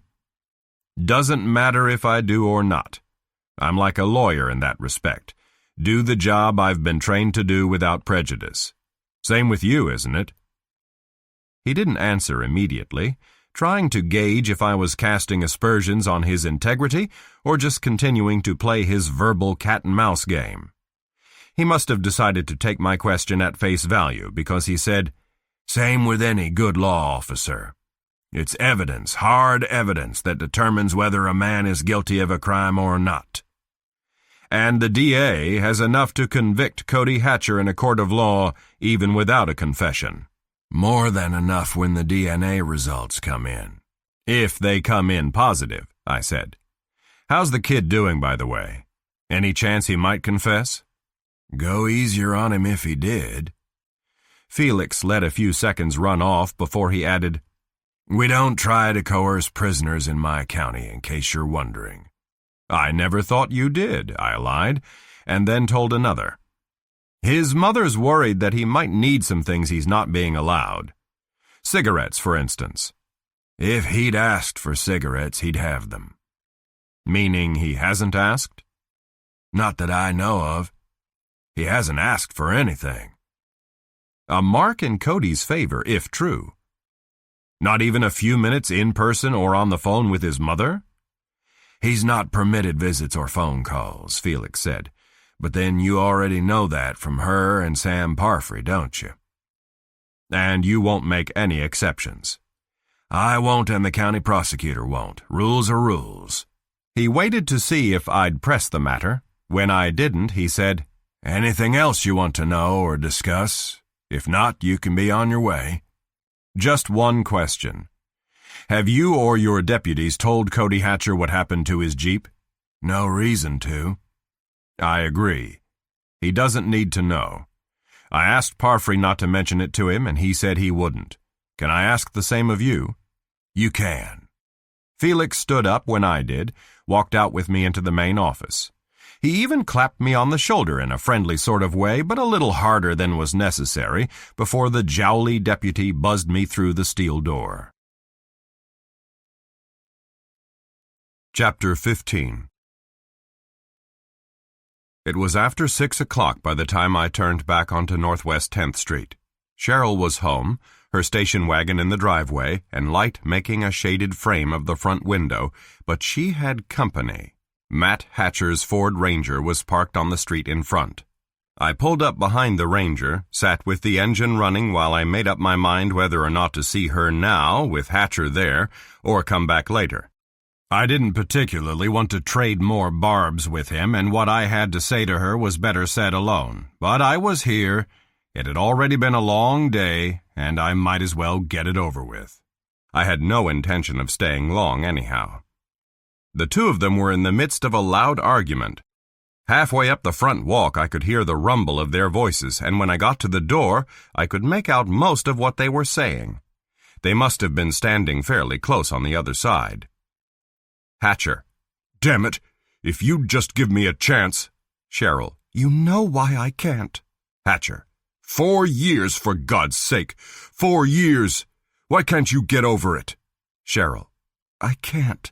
That's all. I can't. Hatcher. So instead, you turn yourself into a... Cheryl. Stop it. You're only making things worse. Hatcher. What do you want me to do? Cheryl. Nothing. Nothing. Just accept the way things are and me the way I am. Hatcher. All right. I'm sorry. I don't want to hurt you. Cheryl. Well, you do every time you start in like this. Hatcher. I'm just trying to make you understand that I need you and you need somebody who cares about you, who'll be there for you long after that detective of yours is back with his wife in San Francisco. Cheryl. There's nothing between Bill and me anymore. Can't you get that through your head? Hatcher. He's not doing you any good, getting your hopes up. Cheryl. At least he's not tearing them down. He's trying to help Cody. He's doing something. Hatcher. Yeah, like damn near getting his ass shot off and then not even bothering to tell you about the wrecked Jeep. If I hadn't seen what's left of it at High Desert and stopped to ask what happened... So they already knew about it. My cue to bang on the door loudly with a bunched fist. The noise chopped off Hatcher's voice and it got quiet in there. Then Cheryl called, "Who is it?" "Bill." She didn't waste any time opening up. Hatcher was right behind her, scowling over her shoulder. He said, "How the hell long have you been out there?" "Just got here." "Yeah? Took your sweet time showing up. I'm the one had to tell Cheryl what happened to the Jeep." "So I heard before I knocked." Then to her, "I'm sorry, I should have come sooner, but I had some other things to take care of." "Sure you did," Hatcher said. "Real important things, I'll bet." She said sharply, "Matt, that's enough. I want you to leave now." "Yeah, so you can be alone with him." She stepped back away from Hatcher, opening the door wider. He didn't move, alternately glaring at her and at me. "Come in, Bill." I started in. Hatcher muttered, "Screw it," and moved then, thrusting a shoulder at me as he came past. I turned aside so that the intended impact was nothing more than a brush by. He stomped partway down the walk, turned to aim another glare my way, but I was inside by then, and Cheryl closed the door behind me and turned the bolt lock. "What was the argument with him all about?" I asked her. "Oh, so you did overhear." I hedged on that.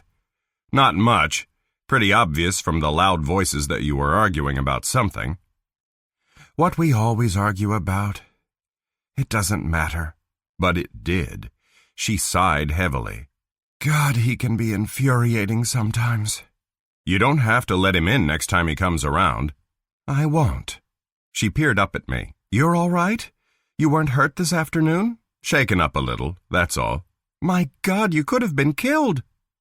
"It wasn't an attempt on my life, either a warning or another act of vandalism. I'm sorry about the Jeep.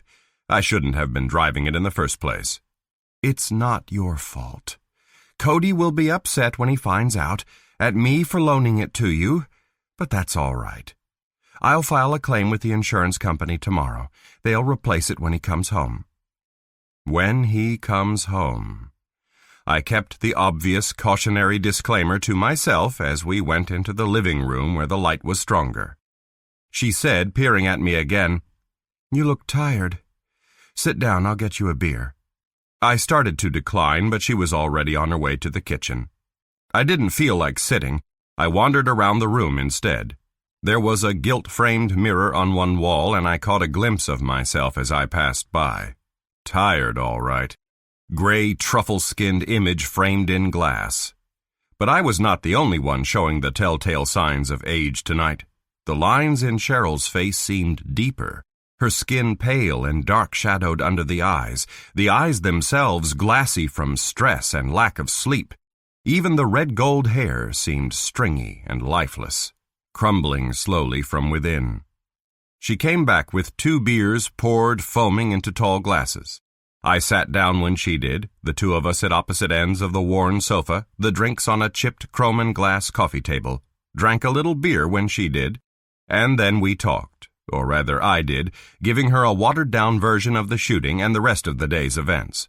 There was nothing to lift her hopes in any of it, but I was careful not to make it all seem too demoralizing.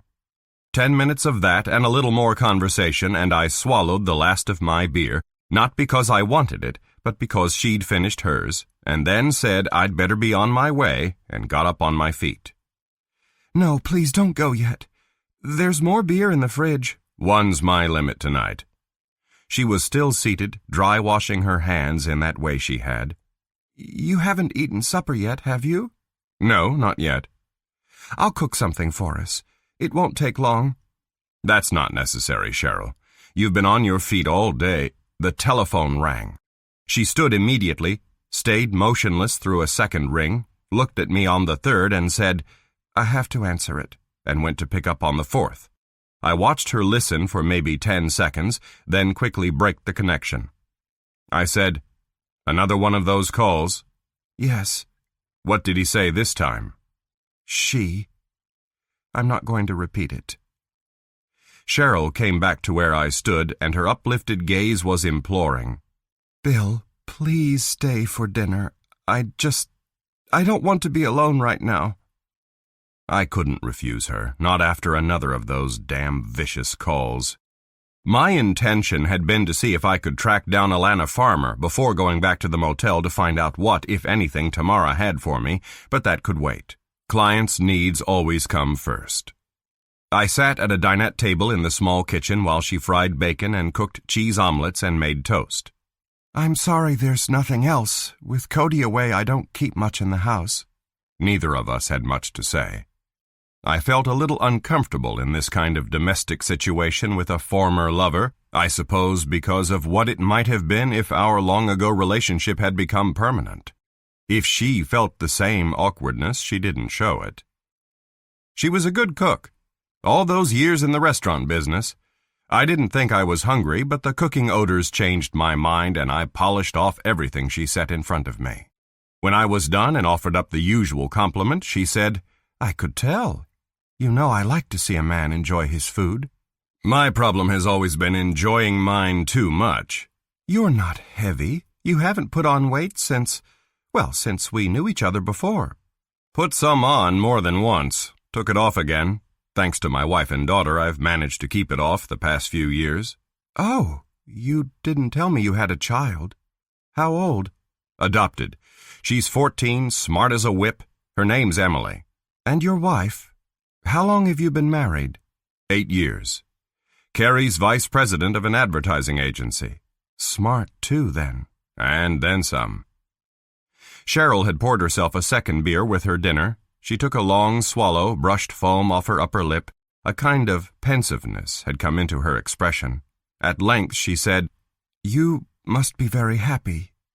I envy you." "Well, I'm lucky." "Yes, you are. In more ways than you know." "I don't know what you mean." "Well, you could have ended up with me. If you had, I would probably have made your life miserable." "What can you say to that?" "It's true," Cheryl said. "I've caused or been a party to suffering in one way or another with everyone I've ever cared about. Never intentionally, but it happens just the same." "You're being too hard on yourself." "No, I'm not. People are better off without me in their lives. My first husband, my brother, Glenn, all dead now. And Cody in jail for crimes he didn't commit, facing prison." "You can't take the blame for any of that. You're not responsible for the actions of others." "Then why does it keep happening to people I care about?" "Is that why you don't encourage Matt Hatcher? Because you're afraid if you do, something will happen to him?" "No, I don't encourage him because I have no feelings for him." "And there's no one else?" Shadow of a bitter smile. No one who'd have me, and vice versa. I'm better off alone. And lonely? The words were out before I could bite them back, but she didn't take offense. Yes, I'm lonely, she said. I have been for a long time, even before Glenn died. But I've learned to live with it, compensate for it. How do you compensate for loneliness? She shook her head. I said Mineral Springs might be part of the problem.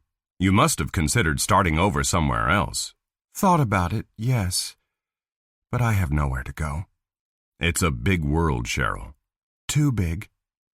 There's no other place for me at this point. Even if there were, my life wouldn't be any different than it is here. The words conjured up a memory. Cheryl saying to me once when we were dating on a warmish San Francisco night when the moon was bright in a cloudless sky, that on such nights the world seemed to be a wonderful place where anything was possible, and you could be and do anything, and you were full of hope. But a lot of other nights are dark, moonless, and starless, full of storm, and a lot of days are cold, gray, cheerless. Live through enough dark nights and cheerless days, and your perception of the world and your place in it changes. Fewer and fewer things seem possible, and you realize you can't do or be anything you want and never will. Hope shrivels and dies then. Despair and resignation set in, and the loneliness becomes acute. Endless days and nights of loneliness that defy any real compensation, that breed bitterness and self-condemnation. But I was not about to say any of that to her. I said, "You must know someone outside of Mineral Springs. Friends, relatives in Truckee?" No, I've been here too long. They're all gone. The woman friend who moved away 3 years ago? To Mexico with her husband. I couldn't live in a foreign country, and we've lost touch anyway. No one in the Hatcher family you're close to? Glenn's and Matt's father is the only one still living, in a care facility in Reno suffering from dementia. We didn't get along anyway. The sardonic smile again.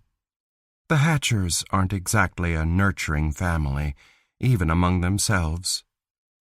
What I was thinking must have showed in my face. Cheryl said, "Yes, that includes my late husband.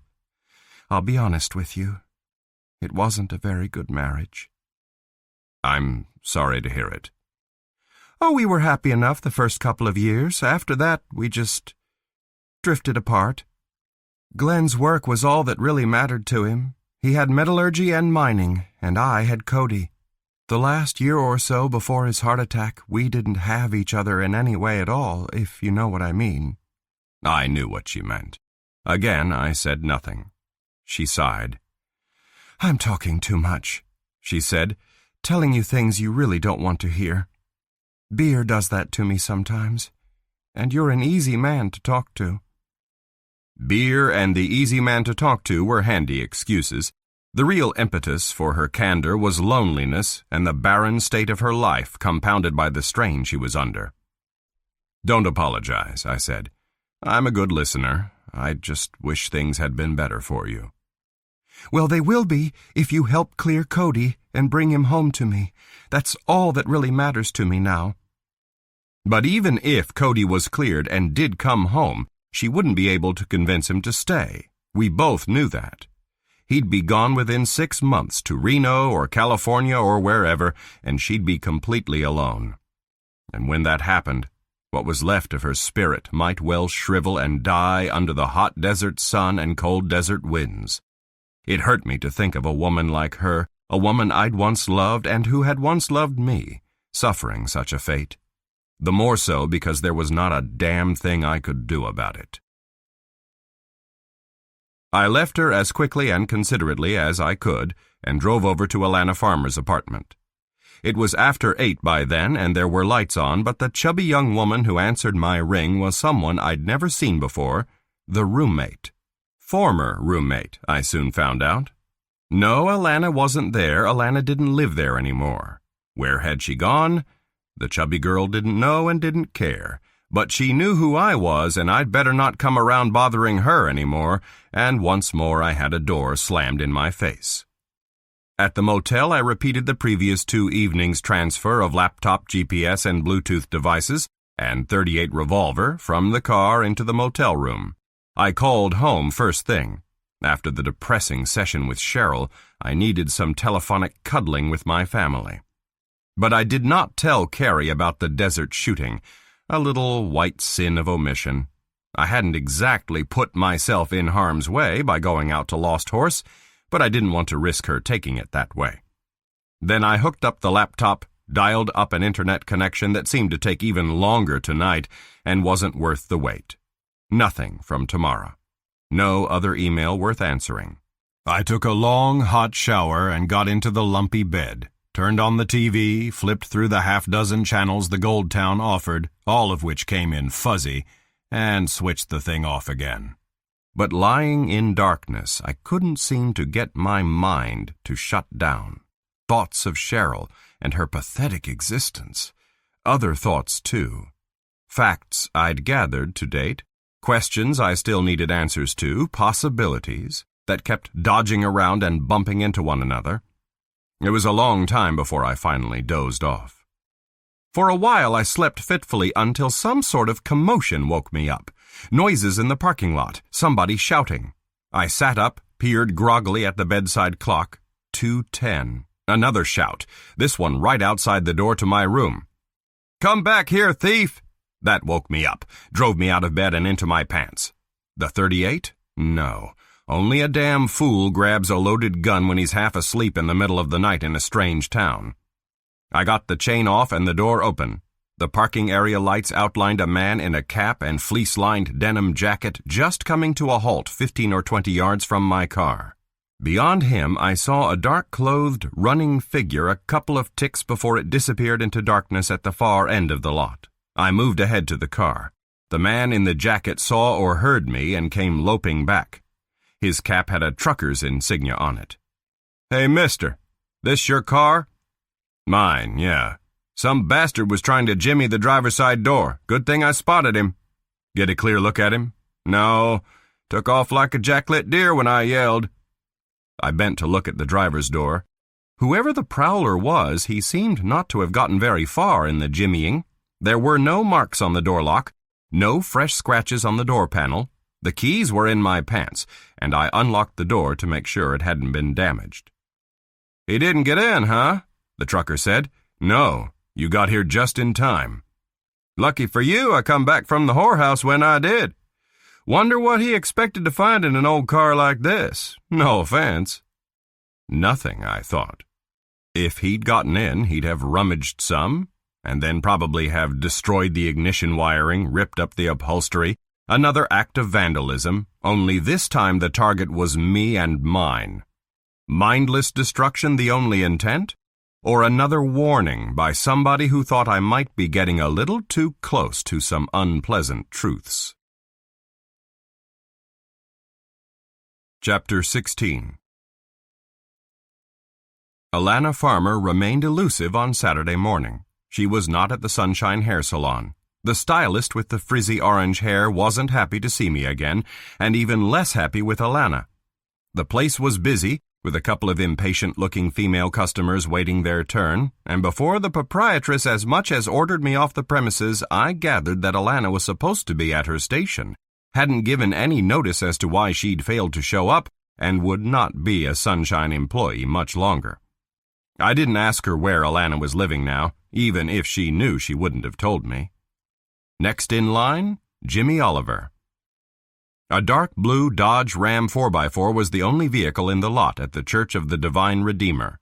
It was drawn up along the side wall, tailgate down, the door of a toolbox attached to its side hinged open and bearing a can of paint and a couple of brushes.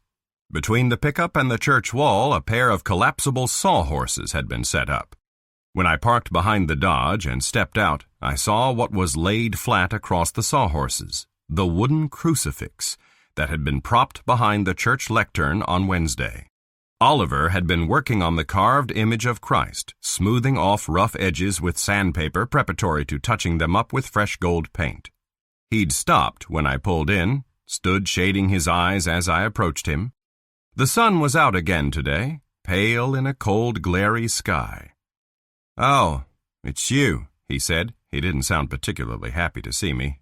"How'd you know where to find me?" "You didn't bother my mother." "No, Pastor Raymond mentioned you'd be working here today." "I'm pretty busy. What do you want?" "Just a few more questions. I won't keep you long."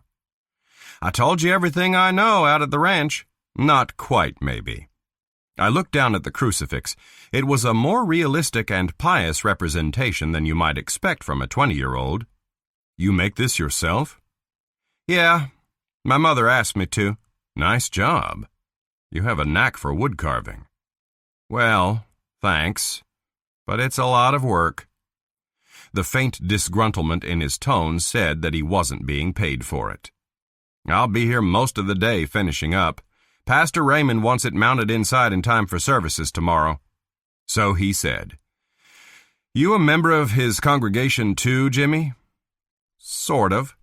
Meaning, Let's take a brief pause together to let everything we and Oppos be heard sink in. Coming up is a gentle, relaxing melody. Let your mind loose, breathe evenly, and allow the music to guide you into a state of complete comfort.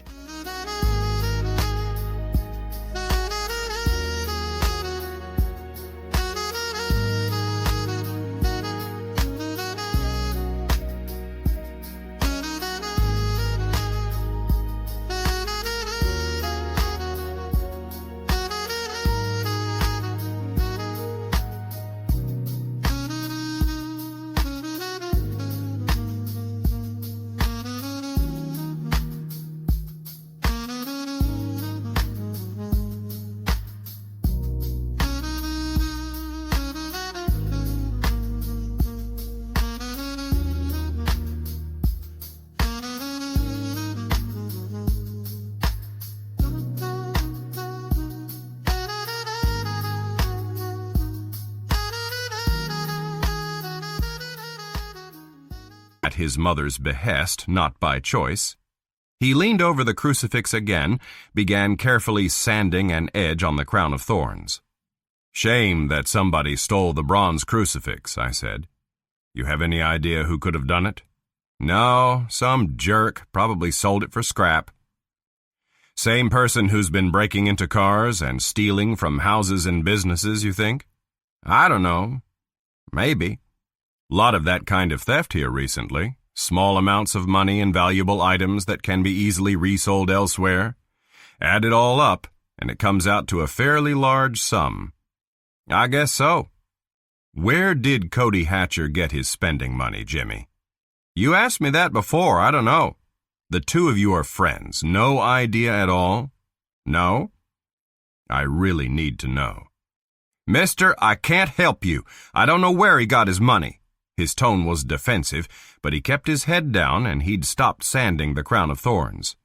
"He paid cash for that new Marlin rifle he bought from Gene Eastwell," I said, stretching the truth as I knew it a little. "Cost him $5.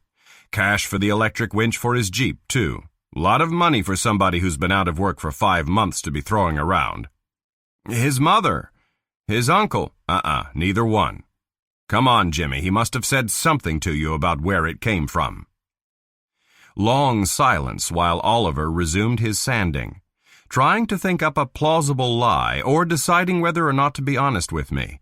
Finally, because he was a decent kid, all he said was he'd stumbled into a good thing. That was the word he used? Stumbled? Yeah. A good thing that'd get him out of here pretty soon, out to California, but he wouldn't tell me what it was. When was this? How long ago? Last month. 4 or 5 weeks. And that's about the time you first noticed he had money to spend? About, yeah. What did you think this good thing was? None of my business. Not what I asked. How tight was Cody with Mac Stendryer? You asked me that before, too. I told you the other day he wouldn't have nothing to do with a guy like Stendryer. He bought pot from the man, I said. Yeah, but that's all, and not very often. Maybe he was doing a little dealing himself, I suggested. No way, and his money didn't come from those rapes either, Oliver said vehemently. Cody's not a rapist. Not a rapist, not a drug dealer. How about thief? You think he's capable of that? No. Listen, I thought you were trying to help him, not get something else on him. I'm trying to get at the truth, the whole truth. Yeah, well, those thefts, they've been going on a lot longer than 5 or 6 weeks. Cody never had much cash until last month, even when he was working out at the mine. Maybe not, but it didn't absolve him. He could have been stockpiling the proceeds. But Cody's use of the term stumbled into a good thing indicated other possible scenarios. I said, did Cody take a lot of day trips or overnight trips by himself? I don't know what you mean. Just what I asked, out-of-town trips before or after he started free spending. No. Why'd you ask that? If he was stealing, he'd have to take the stolen items someplace to sell. Or somebody else would, somebody with connections, somebody who was buying and selling marijuana, for instance. In that case, Cody's true relationship with Stendryer would have been strictly on the QT. Well, he hardly ever went out of town, Oliver said. Ask his mother if you don't believe me. Ask Alana. They'll tell you the same thing. I'll ask Alana when I can find her. You haven't seen her the past couple of days by any chance? His mouth took on a disgusted twist. Yeah, I saw her. Last night. Where was that? The High-Low Club. I'm not supposed to go there. My mother says it's a den of iniquity, but they have some pretty good live music on Friday and Saturday nights, and they don't check IDs too close as long as you don't drink anything but beer. That last came out in a spurt of youthful defiance. Alana was there with that jerk-off Zastroy. Oh? Yeah. Having a big time while Cody's rotting away in jail. I'm telling you, mister, Zastroy's the one you ought to be talking to about those rapes. I already have. He seems to be in the clear. Just because my uncle says so? No. But he told me Zastroy has alibis for 2 of the rapes, not just one. 1 alibi is easy enough to fake. 2 is a whole lot harder. Oliver still wanted to believe Zastroy was guilty, but he didn't push it any further. Yeah, well, he said, Alana shouldn't be with him again. She's supposed to be Cody's girl now. You say anything to her last night? Not with her hanging all over Zastroy. He broke off as an old black Chrysler came rattling into the parking area from the street. Pastor Raymond was at the wheel. Instead of continuing around to the rectory at the rear, the preacher pulled up alongside the Dodge and emerged wearing the kind of stern expression he probably used to deliver his Sunday sermons. Here, what's this? He said. The near-black, fiery eyes held first on the uncompleted crucifix, then fixed accusingly on Oliver. Neglecting the Lord's work, James? No, sir. The kid looked uncomfortable now, as if he'd been caught doing something wrong. I'll have the cross done and mounted on time. See that you do. Sloth is a sin, as is consorting with the devil's minions, he added with heavy-handed meaning.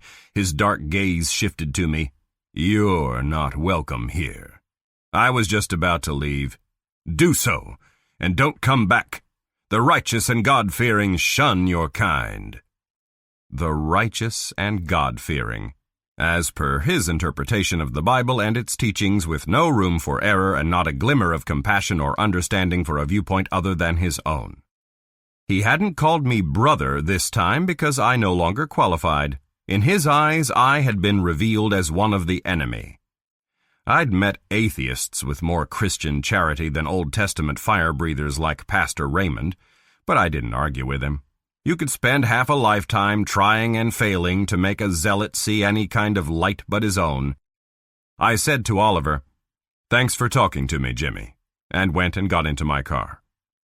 When I swung into a turn past the 2 of them, Oliver was bent over the wooden crucifix again, and Pastor Raymond was standing beside him, knees and feet together, arms spread, head down on one side, like a living caricature of the Christ figure on the sawhorses. Chapter 17. Derek Zastroy lived on a street called Mountain View, 6 blocks from the Horseshoe Casino. Tamara, at my request, had located and provided his address in her email. The building, of stucco and wood and arranged in a squared-off horseshoe with the closed end facing the street, was 2 stories of what an apartments for rent sign on the facade announced were 1- and 2-bedroom units. A cactus-bordered path led up to the front entrance, a set of glass doors that were closed but not locked. When I passed through, I was in a tunnel-like foyer that opened into a central courtyard. A scan of the row of mailboxes told me that Zastroy occupied 2B. From the courtyard, I could see that the apartment entrances opened onto wide concrete walkways, motel fashion. 2B was in the near wing, 2nd floor, with access by elevator or outside staircase. I climbed the stairs. Each unit was set off from its neighbor by short stucco walls that created a narrow little sitting area and gave the illusion of privacy. A curtain was drawn across the window alongside the door to Zastroy's apartment. Before I rang the bell, I put my ear up against the glass. Sounds came from inside, muffled but loud enough to be identifiable.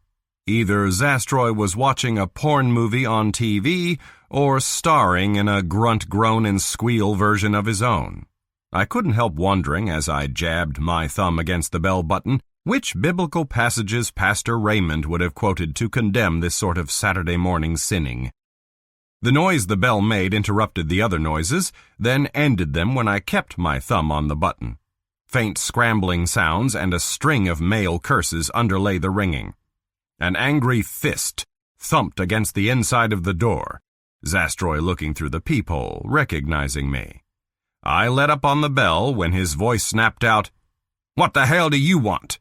"Open up and I'll tell you." "Like hell I will. Go away, you know what's good for you." I laid into the bell button again.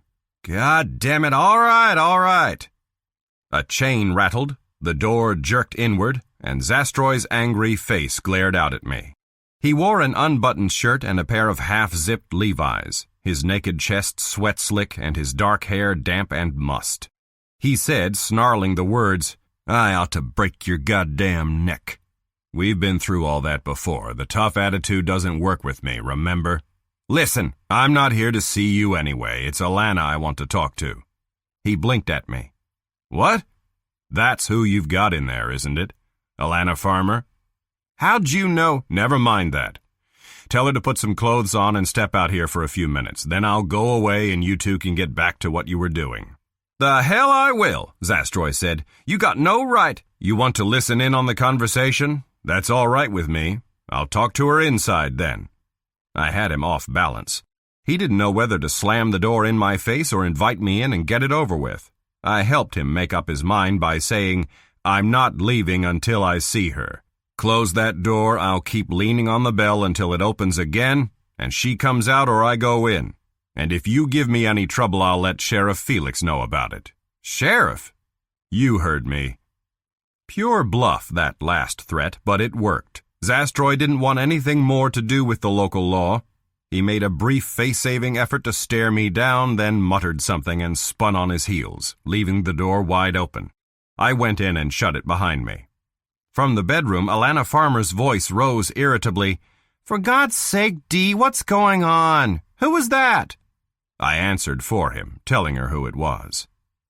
Silence for a handful of seconds, then some rustling sounds, and the bedroom door opened, and there she was, as rumpled-looking as Zastroy, with a sheet wrapped around her. There was no shame in the steady look she aimed in my direction, or any other emotion I could read at a distance across the poorly lighted living area. Zastroy said in sullen tones, "You don't have to talk to him if you don't want to." He was over at a breakfast bar cluttered with dirty dishes, poking around in an overflowing ashtray. Cigarette stink dominated the air in there, with undertones of stale beer and fried food. Alana ignored him. "What do you want?" she asked me. The answers to a few more questions. "About Cody?" "I already told you everything I know." "Not quite." "You don't have to talk to him," Zastroy said again. He'd found a half-smoked butt and was matchlighting it, glaring at me over the flame. She kept her eyes on me.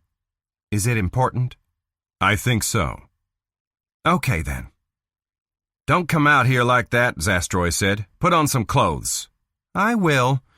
Dee, baby, there's no more beer in the fridge. Why don't you go get us another 6-pack and maybe something to eat? Later. Now would be better, I said. I won't keep her long. He coughed up a lungful of smoke. What the hell? You said I could listen to what you got to say. Changed my mind. I'd rather talk to her alone. God damn it, this is my apartment. Alana said, Dee, it's all right. He's not going to do anything to me. Just get us the beer and food, okay, baby? She backed up and shut the door without waiting for an answer. He stood glowering and blowing smoke, but only for 3 more drags. The butt was almost down to the filter by then. Viciously, he jabbed it out, spraying ash from the tray. He pulled a jacket off a hook by the door, shoved his feet into a pair of boots lying next to an armchair. You better be gone when I get back, he said, and went slamming out with his shirt still unbuttoned. I paced around a little, waiting for Alana. The place was a typical bachelor's pad, cheap furniture and not much of it, unwashed dishes and glassware in the kitchen as well as on the breakfast bar, food stains and remnants on the thin carpeting. An old pink suitcase was propped against the wall alongside the bedroom door, Alana's no doubt. Moving in? A recent decision, if so. The door opened finally, and she came out dressed in jeans and a pullover sweater. For my benefit, or more likely for her own, she'd run a comb through her short blonde hair.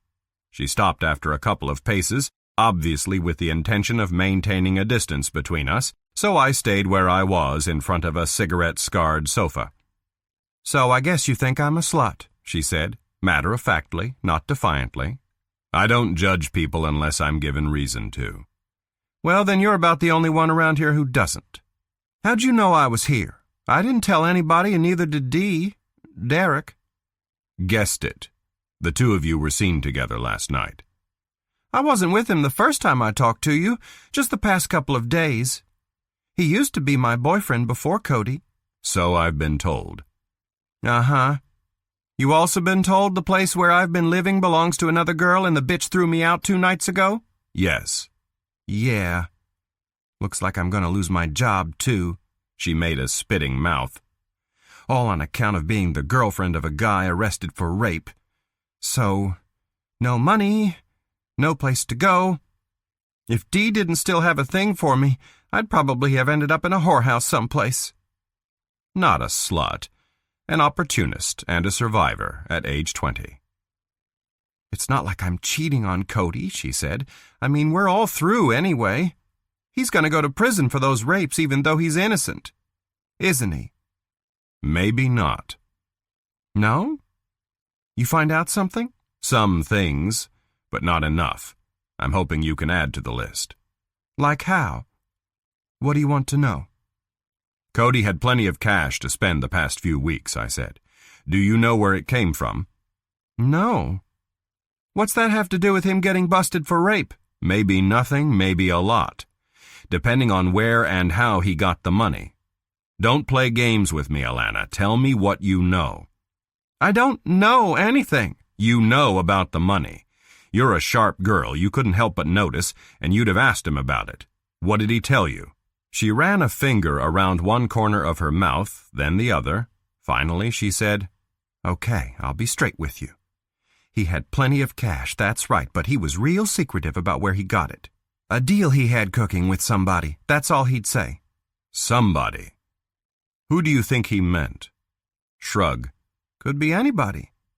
He had a lot of friends. The spitting mouth again. Used to, anyway. Which one did he spend the most time with recently, besides Jimmy Oliver? She thought about it. Rick Firestone, I guess. Rick the Geek. Oh? Firestone told me they didn't hang together much anymore. They hardly hung together at all until a few weeks ago. What started it then? I don't know. Cody just laughed when I asked him. How often were they together? Well, not when he was with me, and that was most nights. What did the 2 of them do? Raced around in the desert. That's what Cody said. You called Firestone a geek. Why? You ought to know. You met him. He's a nowhere dude. Nowhere meaning what? Oh, you know, goofy, mouth always hanging open, drool coming out like a dog slobbering. Big, ugly dog. Doesn't sound like somebody Cody would want to spend time with. Well, they had cars in common, you know. Racing. Rick's a good mechanic, I'll give him that. He did some neat stuff to jazz up Cody's Jeep. She frowned. About that Jeep, I heard you got shot at out in the desert and now it's wrecked. I waved that away. Does Rick have a girlfriend? A smelly geek like him? She laughed. The only girl who'd have anything to do with him is one of the whores at Mama Liz's. What did you mean by smelly? Oh, you know, body odor. Breath like a goat. Breath like a goat. Cigarettes? Booze? Does he drink a lot? Yeah, I guess. He's usually about half shit-faced. Was he drunk the night you and Cody picked him up near El Dorado Park? Where? El Dorado Park. You mean the night that prick Stendryer lied about seeing Cody running from the Oasis? It wasn't El Dorado Park we picked Rick up. No? Where then? On Sunburst, west side of town. Near the road to Chimney Rock, where you and Cody were earlier that night? No, that's east, clear on the other side. So what were you and Cody doing on Sunburst? Picking up Rick. That's where he said he was when he called. Called? He called Cody? Yeah, on his cell.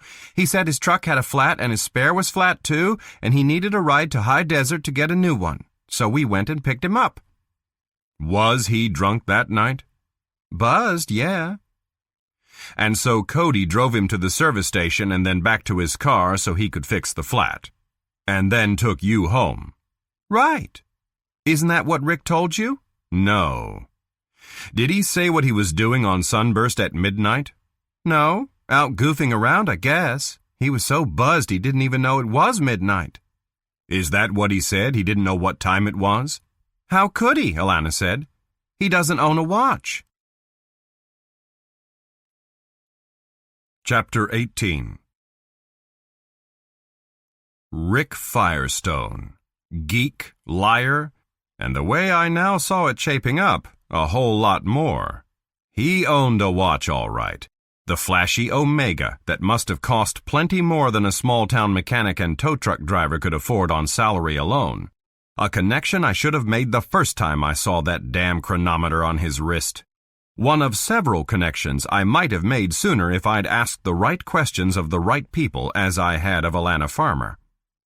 Good news, bad news. I had reservations about things turning out this way, but Cheryl had hired me to get her son off the hook for the rapes, and if I was right in my thinking, and I could convince Sheriff Felix and the DA, then mission accomplished. I had no control over the rest of it. You do your job the best way you can, and sometimes that means playing the cards the way others in the game have dealt them. I left Alana in Zastroy's apartment with a stern admonition to keep quiet about what we'd discussed, and made a beeline for High Desert Auto Repair and Towing. The wrecker was there, but Firestone wasn't. "Supposed to work this morning half a day," the mechanic on duty told me with some heat. "But he didn't show up, so now I got to work the whole friggin' day unless he hauls his ass in later." "Anybody tried to call him?" "Yeah, not answering his friggin' phone." "Where does he live?" "In one of the shitholes across from Henderson's Auto Dismantlers." The mechanic's directions were easy enough to follow. Henderson's was located between the river and the Union Pacific Rail Yard northeast of town, a larger operation than you'd expect for a place the size of Mineral Springs. A sprawling mare's nest of junk cars in various stages of dissection and decomposition, dominated by a mobile crane and one of those big metal compressing machines, everything enclosed by a chain-link fence topped with strands of razor wire. There was not much else in the area except the rail yard, and two long lines of run-down buildings set back to back, one row facing toward the railroad right-of-way, the other toward the salvage yard. The buildings were mostly small single-family dwellings with a couple of larger two-story structures sandwiched in. Tar paper and sheet metal roofs, sagging chimneys, wallboards weathered to a uniform grayness and pitted by the scouring desert winds. Relics from another era, probably been built as homes and boarding houses for railroad workers that now served as housing for low-income families and individuals young and old who didn't much care where they slept at night. Mexicans and Native Americans, for the most part, judging from the scattering of people I saw in the yards and on the porches. Rick Firestone's address was furthermost in the line facing Henderson's across a wide gravel roadway, nothing but desert and the curving line of the river beyond. Some of the rattletrap cars and pickups parked in the area looked as if they belonged behind the salvage yard fence and would probably end up there one day, a short, easy tow to oblivion. The vehicle parked close to Firestone's place in what passed for a driveway was in better shape than the others. A black Chevy Silverado, aged 10 to 12. The kid's wheels. I'd seen it parked at High Desert, so unless he'd caught a ride somewhere with somebody, he was home. I slanted my car across the front of the driveway to block any idea of a fast getaway in the Silverado if it should come to that. Noise from the auto dismantlers, muffled while I was inside the car, hammered at my ears when I got out. Crash, bang, crunch, roar, grind, thud, clatter. Busy over there on an early Saturday afternoon, men and machinery working steadily behind the chain-link fence. Destruction of the old is as much the lifeblood of the auto industry as production of the new, a never-ending process. I walked up through a front yard that was all barren, crusty earth to the front door. No bell push, so I rapped on the wood with the heel of my hand. The door stayed shut. I knocked again, louder, using my fist this time. If Firestone was moving around inside, I couldn't hear him because of the cacophony across the road. A third pounding on the door got the same non-results as the first two. All right, I thought, and rotated the rust-pitted knob. Unlocked. The door creaked inward a little. I shoved it open far enough so that I could poke my head inside. As soon as I did that, my stomach muscles contracted and the hair began to pull on the back of my neck. It was a feeling I'd had before, a sensing of wrongness, emanation, effluvium, whatever you wanted to call it. I told myself to heed it, not to go in there. But I'm not made that way. Curiosity, the need to know, wins out over caution every time. So I eased inside and found a light switch and flicked on a ceiling globe that spilled light over the interior. Right. Violent mechanical destruction wasn't the only kind that underwent a never-ending process. Somebody had turned Rick Firestone to human scrap with a bullet that had torn away the lower part of his face. I backed out, turned, and drew half a dozen long, deep breaths of the cold, sage-spiced air. The road was empty. The only activity in the area was over at Henderson's.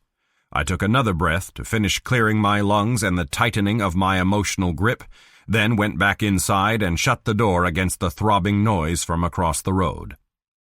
Firestone lay sprawled on his back in front of a battered black wood stove. The weapon that had blown him away must have been high caliber to do as much damage as it had to his face, and to splatter blood and bone fragments and brain matter over the stove, the wall behind it, parts of a couple of pieces of mismatched furniture. I squatted next to him, trying not to look at the carnage, and gingerly lifted an outflung hand. Cold.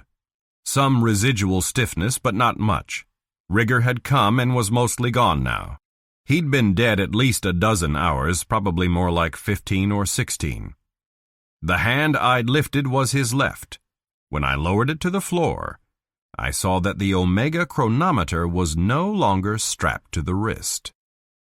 I stood up again with my stomach kicking a little.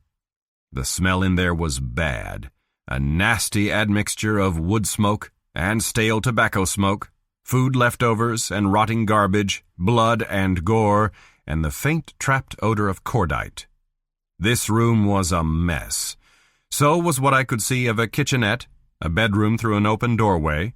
So messy I couldn't tell whether or not it was mostly in its natural state or if it had also been ransacked. In any case, Firestone had been a slob. The big questions now were the identity of his killer and the motive for the shooting. I had a notion on that, but notions aren't proof. Not that it was up to me to supply proof. Okay, I thought, you've seen enough. Get out of here, report it. But I didn't leave right away. Contrarily, my legs carried me around the room, avoiding the blood spatters, and then into the kitchenette, the bedroom, a filthy bathroom, a cluttered storage room in back. I didn't touch much of anything, and when I did, I used elbows, knuckles, the backs of my hands. Items of interest? Half a carton of cigarettes and an open bottle of cheap bourbon in the kitchenette. 2 packets of condoms, one half full, the other sealed, in a drawer in a living room cabinet. And in that same drawer, a box of soft-nose 180-grain 30-06 rifle cartridges. Items of value both in the bedroom. A big shiny new professional mechanic's toolkit and a fairly new scope-sighted Remington 30-06, uncased and shoved just out of sight under the bed. One more question answered, at least to my satisfaction. Firestone had been the desert shooter and jeep killer.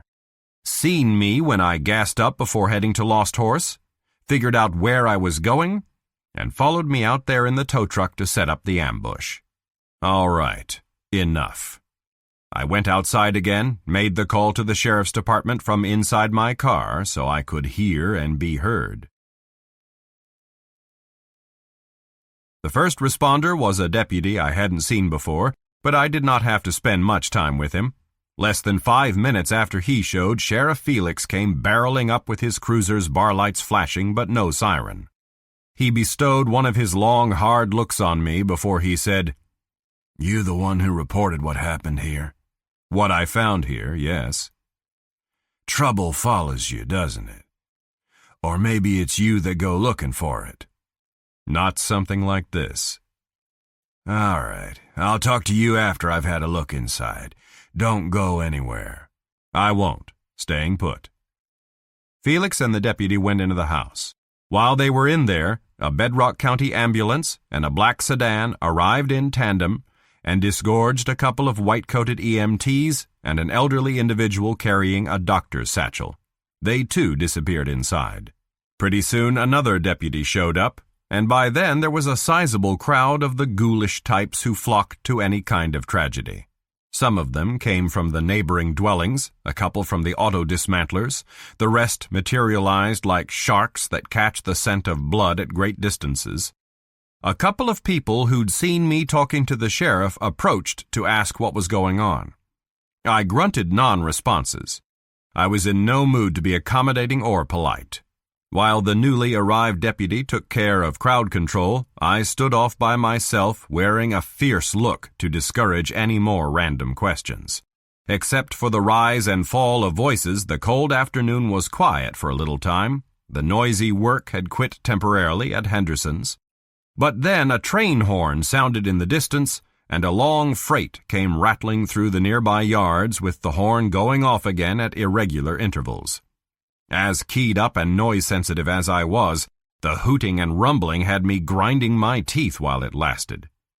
It was the better part of 10 minutes before Felix came back out. He saw me, made a beckoning motion, and fast-walked to his cruiser. Turned there and stood in that stolid way of his as I joined him, ready and waiting to listen. I said, "Can we do this inside the car? More privacy."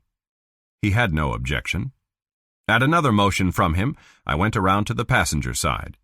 He waited until I got in before he opened the driver's door and slid in under the wheel, turning his body so that he was facing me in the cramped space.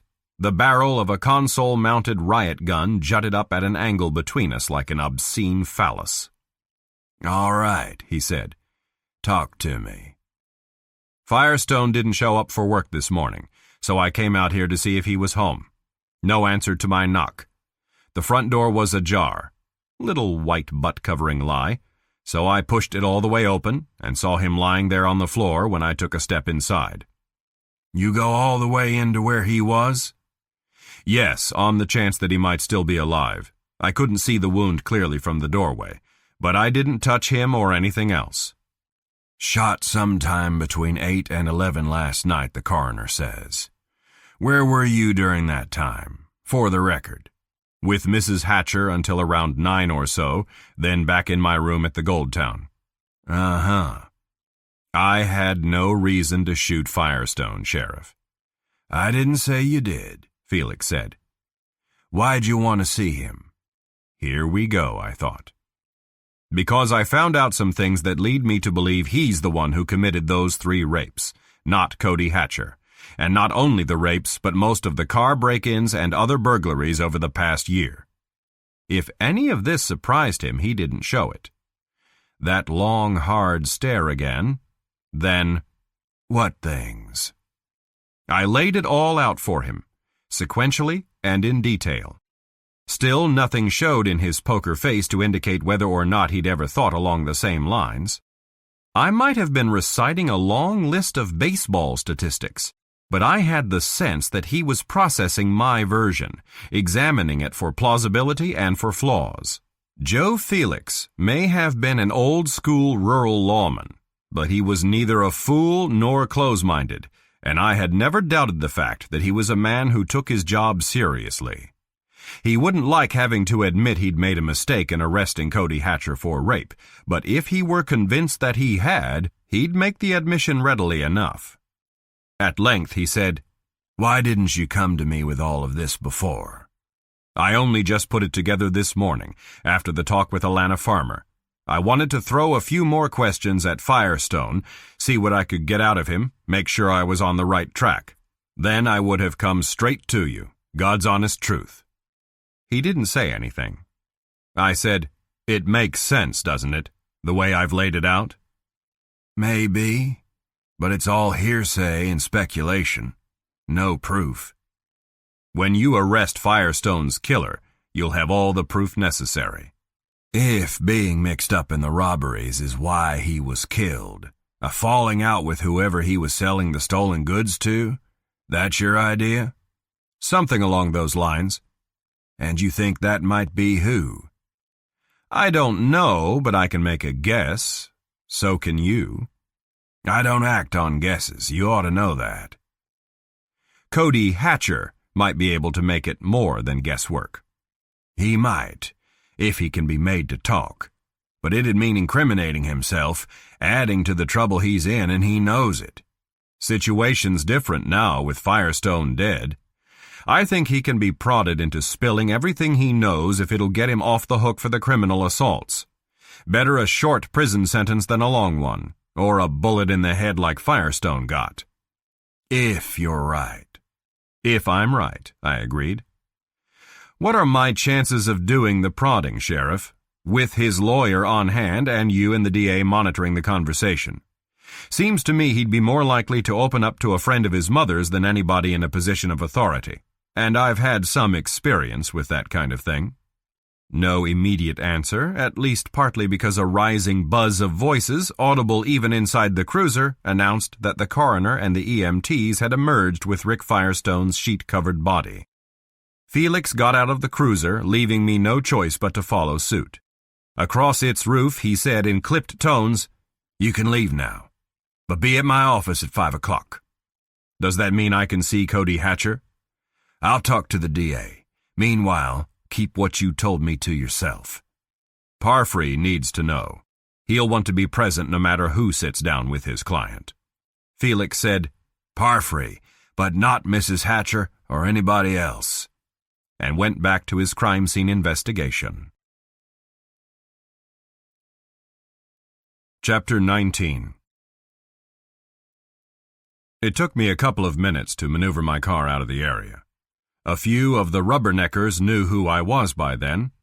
I had to run a minor gauntlet of muttered remarks and then crawl and nudge past people who were slow to move out of my way. Christ, what a town this was. I was fortunate Joe Felix was not one of the hostiles, as I'd first taken him to be. But would he remain open-minded? Could I count on him as an ally? Get out of Mineral Springs, Cheryl, I thought as I drove back downtown. Never mind you think you have nowhere else to go. Get out of here before the damn town rips your future to shreds. At the Gold Town, I rang Sam Parfrey's office and got a machine. Then I tried his cell and was shifted to voicemail. I left a message asking for an immediate callback. 1:30 by then, 3.5 hours until the appointment with Felix, and no guarantees he and Frank Mendoza would credit my theory or let me see Cody Hatcher even if they did. And if they didn't? Well, then I'd be out of it, hamstrung as far as any more investigation went. Nothing I could do in that case except exit Bedrock County, act as a long-distance advisor, and trust Parfrey to do the best he could. Less than half an hour in the Lysol-smelling hotel room, and I could feel the walls starting to close in. I got out of there and walked down Main, avoiding the Lucky Strike, and then circled a couple of side street blocks. But it was too damn cold to keep wandering around. The wind was frigid, and the only coat I'd brought along was lightweight. I picked up the car and headed out to the interstate and east along it for close to 20 miles, driving a little below the speed limit, killing time. Just as I finished filling the gas tank at a roadside oasis, my cell rang and it was Parfrey. He sounded distracted, said something vague about having been out of touch because of some sort of litigation. His focus was much better, in an edgy, worried way, when I told him about Rick Firestone's murder and the appointment with Felix at 5. "I'll be there, of course," he said. "But why? Not to act as your attorney. No, I'm not under suspicion. At least not by Felix, so far as I knew. It has to do with Cody Hatcher." "The murder does? How? Cody couldn't have had anything to do with that." "No, but it affects him just the same. Enough, if we're lucky, to get the assault charges against him dropped." "My God, what makes you say that?" I filled him in, essentially the same scenario I'd laid out for Felix. "Make sense to you?" Parfrey was silent for a little time. Then, with a kind of wary enthusiasm, "Yes, it does. Cody's a scared, troubled kid, even if his mother doesn't want to believe it. I never thought he was capable of rape, but theft? Yes." "What was Felix's reaction? Did he suspect before that Cody might be implicated in the robberies?" "Hard to tell with him, but I don't think so. At least not an active suspicion. Anyhow, I'm pretty sure he's leaning that way now." "I won't be surprised if you're wrong." "Let's hope I'm not. From your sessions with Cody, do you think he can be talked into confessing?" "Probably, if he can be made to understand it's his only viable option. He has no loyalty to anyone but himself, and that includes his mother." "You don't like him much, do you?" "Frankly, no, I don't. Why does Felix want to see you at 5 o'clock? "I asked him to let me be the one to talk to Cody, with you present and the DA monitoring." "Why? Why not just let me talk to him?" "I'm the one who put it together, and as I told Felix, I've had experience with this kind of interview." "And Felix agreed?" "He said he'd talk to Mendoza." "That cholo will never allow it," Parfrey said. Cholo for the third time. Yeah, at least a borderline bigot. I said, "I'm hoping he will, if Felix is leaning and has enough pull with him. We'll find out at 5. "And if the answer is no, what then?" "Then it'll be up to you." In Mineral Springs again, I got rid of another half an hour in the Horseshoe. The casino was not getting much play. A bored dealer at an empty blackjack table near the entrance glanced at me without recognition, so on impulse I sat down and played for a few minutes, and dropped $25, losing the last 2 hands with a 19 and a 20 to a pair of blackjacks. That kind of luck is why I seldom gamble. I went on into the restaurant, parked myself at the non-smoking end of the counter. 2 cups of coffee and a mediocre cheese sandwich. 20 more minutes down. A sour-faced woman on one of the other stools knew who I was. The look on her face said she would like nothing better than to spit in my face.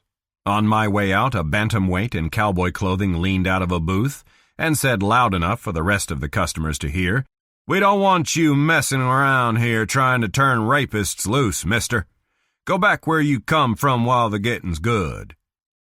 I didn't answer him, just as I hadn't paid any attention to the sourpuss. Any sort of comeback to half-veiled threats would only have provoked more of the same. And I was not about to say or do anything to worsen an already volatile situation. More and more people in this wasteland of strangers knew me now. Some of the more nasty-minded might even suspect me of having had a hand in Rick Firestone's murder, word of which would have already spread. Pariah. Enemy. Maybe I was overreacting, turning paranoid, But I had the feeling that if this were 7 or 8 decades past, I'd have had to worry about being lynched, or fired on again from ambush, this time with intent to kill. Even in this fine, enlightened age of ours, I would not want to be caught anywhere alone in or around Mineral Springs after dark. Sam Parfrey was already at the sheriff's department, sitting hunched on the bench in the waiting area when I walked in at 10 minutes of 5. He'd clothed himself in what passed for a conservative lawyer's outfit in this part of Nevada. Light blue sports jacket, gray slacks, a bow tie the same color as his reddish hair. But it didn't do much for his professional image. The clothing was a little on the threadbare side, and he still looked rumpled and ill at ease and very much like what he was, a disillusioned small-town attorney, unsure of himself and his role in a combustible criminal case. The deputy on duty behind the bulletproof partition was the same jowly one as on Thursday. He directed a daggerish look at me through the glass. I ignored him, went over and sat down next to Parfrey. "Felix and Mendoza went in 10 minutes ago," he said. "Together upstairs in the DA's office before that. Mendoza didn't look happy." "Say anything to you?" "No. Looked right through me." "Well, we shouldn't have long to wait now." Except that we did. It was almost 15 minutes past the hour before the jowly deputy was given word to buzz us in. Parfrey had worked himself into a state by then, fiddling with his silver and turquoise ring and making nervous little position shifts on the bench. I would not have wanted him representing me in a courtroom on a criminal or any other matter. Emotional control is a must for a lawyer to be successful in front of a judge and jury. Once we passed through the metal detector, the deputy said without getting up, "You know where it is," and followed us with that stabbing glare as we crossed to Felix's office. The hell with him. Felix and the DA were both on their feet when we entered. Frank Mendoza was a round-faced, round-bodied Latino in his mid-30s, clean-shaven, well-barbered, well-dressed in a suit and string tie, and shoes so shiny you could have seen your reflection in them. Parfrey had been right about him, I thought. Ambitious, self-important, small-pond politician, the kind that leaks hubris. His appearance and demeanor made Parfrey seem even shabbier and ineffectual. It was plain that he didn't think much of his fellow attorney. He kept up the pretense that Parfrey was not even there by focusing entirely on me. In Mendoza's presence and the sheriff's, Parfrey's own disdain was masked. But his nervousness showed through, and his stance was deferential, almost meek. The weak, intimidated by the strong. Mendoza made no offer to shake hands with me or to indulge in any of the usual amenities on a first meeting. He said aggressively, without any preamble, "Sheriff Felix is of the opinion that your story has merit, and you should be allowed to interview Cody Hatcher. I disagree." "It's not a story. Hypothesis based on fact and inference."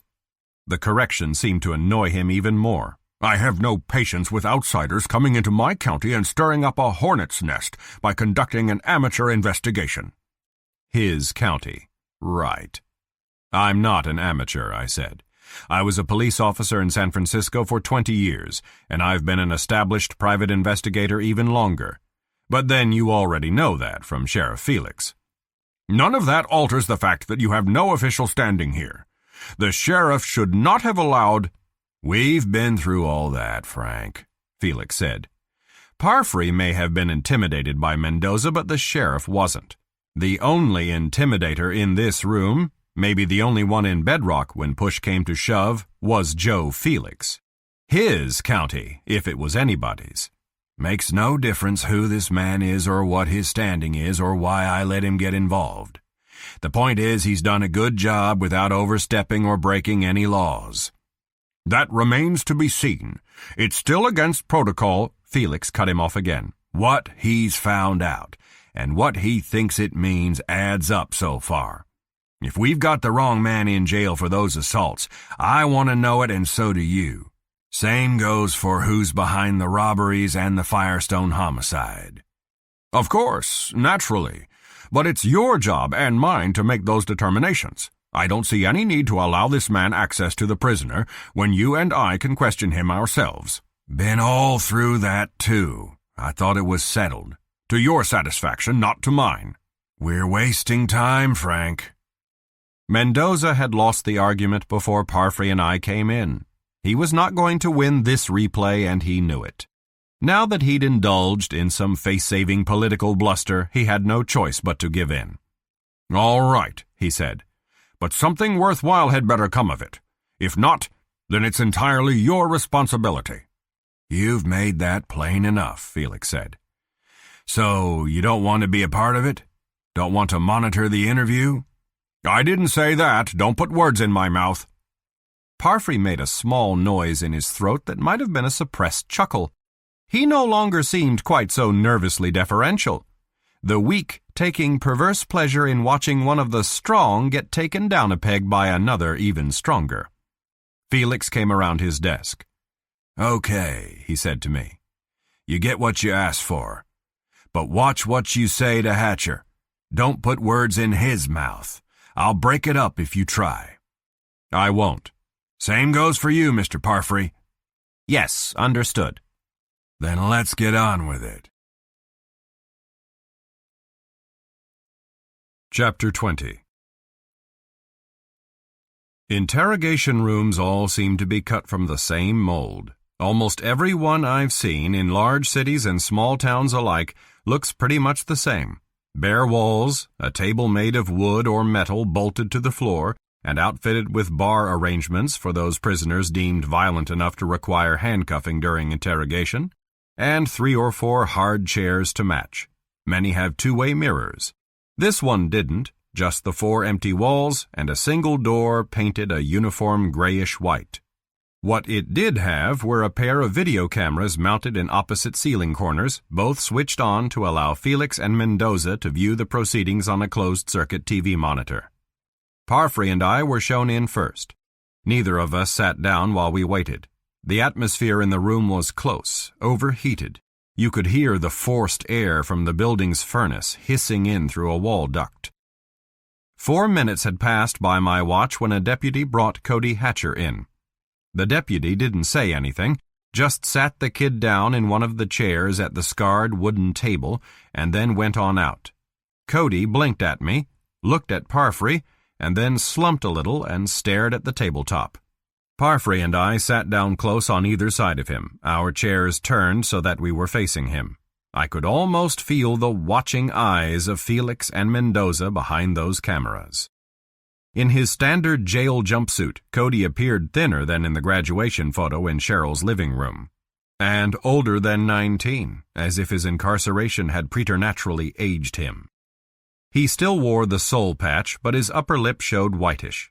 Either Parfrey had advised him to shave off the straggly mustache, or he'd been allowed to do it on his own initiative. The faint resemblance to the uncle he'd never known seemed slightly more pronounced in the flesh. Disconcerting in a way, because even after 20 years the images of Doug Rosmond alive and dead were uncomfortably clear in my memory.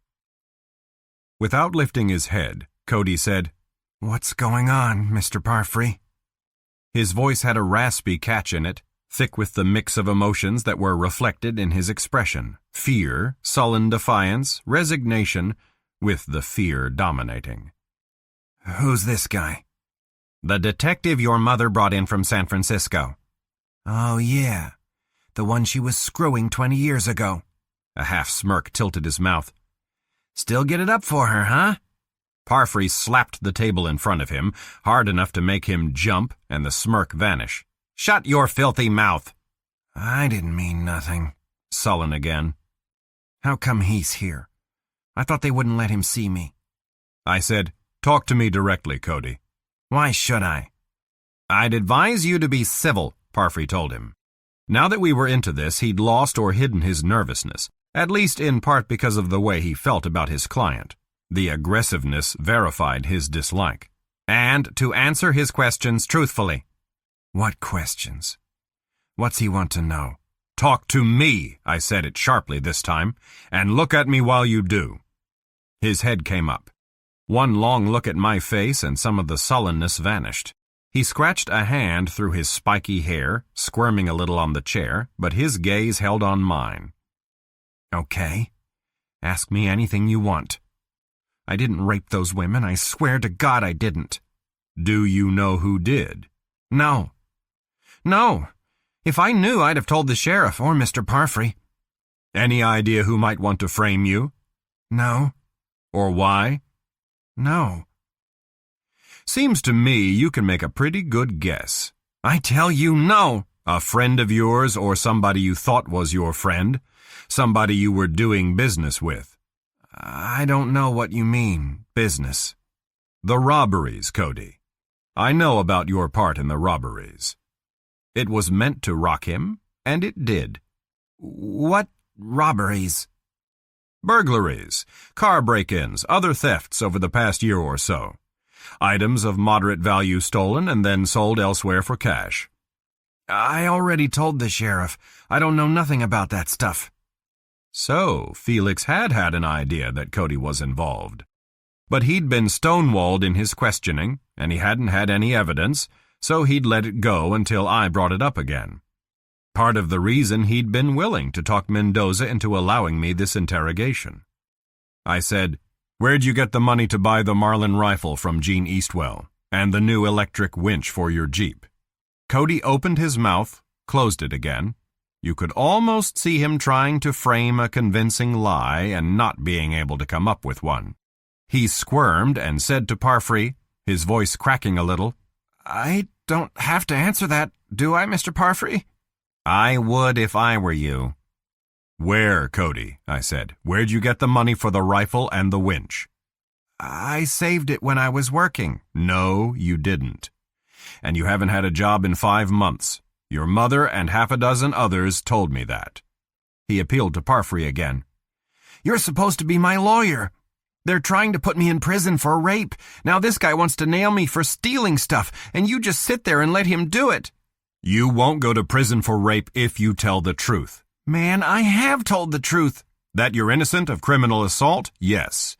Now you need to prove it by putting the blame where it belongs, making a clean breast of what you know about those robberies." "I don't know anything. I haven't done anything." "Rick Firestone was murdered last night," I said. That shot really rocked him.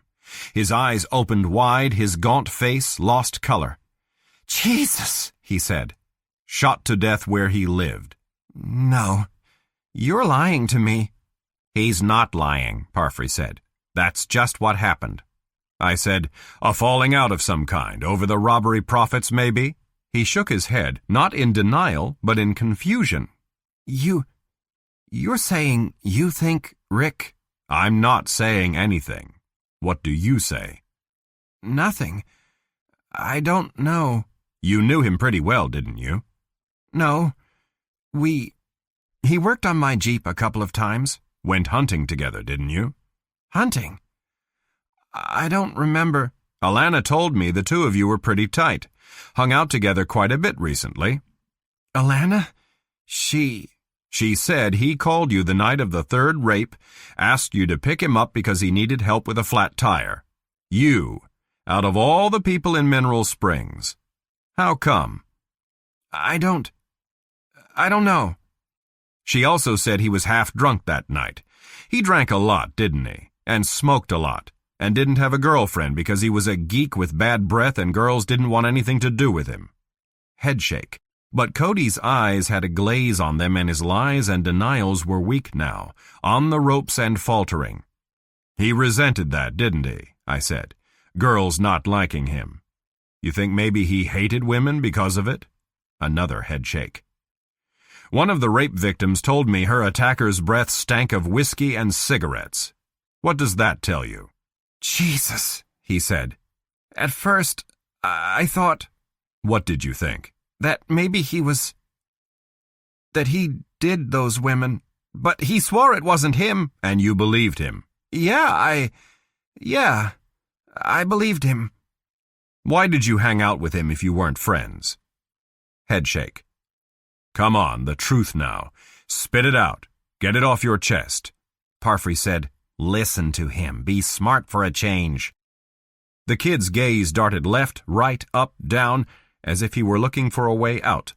But there was only one way out for him now. He was no mental giant, but even he could see that. 5 seconds, 10, and then he cracked. "It wasn't me started doing those robberies," he said, the words coming in a rush. "You got to believe that. Rick, he was the one. Him and this other guy." I said, "What other guy?" Headshake. "How did you find this out? From Rick?" "Yeah, after what?" "After I seen him busting into a car at the Southside Mall a few weeks ago. Man, he was slick. In with one of those window bars, out with stuff in about a minute." One of those window bars. The kind of tool tow truck drivers carry to open cars when drivers lock their keys inside.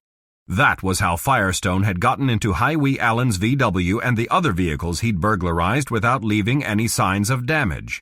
He might even have been the one who'd tried to break into my car at the Gold Town Thursday night, for purposes of either theft or vandalism. I said to Cody, "And then what?" "He begged me not to turn him in, told me how much he'd made from all the stuff he swiped, said he'd cut me in, said if we teamed up, I could score big too." "What did you say?" "I didn't want to. He talked me into it." Yeah, sure. Without much resistance, if any at all. The irresistible lure of easy money and the things he could buy and places he could go with it. "Listen," he said, "I'm not a thief, not really. Honest to God, it's just that I didn't have a job, any money to get out of this fucking town. Team up for a little while, that's all, until I had enough so I could split. Then never again." Parfrey gave him a disgusted look. There was a feeling of disgust in me, too, not only because Cody was young and stupid, almost as stupid as Rick Firestone, but because he was Cheryl's son, and how hurt she'd be when she found out he wasn't as clean-handed as she believed him to be. I said, "But you didn't save your share, did you? You spent it on the new rifle, the new winch, partying." "Not much of it. I've still got—" "How much? Stashed where?" Headshake, clinging to that bit of information, like a drowning man to a flimsy lifeline. But not for long. Felix would get it out of him sooner or later. "What did you and Firestone do with the stuff you stole?" "Gave it all to the other guy, Rick's partner. He knew where to sell it for top dollar. Elko, Battle Mountain, Salt Lake City." "I'll ask you again, what's the partner's name?" "I don't know. Rick wouldn't tell me. Said the guy wouldn't like it if he knew I was in on the deal. Too many robberies, they couldn't keep flying under the radar." "What else did he say about the guy?" "Wasn't local, lived in Elko. That's all." "Not how they met?" "No." "You have any problems with Firestone? Arguments over the split? The robbery targets?" "No." "Then why did he frame you for the rapes?" "What?" "Think about it. He had to be the one, didn't he? If he was the rapist and the knife and the ski mask belonged to him?" Yeah. "And he had to have a reason. What was it? You bone him for a bigger cut?" "No, everything was cool between us." "But maybe not between Firestone and his partner." Long pause. "Oh, man. I told you the dude didn't know about me and Rick teaming up." Felix had warned against putting words in the kid's mouth, but to get the rest of it out, I was going to have to lead him a little, and hope that Felix and Mendoza, listening, would let me get away with it. I said, "What if the partner found out about you? And what if he found out some way that Firestone was the rapist, and it pissed him off because that kind of high-profile crime jeopardized the robbery scheme and his part in it? Framing you would take care of both problems, right?" The strained expression on Cody's face said he was having difficulty wrapping his mind around the notion. "You mean it was his idea? The partner's?" "That's one possibility. Another is that he put such heavy pressure on Firestone to stop assaulting women that Rick came up with the idea on his own. A third is that the two of them worked it out together." "Jesus." I said, "The night you were seen running away from the Oasis, did Max Stendryer tell the truth about that?" He did some more squirming, then, "Yeah, I was there. People that live in one of the trailers at the back end, they were supposed to be away that night. I figured, an easy score. Did Firestone know about this? Yeah, I told him. You see him anywhere near the Oasis when you were there? No, he went home for a while after we fixed his flat tire. A while? He was meeting up with his partner later on. Give the dude some stuff, get some money he had in exchange. What time was that? I don't know exactly. Late. Where was the meet? He didn't say and I didn't ask. All right. You said the trailer owners you were planning to rob were supposed to be away, meaning they weren't? Yeah, they were home, or somebody was. I was looking to get in through a window and a light went on inside. Scared me so much I just took off and kept on running to where I left my Jeep over on Yucca. That must have been when Stendryer saw me. Why do you suppose he turned you in to the sheriff? Why? I dunno. He saw me. Did he? He told the sheriff he did. Ever have trouble with him, Cody? Any kind? No. You bought pot from him, right? One of his regular customers? Not regular. Once in a while, like everybody does. So why would he turn you in? He's not a model citizen doing his duty. That's not the reason. There has to be another one. Headshake. When you ran out of the Oasis that night, what time was it? Time?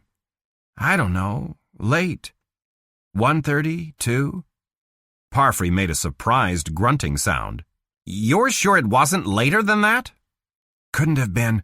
I took Alana home around 12:30, then drove around for an hour or so, no more. Why didn't you tell me that before? You never asked me about the time. What difference does it make? Parfrey glared at him. Plenty of difference, he snapped. For God's sake! What time was the woman at the Oasis raped? I asked Parfrey. Approximately 2:30.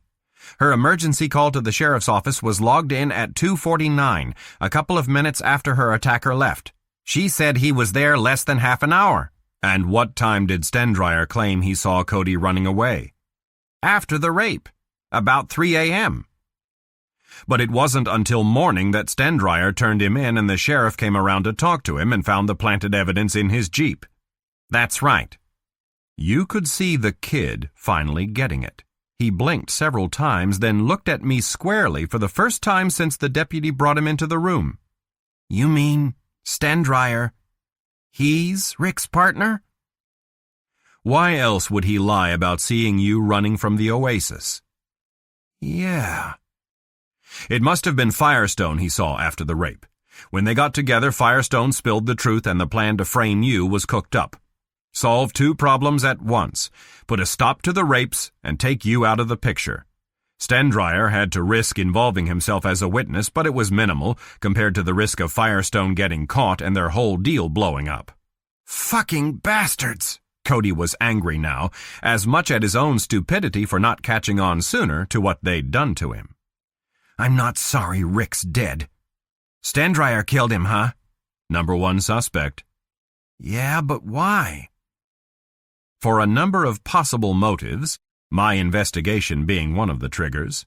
My guess, whether the murder was premeditated or the result of a heated argument, Firestone was a loose cannon. Taking those unnecessary shots at me in the desert was further proof of that, and not to be trusted despite the frame against Cody. Stendryer covering his ass again by removing the last threat to him. But all I said was, Sheriff Felix will find out. Parfrey leaned forward and smacked the table for the second time, making Cody jump. If you know what's good for you, you'll cooperate with the sheriff and the DA now. Tell them everything you've told us. Hold nothing back. Then I'll be off the hook for the rapes? Eventually, yes. What about the robberies? Will I have to go to prison for them? That's up to a judge. Maybe you could get him to let me off easy? Probation, community service, or something? I never been in trouble before, you know that, not any real trouble, and I swear to God I'll never steal anything again. You think there's a chance, Mr. Parfrey? Parfrey didn't answer, but his eyes and the twist of his mouth said plainly enough what he was thinking when the door opened and Felix came striding in. Chapter 21. Frank Mendoza said, "No, I'm not going to drop the assault charges. Not yet, not until we have DNA evidence that Rick Firestone was in fact the assailant. Your client is a flight risk, counselor. He stays right where he is." "I wasn't going to ask for his release," Parfrey said stiffly. Now that we were back in Felix's office with Mendoza and the sheriff, he was nervous and deferential again. "You believe he told the truth as he knows it, don't you?" "His confession has the ring of truth, yes." The admission was grudging. The Mendozas of the world do not like to admit their judgment has been faulty. "Pending corroboration." "So you're not going to file theft charges right away?"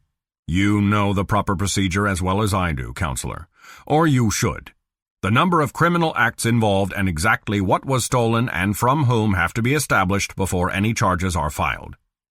"If he can even remember." "He'll remember by the time Sheriff Felix and I are done with him." Felix said to Parfrey, "Don't worry about his rights being violated. We won't interrogate him without you being there." "When will that be?" "As soon as we finish here." "The sooner the better," Mendoza said. "Why do you suppose we left him in the interrogation room?" The subtle dig wasn't lost on Parfrey. His big hands clenched briefly before he flattened them out against his thighs. "What about Stendryer?" he said to Felix. "When are you going after him?" "Too late to go out to Lost Horse tonight. He'll keep until tomorrow." "You can't be sure of that. He killed Firestone, didn't he?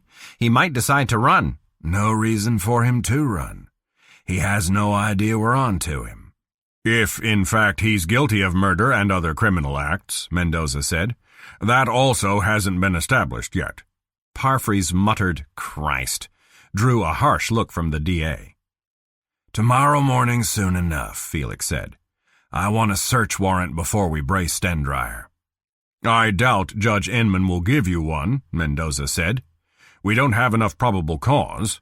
"I think we do. Or will once we finish interrogating Hatcher.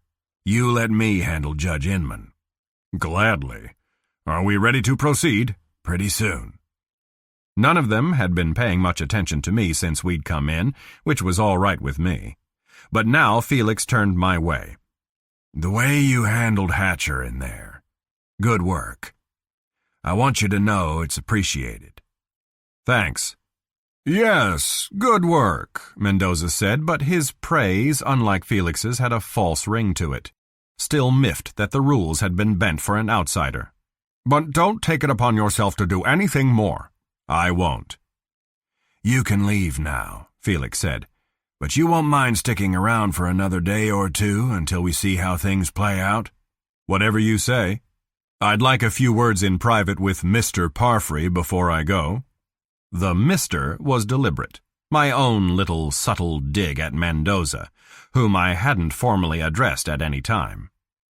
Felix nodded. "Come on, Frank," he said to the DA. "We'll get some coffee before we talk to Hatcher." The two of them went out. When the door shut behind them, I said to Parfrey, "Are you planning to see Mrs. Hatcher tonight?" "I thought I'd stop in at the Lucky Strike later, yes." "She's working tonight?" "Yes, every Saturday night now." Well, that was good, because it meant she wouldn't call and ask to see me. I had no desire to face her tonight. "I don't think either of us should say anything to her yet," I said. "Not until Mendoza's ready to drop the rape charges." "I agree." He added with some bitterness, "That'll soften the blow that her son is a damn thief." "When the time comes, if I'm still here, I think I ought to be the one to break the news to her. That okay with you?" "Well, you're the one who convinced the kid to confess. I don't really want the job anyway." "Neither do I said. "I'm not looking forward to it." I went to the motel and stayed there. No appetite, even though I hadn't eaten all day, and no desire to run any more gauntlets of hostile locals. I felt lousy, tired, stressed, saddened at the way things had turned out, angry at Cody Hatcher, sorry for his mother. Cheryl wouldn't have to bear the stigma of having a rapist for a son, but having reared a thief who'd teamed up with a violent rapist wasn't a whole lot better. She might not have to suffer any more harassment, but she'd still be the victim of suspicious minds as long as she remained in this fine, upstanding, compassionate community. Cases like this made me dislike my job, and the personal connection increased the dislike twofold. But you can't always make an investigation turn out the way you want it to. At least the probable final outcome here was not as bad as it might have been. Cody was not going to go down for crimes he hadn't committed, only for lesser ones that he had. I'd done that much for Cheryl anyway. I called home and spent 15 minutes talking to Carrie and another 10 to Emily. That was enough to temporarily dispel the gloomy feelings and take the edge off the loneliness I'd begun to feel. Lord, how I missed them. Tamara, too. In some ways she was like a second daughter to me, and the agency, and my more or less ordered existence in a world I understood. On impulse, I called Tamara, and caught her at home even though it was Saturday night, but the call turned out to be a mistake. She was in one of her dark blue moods. For some reason, she refused to discuss Horace, and the conversation, mostly an exchange of business news, didn't last long and left me feeling low again. Melancholy and maudlin, a poor mix, and along with the rain that began to patter down in the middle of the night, a destroyer of restful sleep.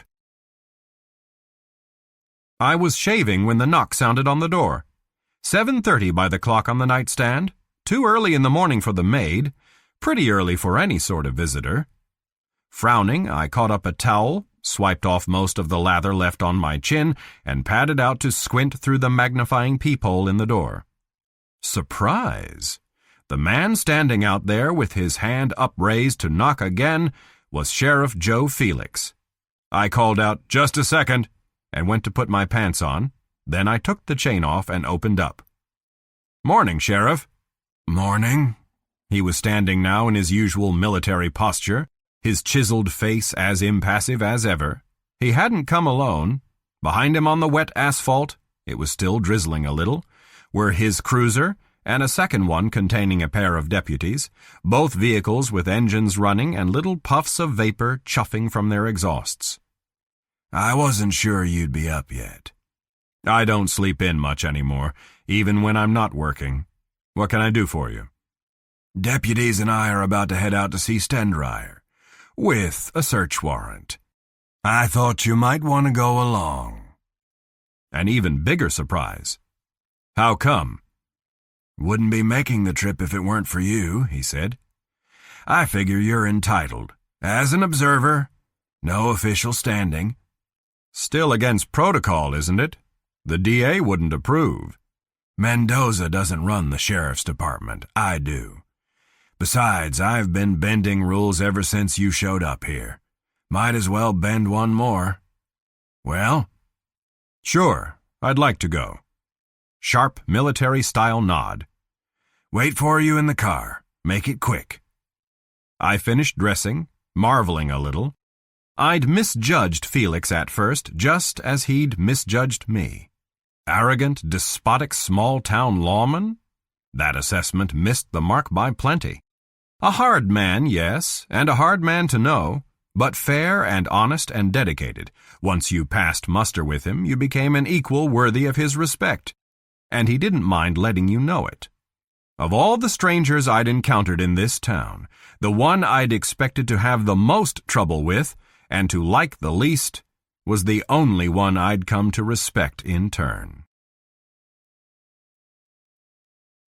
Chapter 22. I rode shotgun with Felix in the front seat of his cruiser, the two deputies following close behind us. What they thought of the sheriff's decision to allow a civilian outsider to join their little posse, I had no idea. When I locked my briefcase containing laptop, GPS unit, and .38 bodyguard in the trunk of my car, I'd gotten close enough to their vehicle to identify the driver as Evans, the one who'd responded to the Jeep shooting, but the rain-streaked windshield had obscured their expressions. Once we were rolling, I asked Felix, "How did the interrogation go last night?"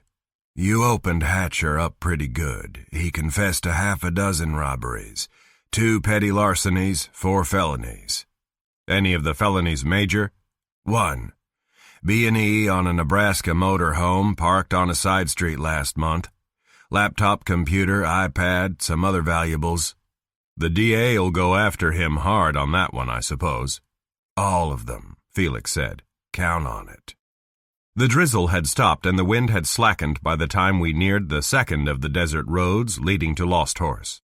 It had rained enough during the night to settle the dust on the roadbed, but not to turn it muddy or leave puddles. The sky was heavy with wind-whipped clouds, some of them dark-veined, more rain coming later on. The variegated clumps of sage on the desolate flats and hills glistened with moisture. Neither Felix nor I had said anything since the brief exchange about Cody Hatcher. He seemed focused on the mission ahead. Silent about it, because there was no need for discussion with me since I wouldn't have an active role, but that was not all that was on his mind. As we made the turn, he said abruptly, "Stendryer's been a thorn in my side a long time. Knew he was selling marijuana, just couldn't prove it. Occurred to me Cody Hatcher might be mixed up in the robberies, but not Stendryer. Or that an organized ring was responsible. We get a spike in random thefts out here sometimes. Kids like Hatcher, drifters." Eyes fixed on the road as he spoke, his hands tight on the wheel. I could tell that the admission came hard for him, yet he seemed to need to make it to me. "You can't figure everything," I said. "Should have figured this. You did in only 4 days. Fresh perspective and no other duties to distract me. Plus some luck. I'm no better at my job than you are at yours." "Maybe not," he said. Then, "But I learned something from you. I won't make that kind of mistake again." That was all he had to say. We covered the rest of the distance to Lost Horse in silence, broken only by engine noise and the rattles and thumps caused by the rough roadbed. I sat forward a little when we crested the hill and the ruins came into sight below. The heavy chain was padlocked in place across the track that led up to Stendryer's trailer, but it was not until we neared the intersection that I could see all the way up to the bench. The dark red Ford pickup was parked in front of the Airstream, front end pointing downward. Smoke curled out of a stovepipe jutting from the trailer's roof. Felix rolled to a stop parallel to the chain, the other cruiser stopping close behind. "Looks like he's here. Saves us a wait." "He'll have heard us coming," I said. "Yeah.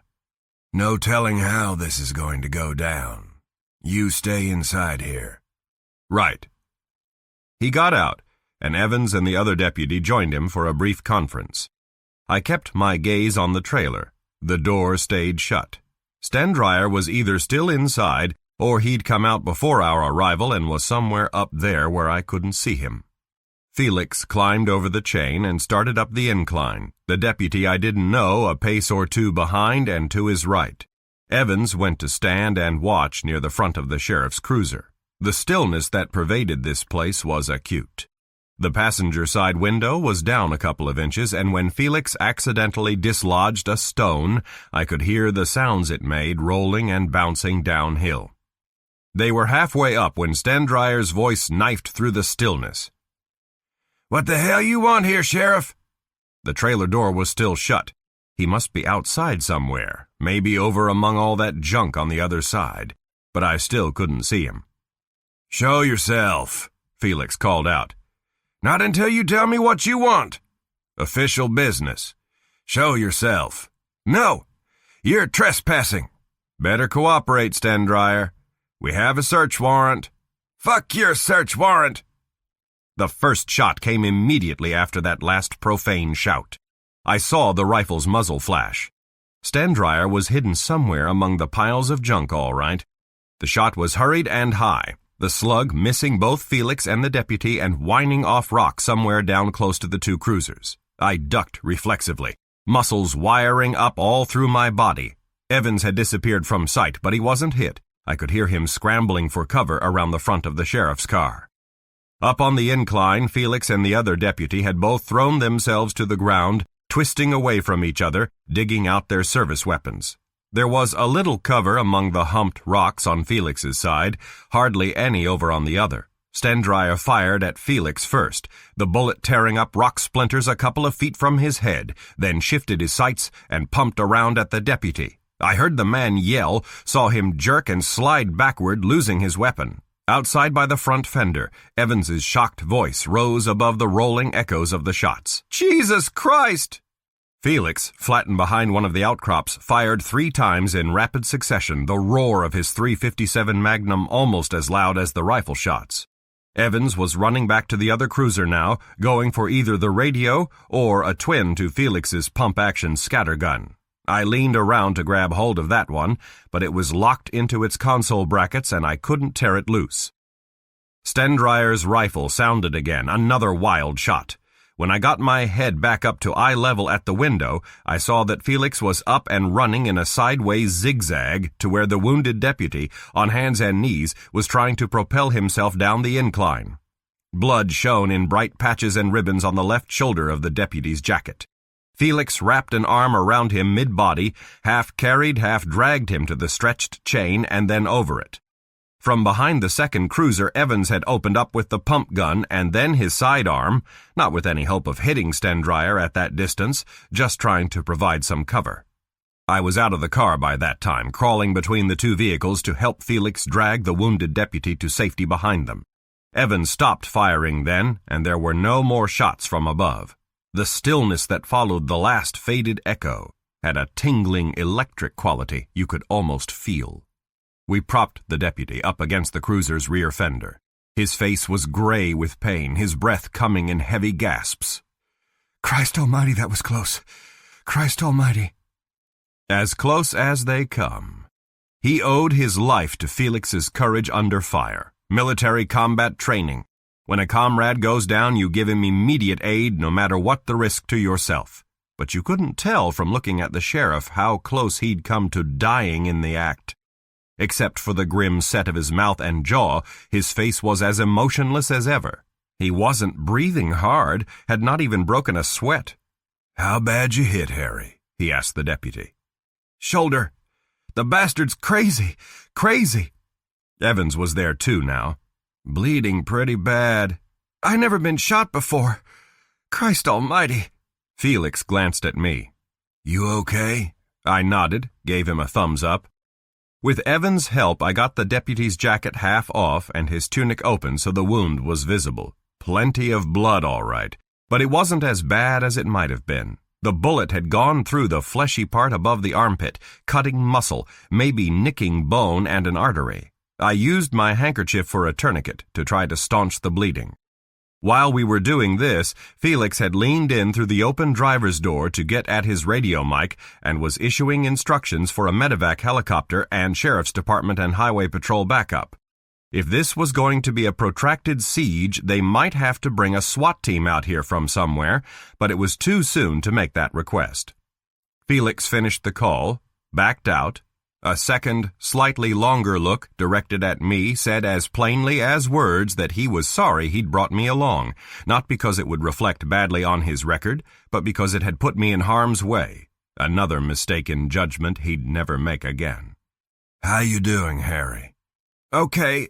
Hurts like blazes. Can't move my arm." "Hang in there. Chopper'll put down back on the flats. We'll get you there one way or another." Evans said, "Damn quiet now. You think Stendryer's still up there?" "Probably. He's got nowhere else to go." "He could try to get away on foot through the hills in back, hide in one of the old mines or prospect holes." "We'd still get him, and he knows it." "He might still try it." The hurt deputy, Harry, said, "Damn crazy desert rat bastard." His wound was still leaking. Jacket, tunic, the front of his pants, his bare left hand were all smeared with crimson. "I think I could climb that hill up on the right," Evans said. "Get a good look at the trailer from the top. Maybe take him if I can get a clean shot." Felix shook his head. "He'd spot you going if he's still there. 30 or 40 yards of open ground before you'd be out of his sight. Even if you could make it to the top of the hill, there's not much cover and you couldn't see the side of the trailer where he's forded up. He'd blow you away before you could get close enough to use that riot gun." "Yeah, if he's still there." "We'll find out." Felix reached inside the cruiser again, this time to hit the trunk release. The trunk popped up with an audible thump, a sudden movement calculated to draw fire if Stendryer was there and watching through his rifle's scope sight. Nothing happened. He crawled around to the rear, levered up, and leaned into the trunk long enough to grab something and then pulled back out. That didn't draw any more fire either. "He's gone," Evans said. Felix said what I was thinking. "Not necessarily." The object he'd snatched out of the trunk was a bullhorn, battery-powered, pistol grip. He took it to the front fender, switched it on, and then raised up just far enough to balance it on the hood. "Max Stendryer!" Maximum amplification. His voice boomed out, shattering the silence, creating a series of diminishing echoes off the hills. Nothing from above. "Give it up, Stendryer. You can't get away. You can't outlast us. Come out and down with your hands empty." Rolling echoes. Nothing else. Felix made 2 more full-volume pitches for surrender, both brief, both unanswered. Then he lowered the bullhorn, scooted back to where the rest of us were. "Gone," Evans said again. "Got to be." "Maybe." "Sheriff, he'd have fired again by now if he—" Up on the bench the rifle cracked again once. All of us except Felix cringed a little in reflex. He just knelt there, head up, listening. But the shot had not been aimed in our direction. No smack of metal against metal, no crashing glass, no buzzing passage or shrieking ricochet. Just a fresh set of echoes, diminishing into more heavy stillness. "Still up there," the wounded deputy said. "He was," Felix said. "Maybe now he's nowhere." "Christ almighty, you don't mean he—" "Single shot after all this time, not aimed at us. What does that tell you?" "Might be a trick," Evans said. "Draw us out into the open where he could get a clear shot."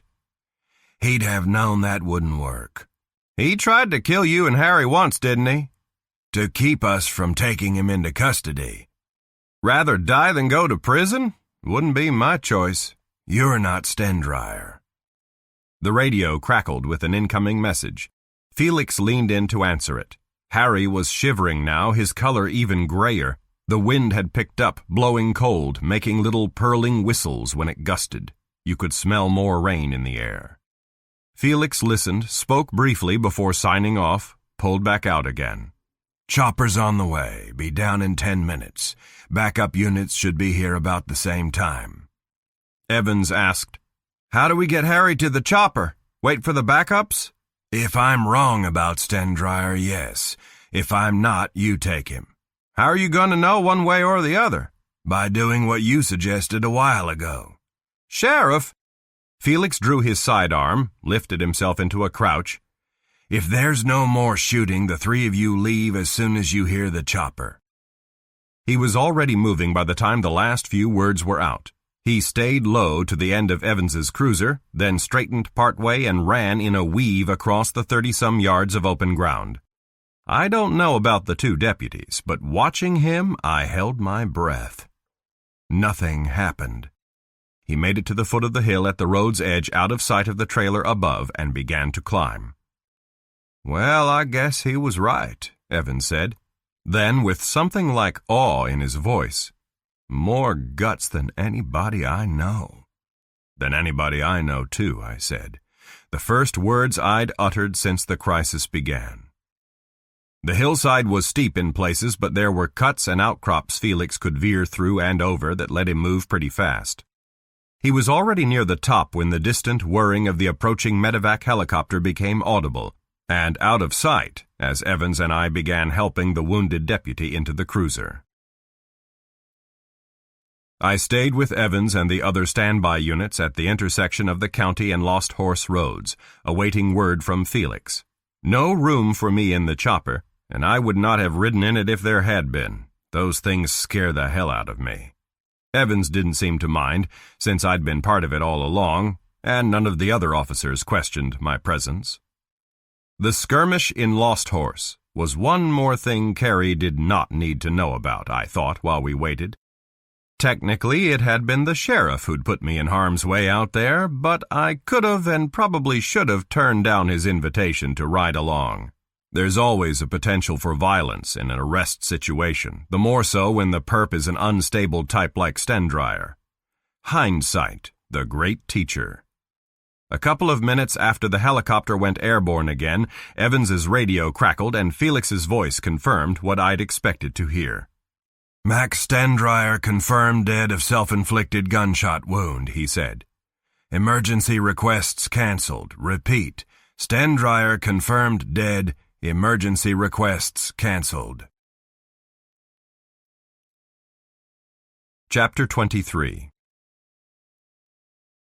At the sheriff's request, Evans returned to Lost Horse, and one of the other deputies waited at the intersection to accompany the coroner's wagon when it arrived. The rain started, heavier than before, as the rest of the standby units dispersed. I rode back to Mineral Springs in one of the highway patrol cars that had responded, answering the inevitable questions on the way as best and as briefly as I could. The HP officers still seemed nonplussed and a little antagonistic when they dropped me off at the Gold Town. A civilian guest of a rural county sheriff, and a retirement-age civilian at that, caught up in the midst of a crisis situation was something new, mystifying, and unacceptable in their experience. Joe Felix would take flack for it, and not only from the DA, and I was sorry for that. But I had no doubt that he'd weather it all right, and continue to be elected sheriff of Bedrock County for as long as he wanted the job. Stendryer's suicide had come as no surprise to him, nor to me. The man had lived a hermit's life, avoiding people except when necessary to run his little scams, surrounded by wide-open spaces. No contest, then, once he accepted the fact that he had no chance of escape between dying quick by his own hand and spending long years cooped up with others in a prison cell.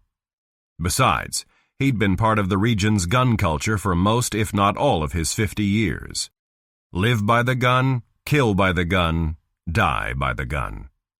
So he would not have gotten rid of the piece he'd used on Rick Firestone. Felix and his deputies would find it, and a ballistics test would prove it was the murder weapon. Enough indisputable evidence to satisfy even a stickler like Mendoza.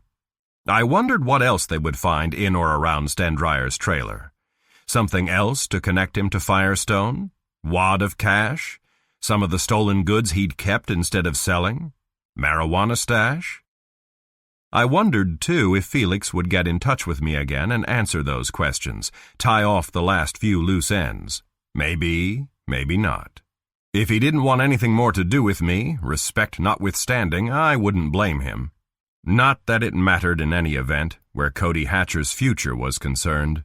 Mendoza would have to let the kid off the hook on the criminal assault charges once DNA evidence identified Firestone as the rapist. Felix would make sure of that. The robbery charges were another matter.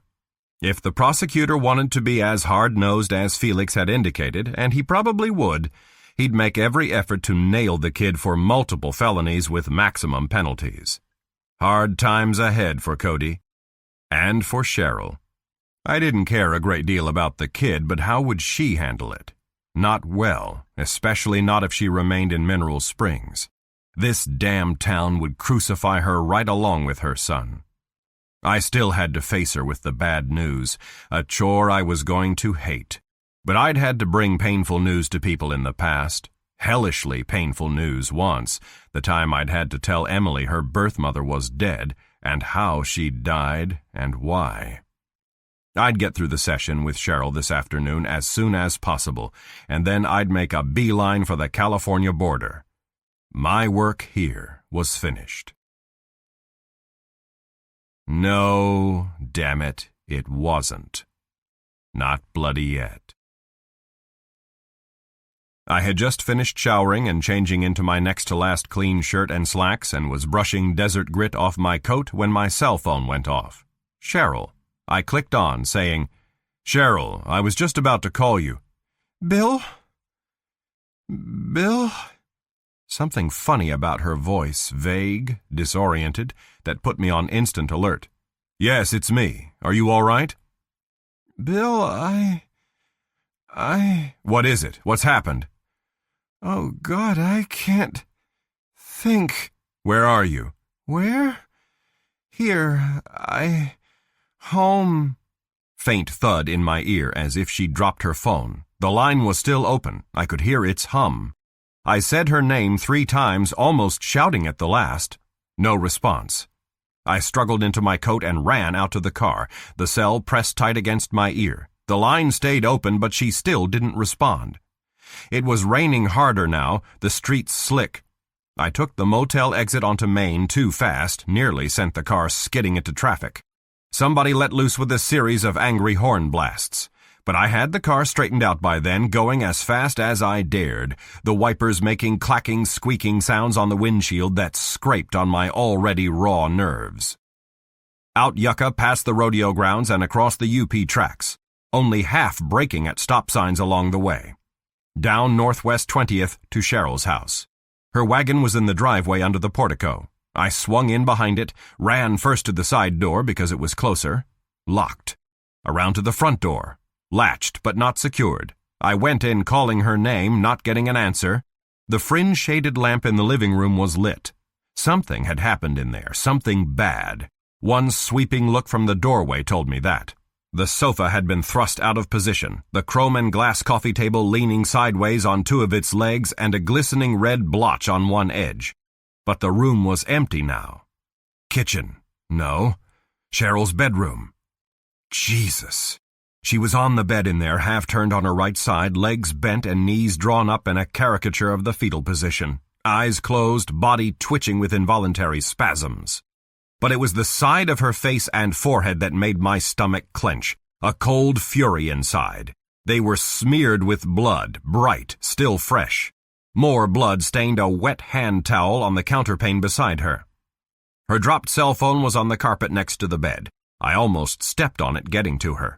When I leaned down, I could see the sources of the blood, a 2-inch gash just under her left cheekbone and a second cut, smaller, amid a darkening bruise at the hairline above her right temple. Both wounds were still bleeding. Conscious? I couldn't tell. I said her name, didn't get a response, and tried again, louder, laying my hand gently on her arm.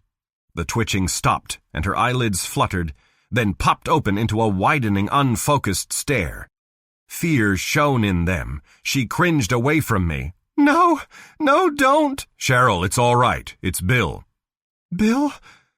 Oh, God, Bill? Yes, I'm here now. I'm here. My voice, as calmly reassuring as I could make it, took the terror out of her eyes. But they remained unfocused, cloudy with confusion.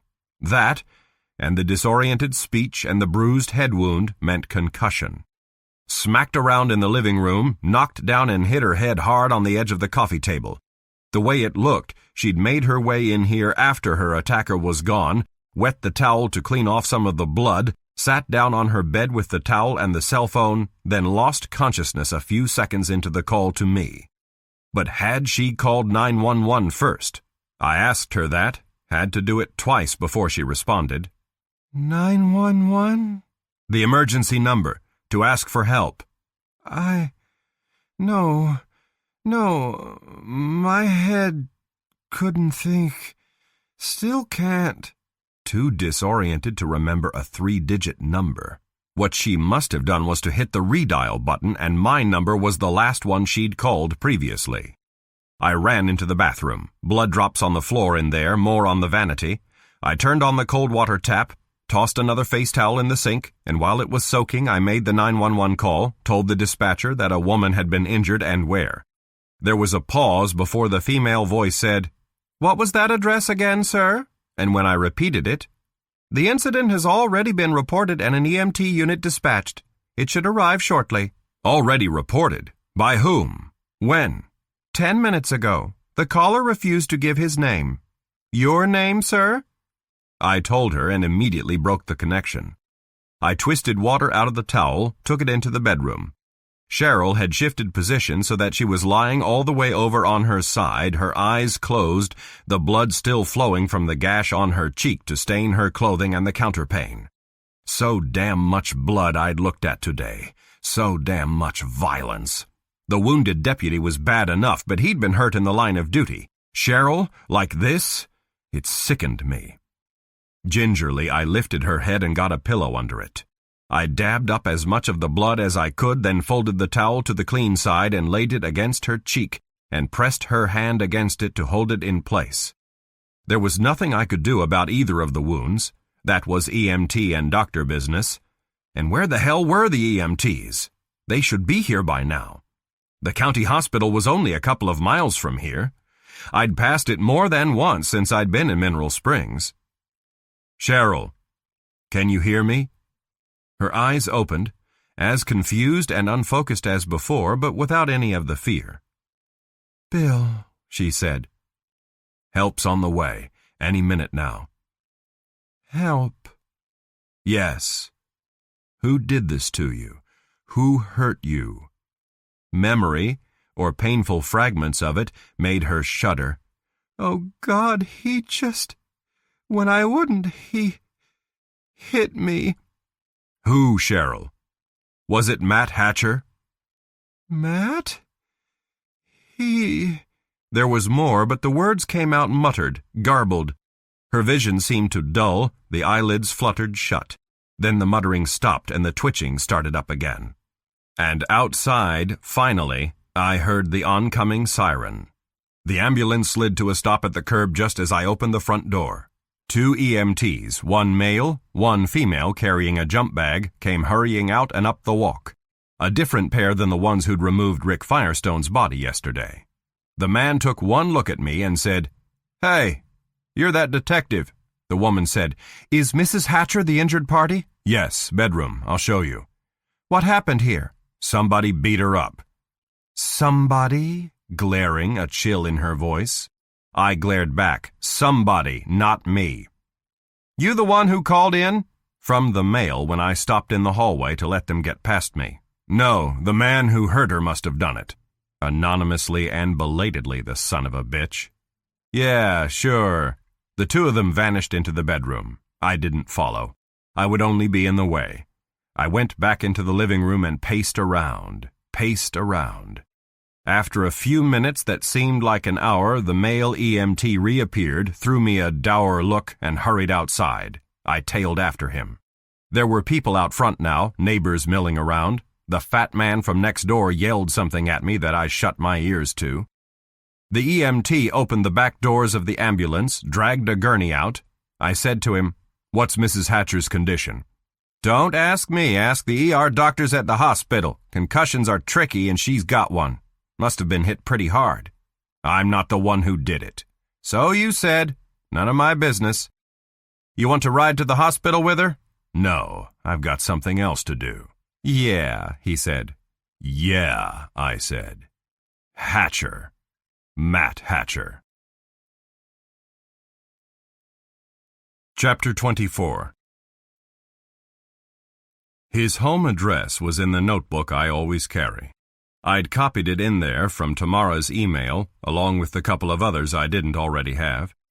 I got the GPS out of the trunk, ignoring the stares and voices of Cheryl's miserable neighbors, and programmed in the address before backing the car out of the driveway. If Hatcher wasn't home, I'd keep looking until I found him if it took me all day and half the night. But he was home. At least the ass end of his Ford Ranger was visible inside an open detached garage next to his small board and batten house. This was an older neighborhood on the west side. Hatcher's place and the others on narrow lots along the street were of a characterless sameness, like lines of tired old men huddled in the rain. A gaunt yucca tree in the front yard thrust limp sword-shaped leaves into the wet leaden sky. Up on the porch I could hear a television turned up loud inside. Sunday afternoon pro football game, the determinedly excited voices of play-by-play and color announcers, cheers and groans from the crowd. The anger I felt, on low heat all the way over here, bubbled up again. What kind of man beats up a woman, leaves her hurt and bleeding, then drives home, makes a 911 afterthought call, and sits down to watch a bunch of 300-pound behemoths beat the crap out of each other? I laid into the bell the way I had at Zastroy's apartment. Didn't take long for Hatcher to respond. He yanked the inner door open, peered out at me through a screen door. "Oh, it's you. What do you want?" "You, Hatcher." "Me, huh? What for?" "Suppose we do this inside," I said. "Face to face without a screen between us." "Do what, for Christ's sake?" "Talk. Cheryl." "I got nothing to say to you about Cheryl." "Yeah, you do. Are you going to let me in?" "Why the hell should I?" "If you don't, I'll rip that screen door right off its hinges." The tone of my voice told him I meant it. He hesitated, muttered something under his breath, and then flipped off the hook latching the screen. I went in, letting the door bang behind me. Living room, more orderly than most bachelors' living rooms, the TV blaring away opposite a big leather recliner. Too warm in here when Hatcher shut the inner door against the chilly dampness outside. He had the heat turned way up. The stink of cigarette smoke made it even more close. From the look of him, he'd settled in for the day. Gray sweatshirt, Levi's, slippers, hair rumpled, beard stubble on his cheeks and chin. He hadn't even bothered to shave today. "All right," he said, "you're in. Now what's this about Cheryl?" "You're some man, you are. Why'd you do it?" "Do what?" "Don't play games with me. You know why I'm here." "Like hell I do. What am I supposed to have done?" "Just what you did. Put her in the hospital ER. He gaped at me. "What? She's... hospital?" "Gave her a concussion when you knocked her down and she hit her head. You must have known she was badly hurt or you wouldn't have made the 911 call." "Knocked her down? 911 call?" "Big man, tough guy, beating up on women." "I never beat up on a woman in my life. You're crazy if you think I did something like that to Cheryl. I've been here the whole damn day." "Can you prove it?" "I don't have to prove it. I haven't seen Cheryl in 2 days. Ask her, she'll tell you." "Listen, I'd never hurt her. I love her. I'm not ashamed to say it. I love her and she knows it." The denial and the declaration were so strong, the look on his face of mingled outrage and concern so apparently genuine, that for the first time I began to have doubts. Acting? He wasn't the type to pull off an innocent pose and expect to get away with it. And his hands, big, work-roughened, but free of any fresh cuts or abrasions. No man his size could hit a woman as hard as Cheryl had been hit and not have damning marks of his own to show for it. "How badly is she hurt? Concussion, you said. What else?" "Gash in her cheek. Bruises." "But she'll be okay?" "If the concussion isn't too severe." He'd been standing stiff and flat-footed. Now his shoulders slumped, and he moved away from me to shut off the blaring TV, then sit on the armrest of his chair. "I knew something like this would happen," he said. The dull resignation in his voice, the hunched posture, quelled the anger inside me. No, he wasn't the one. I'd jumped to the wrong conclusion. "How did you know?" "Just knew it would, sooner or later." He reached for and fired one of his cancer sticks. "Where'd they find her?" "I found her, her house." "Her... that's where it happened?" "Yes. Signs all over the place." "Oh, God, she never took any of them home before on account of the kid. Not that he didn't know anyway or give a shit. But with him in jail, I guess she couldn't resist. I get my hands on the bastard, he'll wish he was never born." "I'm not following. Any of who?" "Her men. Her goddamn one-night stands." "What the hell, Hatcher? What are you saying?" "What do you think I'm saying? You know she's a tramp." "Cheryl? I don't believe it." "No? Well, it's the plain, shitty truth. Men. Any man. Dozens over the past 4 years. Locals, strangers, married, single. Don't matter to her who they are or what they look like." Bitterly then, "Town tramp, town punchbag. Crawl in the sack with anybody except the one guy really loves her." It had all come too fast. The feeling I had was like that of being subjected to a low-voltage electric shock. I believed it now. Some things people tell you have an unassailable veracity. You can't refute them, and if you try, you end up deluding yourself. "You been here, 4 or 5 days now?" Hatcher said. "Nobody told you about her in all that time?" "No, nobody told me." "She never made a pass at you?" "No, she didn't." "Come on, anything in pants and you came running when she called you." "No pass," I said. "I told you before how things were between Cheryl and me. They haven't changed." "Well, maybe she decided to be good with you for old time's sake. Or she figured you're too old, too married." No offense intended in the words and none taken. Hatcher and I were beyond that. I said, "Why?" "Why what?" "Why does she do it? Why a string of one-night stands instead of a relationship with a man who loves her?" Hatcher's mouth pulled tight and crooked. "Ask her." "I'm asking you. 4 years, you said. Since she became a widow?" "Yeah, since Glenn died." Something in the way he said that made me ask, "Why won't she have anything to do with you? Because you're his brother?" "You really want to know?" "Of course I do." "Then I might as well tell you." Bitterness soaked those words and the ones that followed. "It wasn't always this way between us, not always. Glenn worked long hours, left her alone a lot. She got so she needed somebody, and not just anybody back then. She knew how I felt about her." "You had an affair with her? While he was still alive?" 3 months. First time she cheated on him, swore it, and I believed her. I didn't want it to happen. My brother's wife. But I couldn't help myself, and neither could she.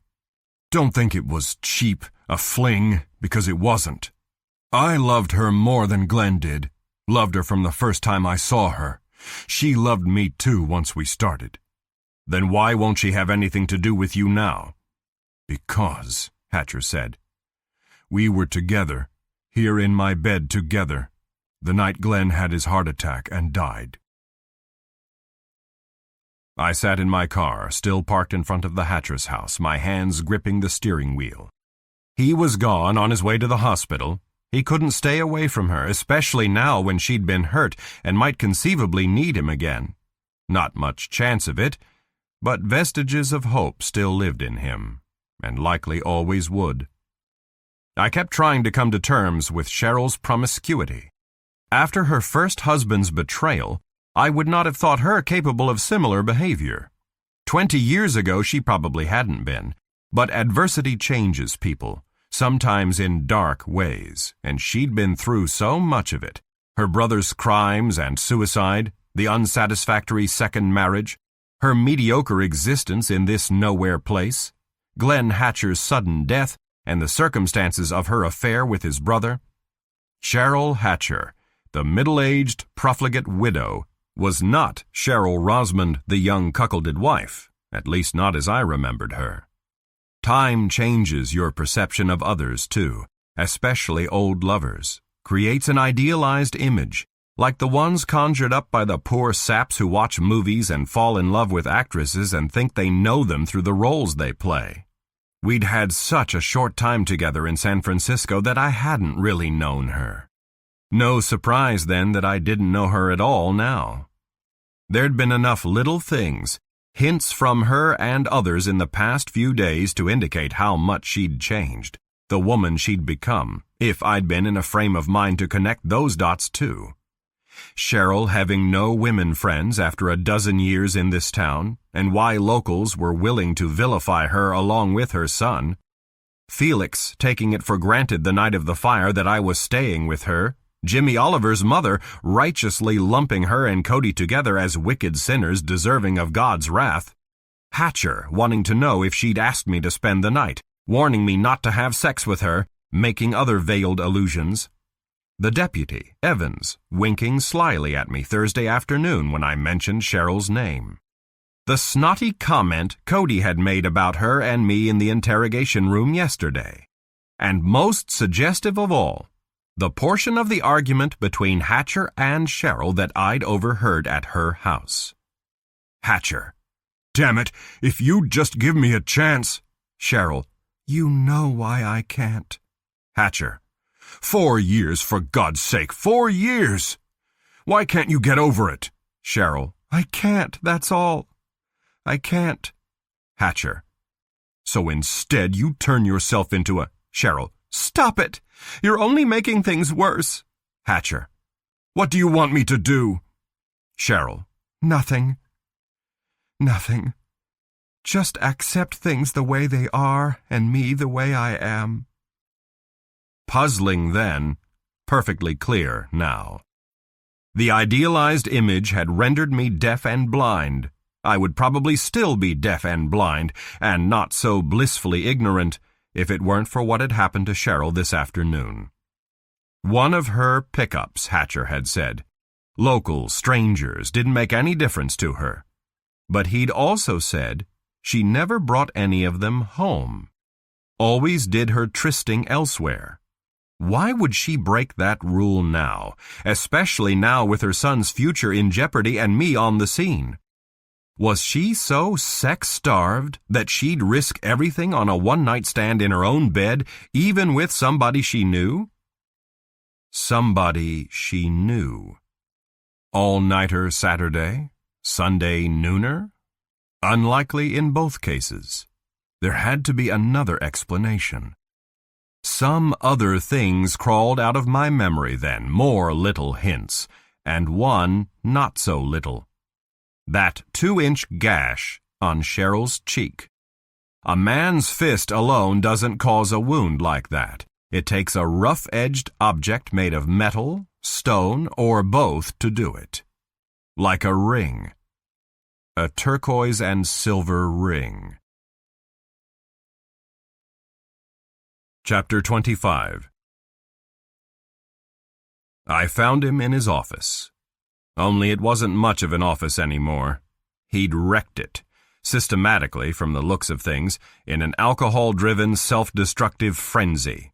Desk, chairs, tables overturned, all the law books pulled off shelves and flung helter-skelter, a couple of framed pictures and his law degree torn down and smashed, papers strewn around over everything like sheets of dirty ice.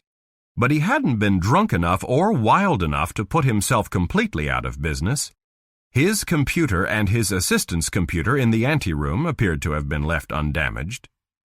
He was sitting in his chair in the midst of the wreckage, sweat slicking his pudgy face, his shirt unbuttoned at the neck and his bow tie askew and his jacket pulled down over one arm, a nearly empty bottle of Jim Beam clutched to his pear-shaped middle, staring off into space until he heard me come in. Then he blinked and peered up at me in a blearily owl-eyed way. "I'm a goddamn disgrace," he said. "That's right," I said.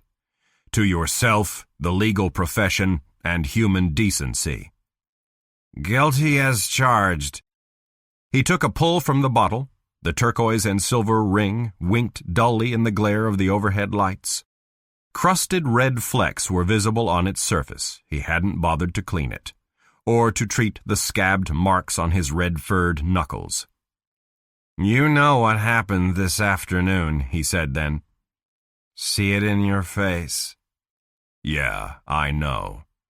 "Where's the sheriff? Expected him, not you." "He's busy. And the assault hasn't been reported yet." "Hasn't? Why not?" "Cheryl was in no condition, and I haven't had the chance. I wanted a piece of you first. Or thought I did." "Piece of me?" A laugh that wasn't a laugh. "Go ahead, I won't try to stop you. Quid pro quo?" "No, I don't beat up worthless drunks any more than I beat up defenseless women." His face screwed up as if he were about to burst into tears. But he hadn't quite reached that stage of self-pitying remorse yet. He said more or less lucidly, "I didn't mean to hit her.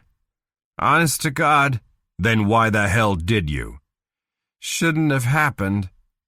I'm not a violent man." "Yeah." "She didn't want to see me today, didn't want me coming to her house. But I couldn't stay away, I had to see her.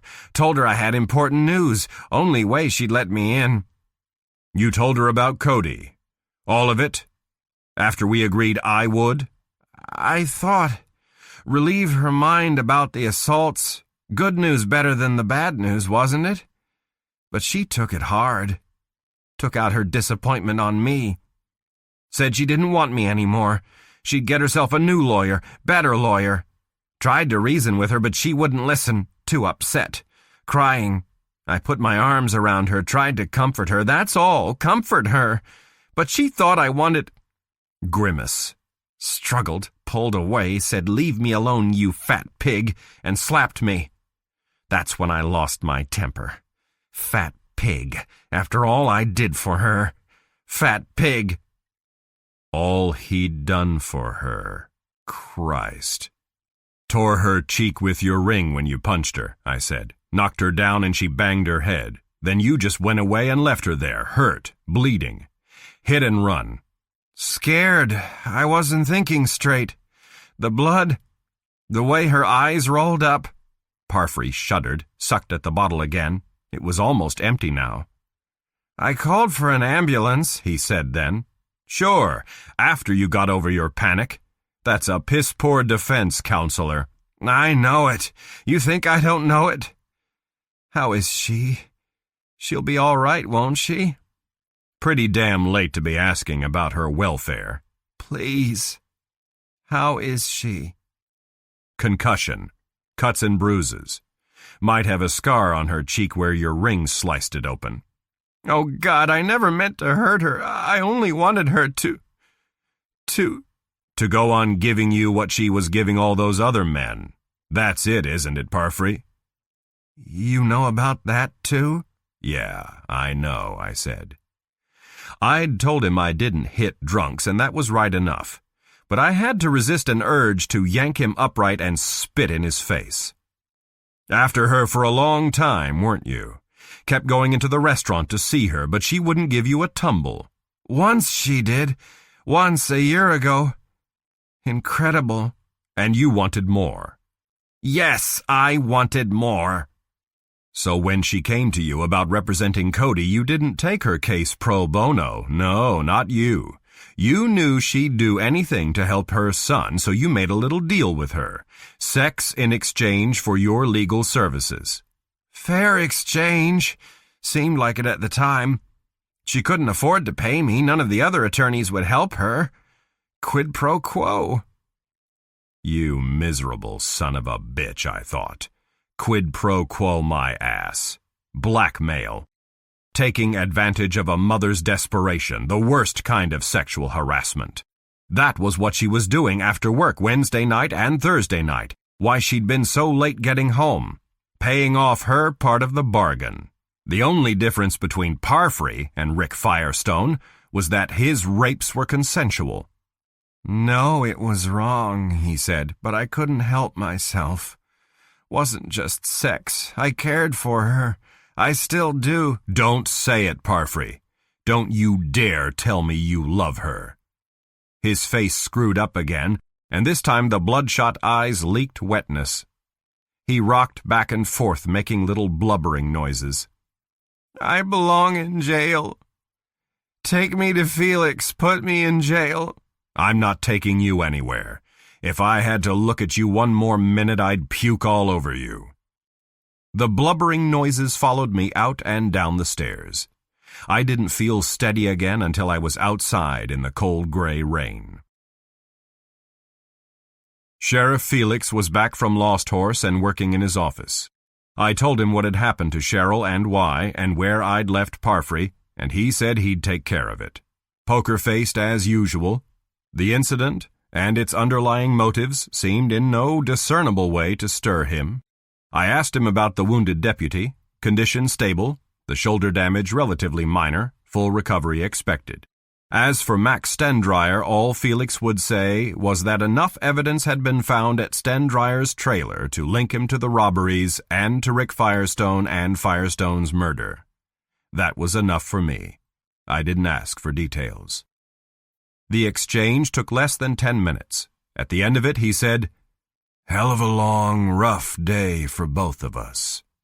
Make that a long, rough week. You must be anxious to head home. You're free to leave any time. There'll be some paperwork for you to sign, a deposition at some point, but that can be done long distance. We know where to find you." Felix and I shook hands, solemnly, and that was the end of that. Nothing else to say to each other, not even goodbye. Too much had happened, and mutual respect only goes so far. He was done with me, and I was done with him. At the hospital, they wouldn't give me a report on Cheryl's condition. All they'd say was that she was being kept overnight for observation and tests, and could not have visitors until morning. That was all right. It was too late for me to get on the road tonight, and I wouldn't have left this soon anyway, because I was very tired and the rain was coming down hard again. Still, I would have preferred to get the one last session with her over and done with tonight, rather than have to stew about it another 12 to 14 hours. I took another shower when I got to the motel, a long, hot one, but it did not make me feel any cleaner. Chapter 26. She was a small, pale figure in the hospital bed, the bandage covering most of her left cheek and a smaller one above the right temple giving her a piteous aspect, like a woman with half a face. Bright fluorescent tubes and shafts of rain-free daylight slanting through open window blinds made the bruise on her forehead seem even more nakedly discolored. Seeing her like this, from the doorway to the otherwise empty 3-bedroom, I felt sadness and sorrow. But the feelings were impersonal now, the kind of compassion you might have for anyone who has been badly used. Her eyelids, closed until she heard me enter the room, fluttered open, and she turned her head slowly, painfully. The sheet and blanket covering her had been drawn to shoulder level. She pulled them higher, up under her chin, as if to hide as much of herself from sight as possible. "I knew you'd come," she said, "but I was hoping you wouldn't." "Why?" "You know why. Sheriff Felix was here earlier. Matt, too, just a few minutes ago. They didn't hold anything back." I'd passed Hatcher leaving the hospital parking area as I drove in. He'd seen me, but he hadn't acknowledged my raised hand, just turned his head aside. Another one in Mineral Springs who wanted nothing more to do with me. "I couldn't just leave without seeing you again," I said. "I'm not made that way." "I know you're not. I wish you were." There was a chair beside the bed. I sat down on it, not too close. "How do you feel?" "Still woozy. Throbbing headache." "What did the doctors say? Concussion?" "Yes. No apparent hemorrhage or blood clots, but they want to run more tests to make sure." Her gaze seemed clear enough, but not quite meeting mine, shifting from point to point slightly to the left, right, above, below. "My cheek. 8 stitches to close the cut. Burns like fire." "Parfrey will pay for what he did to you." "I hope so," she said, but her tone was lackluster, as if she really didn't care one way or the other. It occurred to me then that she might have intentionally provoked the incident, out of frustration and grief and self-disgust. A desire to be hurt, though not as violently as she had been. Why else would she have called him a fat pig? "The sheriff said you found me." "You don't remember?" "Only vaguely, in fragments." "You couldn't tell me what happened. I figured it out later." "After you went to see Matt." "Yes. At first I thought he'd done it." "And he told you about us. About me. Then you went to Sam and he told you the rest of it. And now you know the whole ugly truth about Cheryl Rosamond Hatcher, the town whore." "None of it is as bad as you make it seem. You had an affair while you were married. It happens. You have multiple sexual relationships, so do millions of other women. You were desperate for legal help for Cody, so you let Parfrey blackmail you into trading sex for his services." "No, you don't understand. The affair wasn't Matt's idea, it was mine. I'm the one who initiates most of the one-night stands. Sam didn't talk me into our arrangement. I suggested it. Every crappy thing I've done in my life is my responsibility, nobody else's. That's the kind of person I've become. You can't stop blaming yourself, can you? When it's justified, no, I can't. Would you like another example? When I first thought about calling and asking for your help, I almost didn't do it because I was afraid of what would happen if you agreed to come. Not that you'd find out about me, but that I'd show you what I am. Sooner or later, I would have tried to take you to bed, if I thought it would make you work harder to free Cody, if you'd agreed to stay at my house when I asked you. Whenever I felt the urge strongly enough, I wouldn't have been able to stop myself. I had nothing to say to that, but it was not a shocking admission. I'd suspected as much after yesterday's revelations. So you see, she said, I'll sleep with any man for any reason. Except Matt Hatcher, the one man who loves you. Yes, except for Matt. Not again. Not ever. I fooled myself into thinking I loved him once, but that was only because I needed an excuse to sleep with him. I'm not capable of love anymore, real love. Not since that night 4 years ago when my husband died. Hatcher said you couldn't have saved him if you'd been there. You don't know that. Matt doesn't know it. I don't know it. And it doesn't change the fact that I should have been with Glenn instead of naked in his brother's bed. And you've been punishing yourself for it ever since. That's the real reason you do the things you do, isn't it? Self-punishment? I don't know. Sex has nothing to do with it, I know that. I don't even enjoy it anymore. Yes, you're probably right that I'm punishing myself. Don't you care enough about yourself to put an end to it? Even if I did, it's too late. I've made my bed literally over and over again. It might not be too late if you got out of this town, went somewhere else, started over. I told you the other night I have nowhere to go. That's just an excuse. All right, it's an excuse. Bottom line, you don't want to leave. Don't want to start over. So you'll stay here, go on like before. As long as I have a job and can afford to keep my house, yes. Among people who treat you like dirt, to keep feeding the need to degrade yourself. I don't care about them, any of them. Can't you understand? I don't care about much of anything anymore. Except your son. Yes, but I won't have him around now, will I? His future may not be as dark as it seems, I said. His age mitigates against a maximum prison sentence for his part in the robberies. How long he's in prison doesn't matter. It won't be the same when he comes back, if he comes back.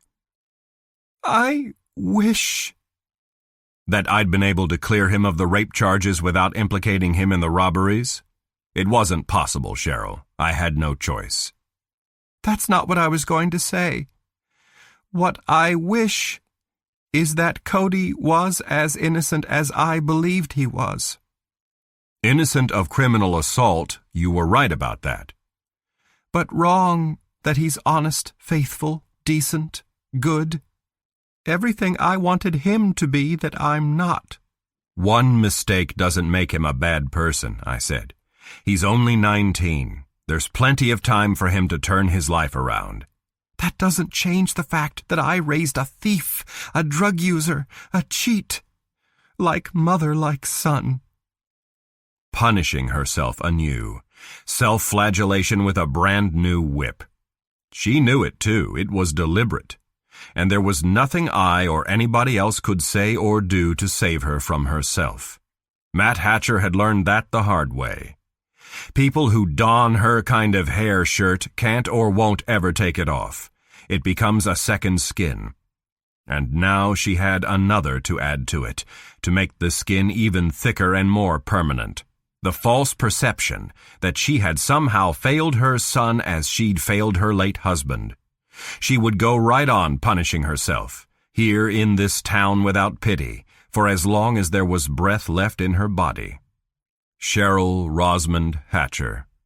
One of those poor souls for whom life just kept getting smaller and narrower, meaner, more empty, who in the process had become small, narrow, mean, empty herself, wasted, and by a great deal more than loneliness and disillusionment and the death of hope.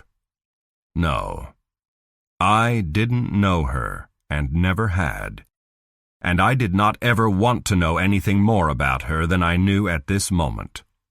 I couldn't bear to sit with her any longer. I got to my feet. There's nothing more to say. I'll be going. Yes, I need to rest. Not looking my way at all now, staring up at the ceiling.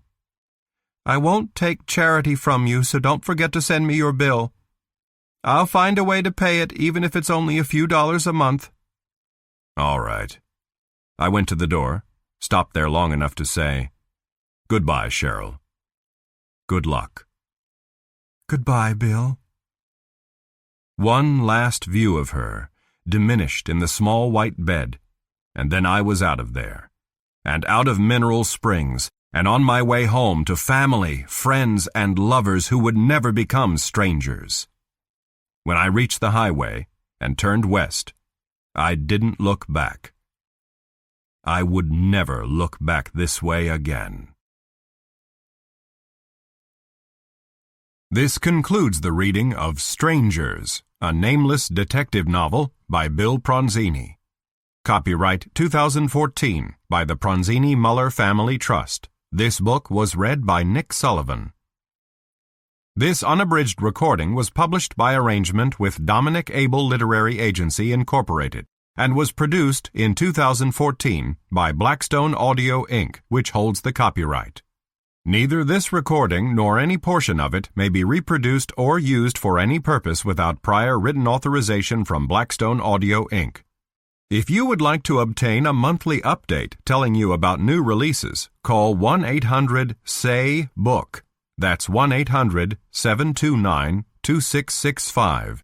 For a complete listing of our titles, visit our website at www.downpour.com. Thank you.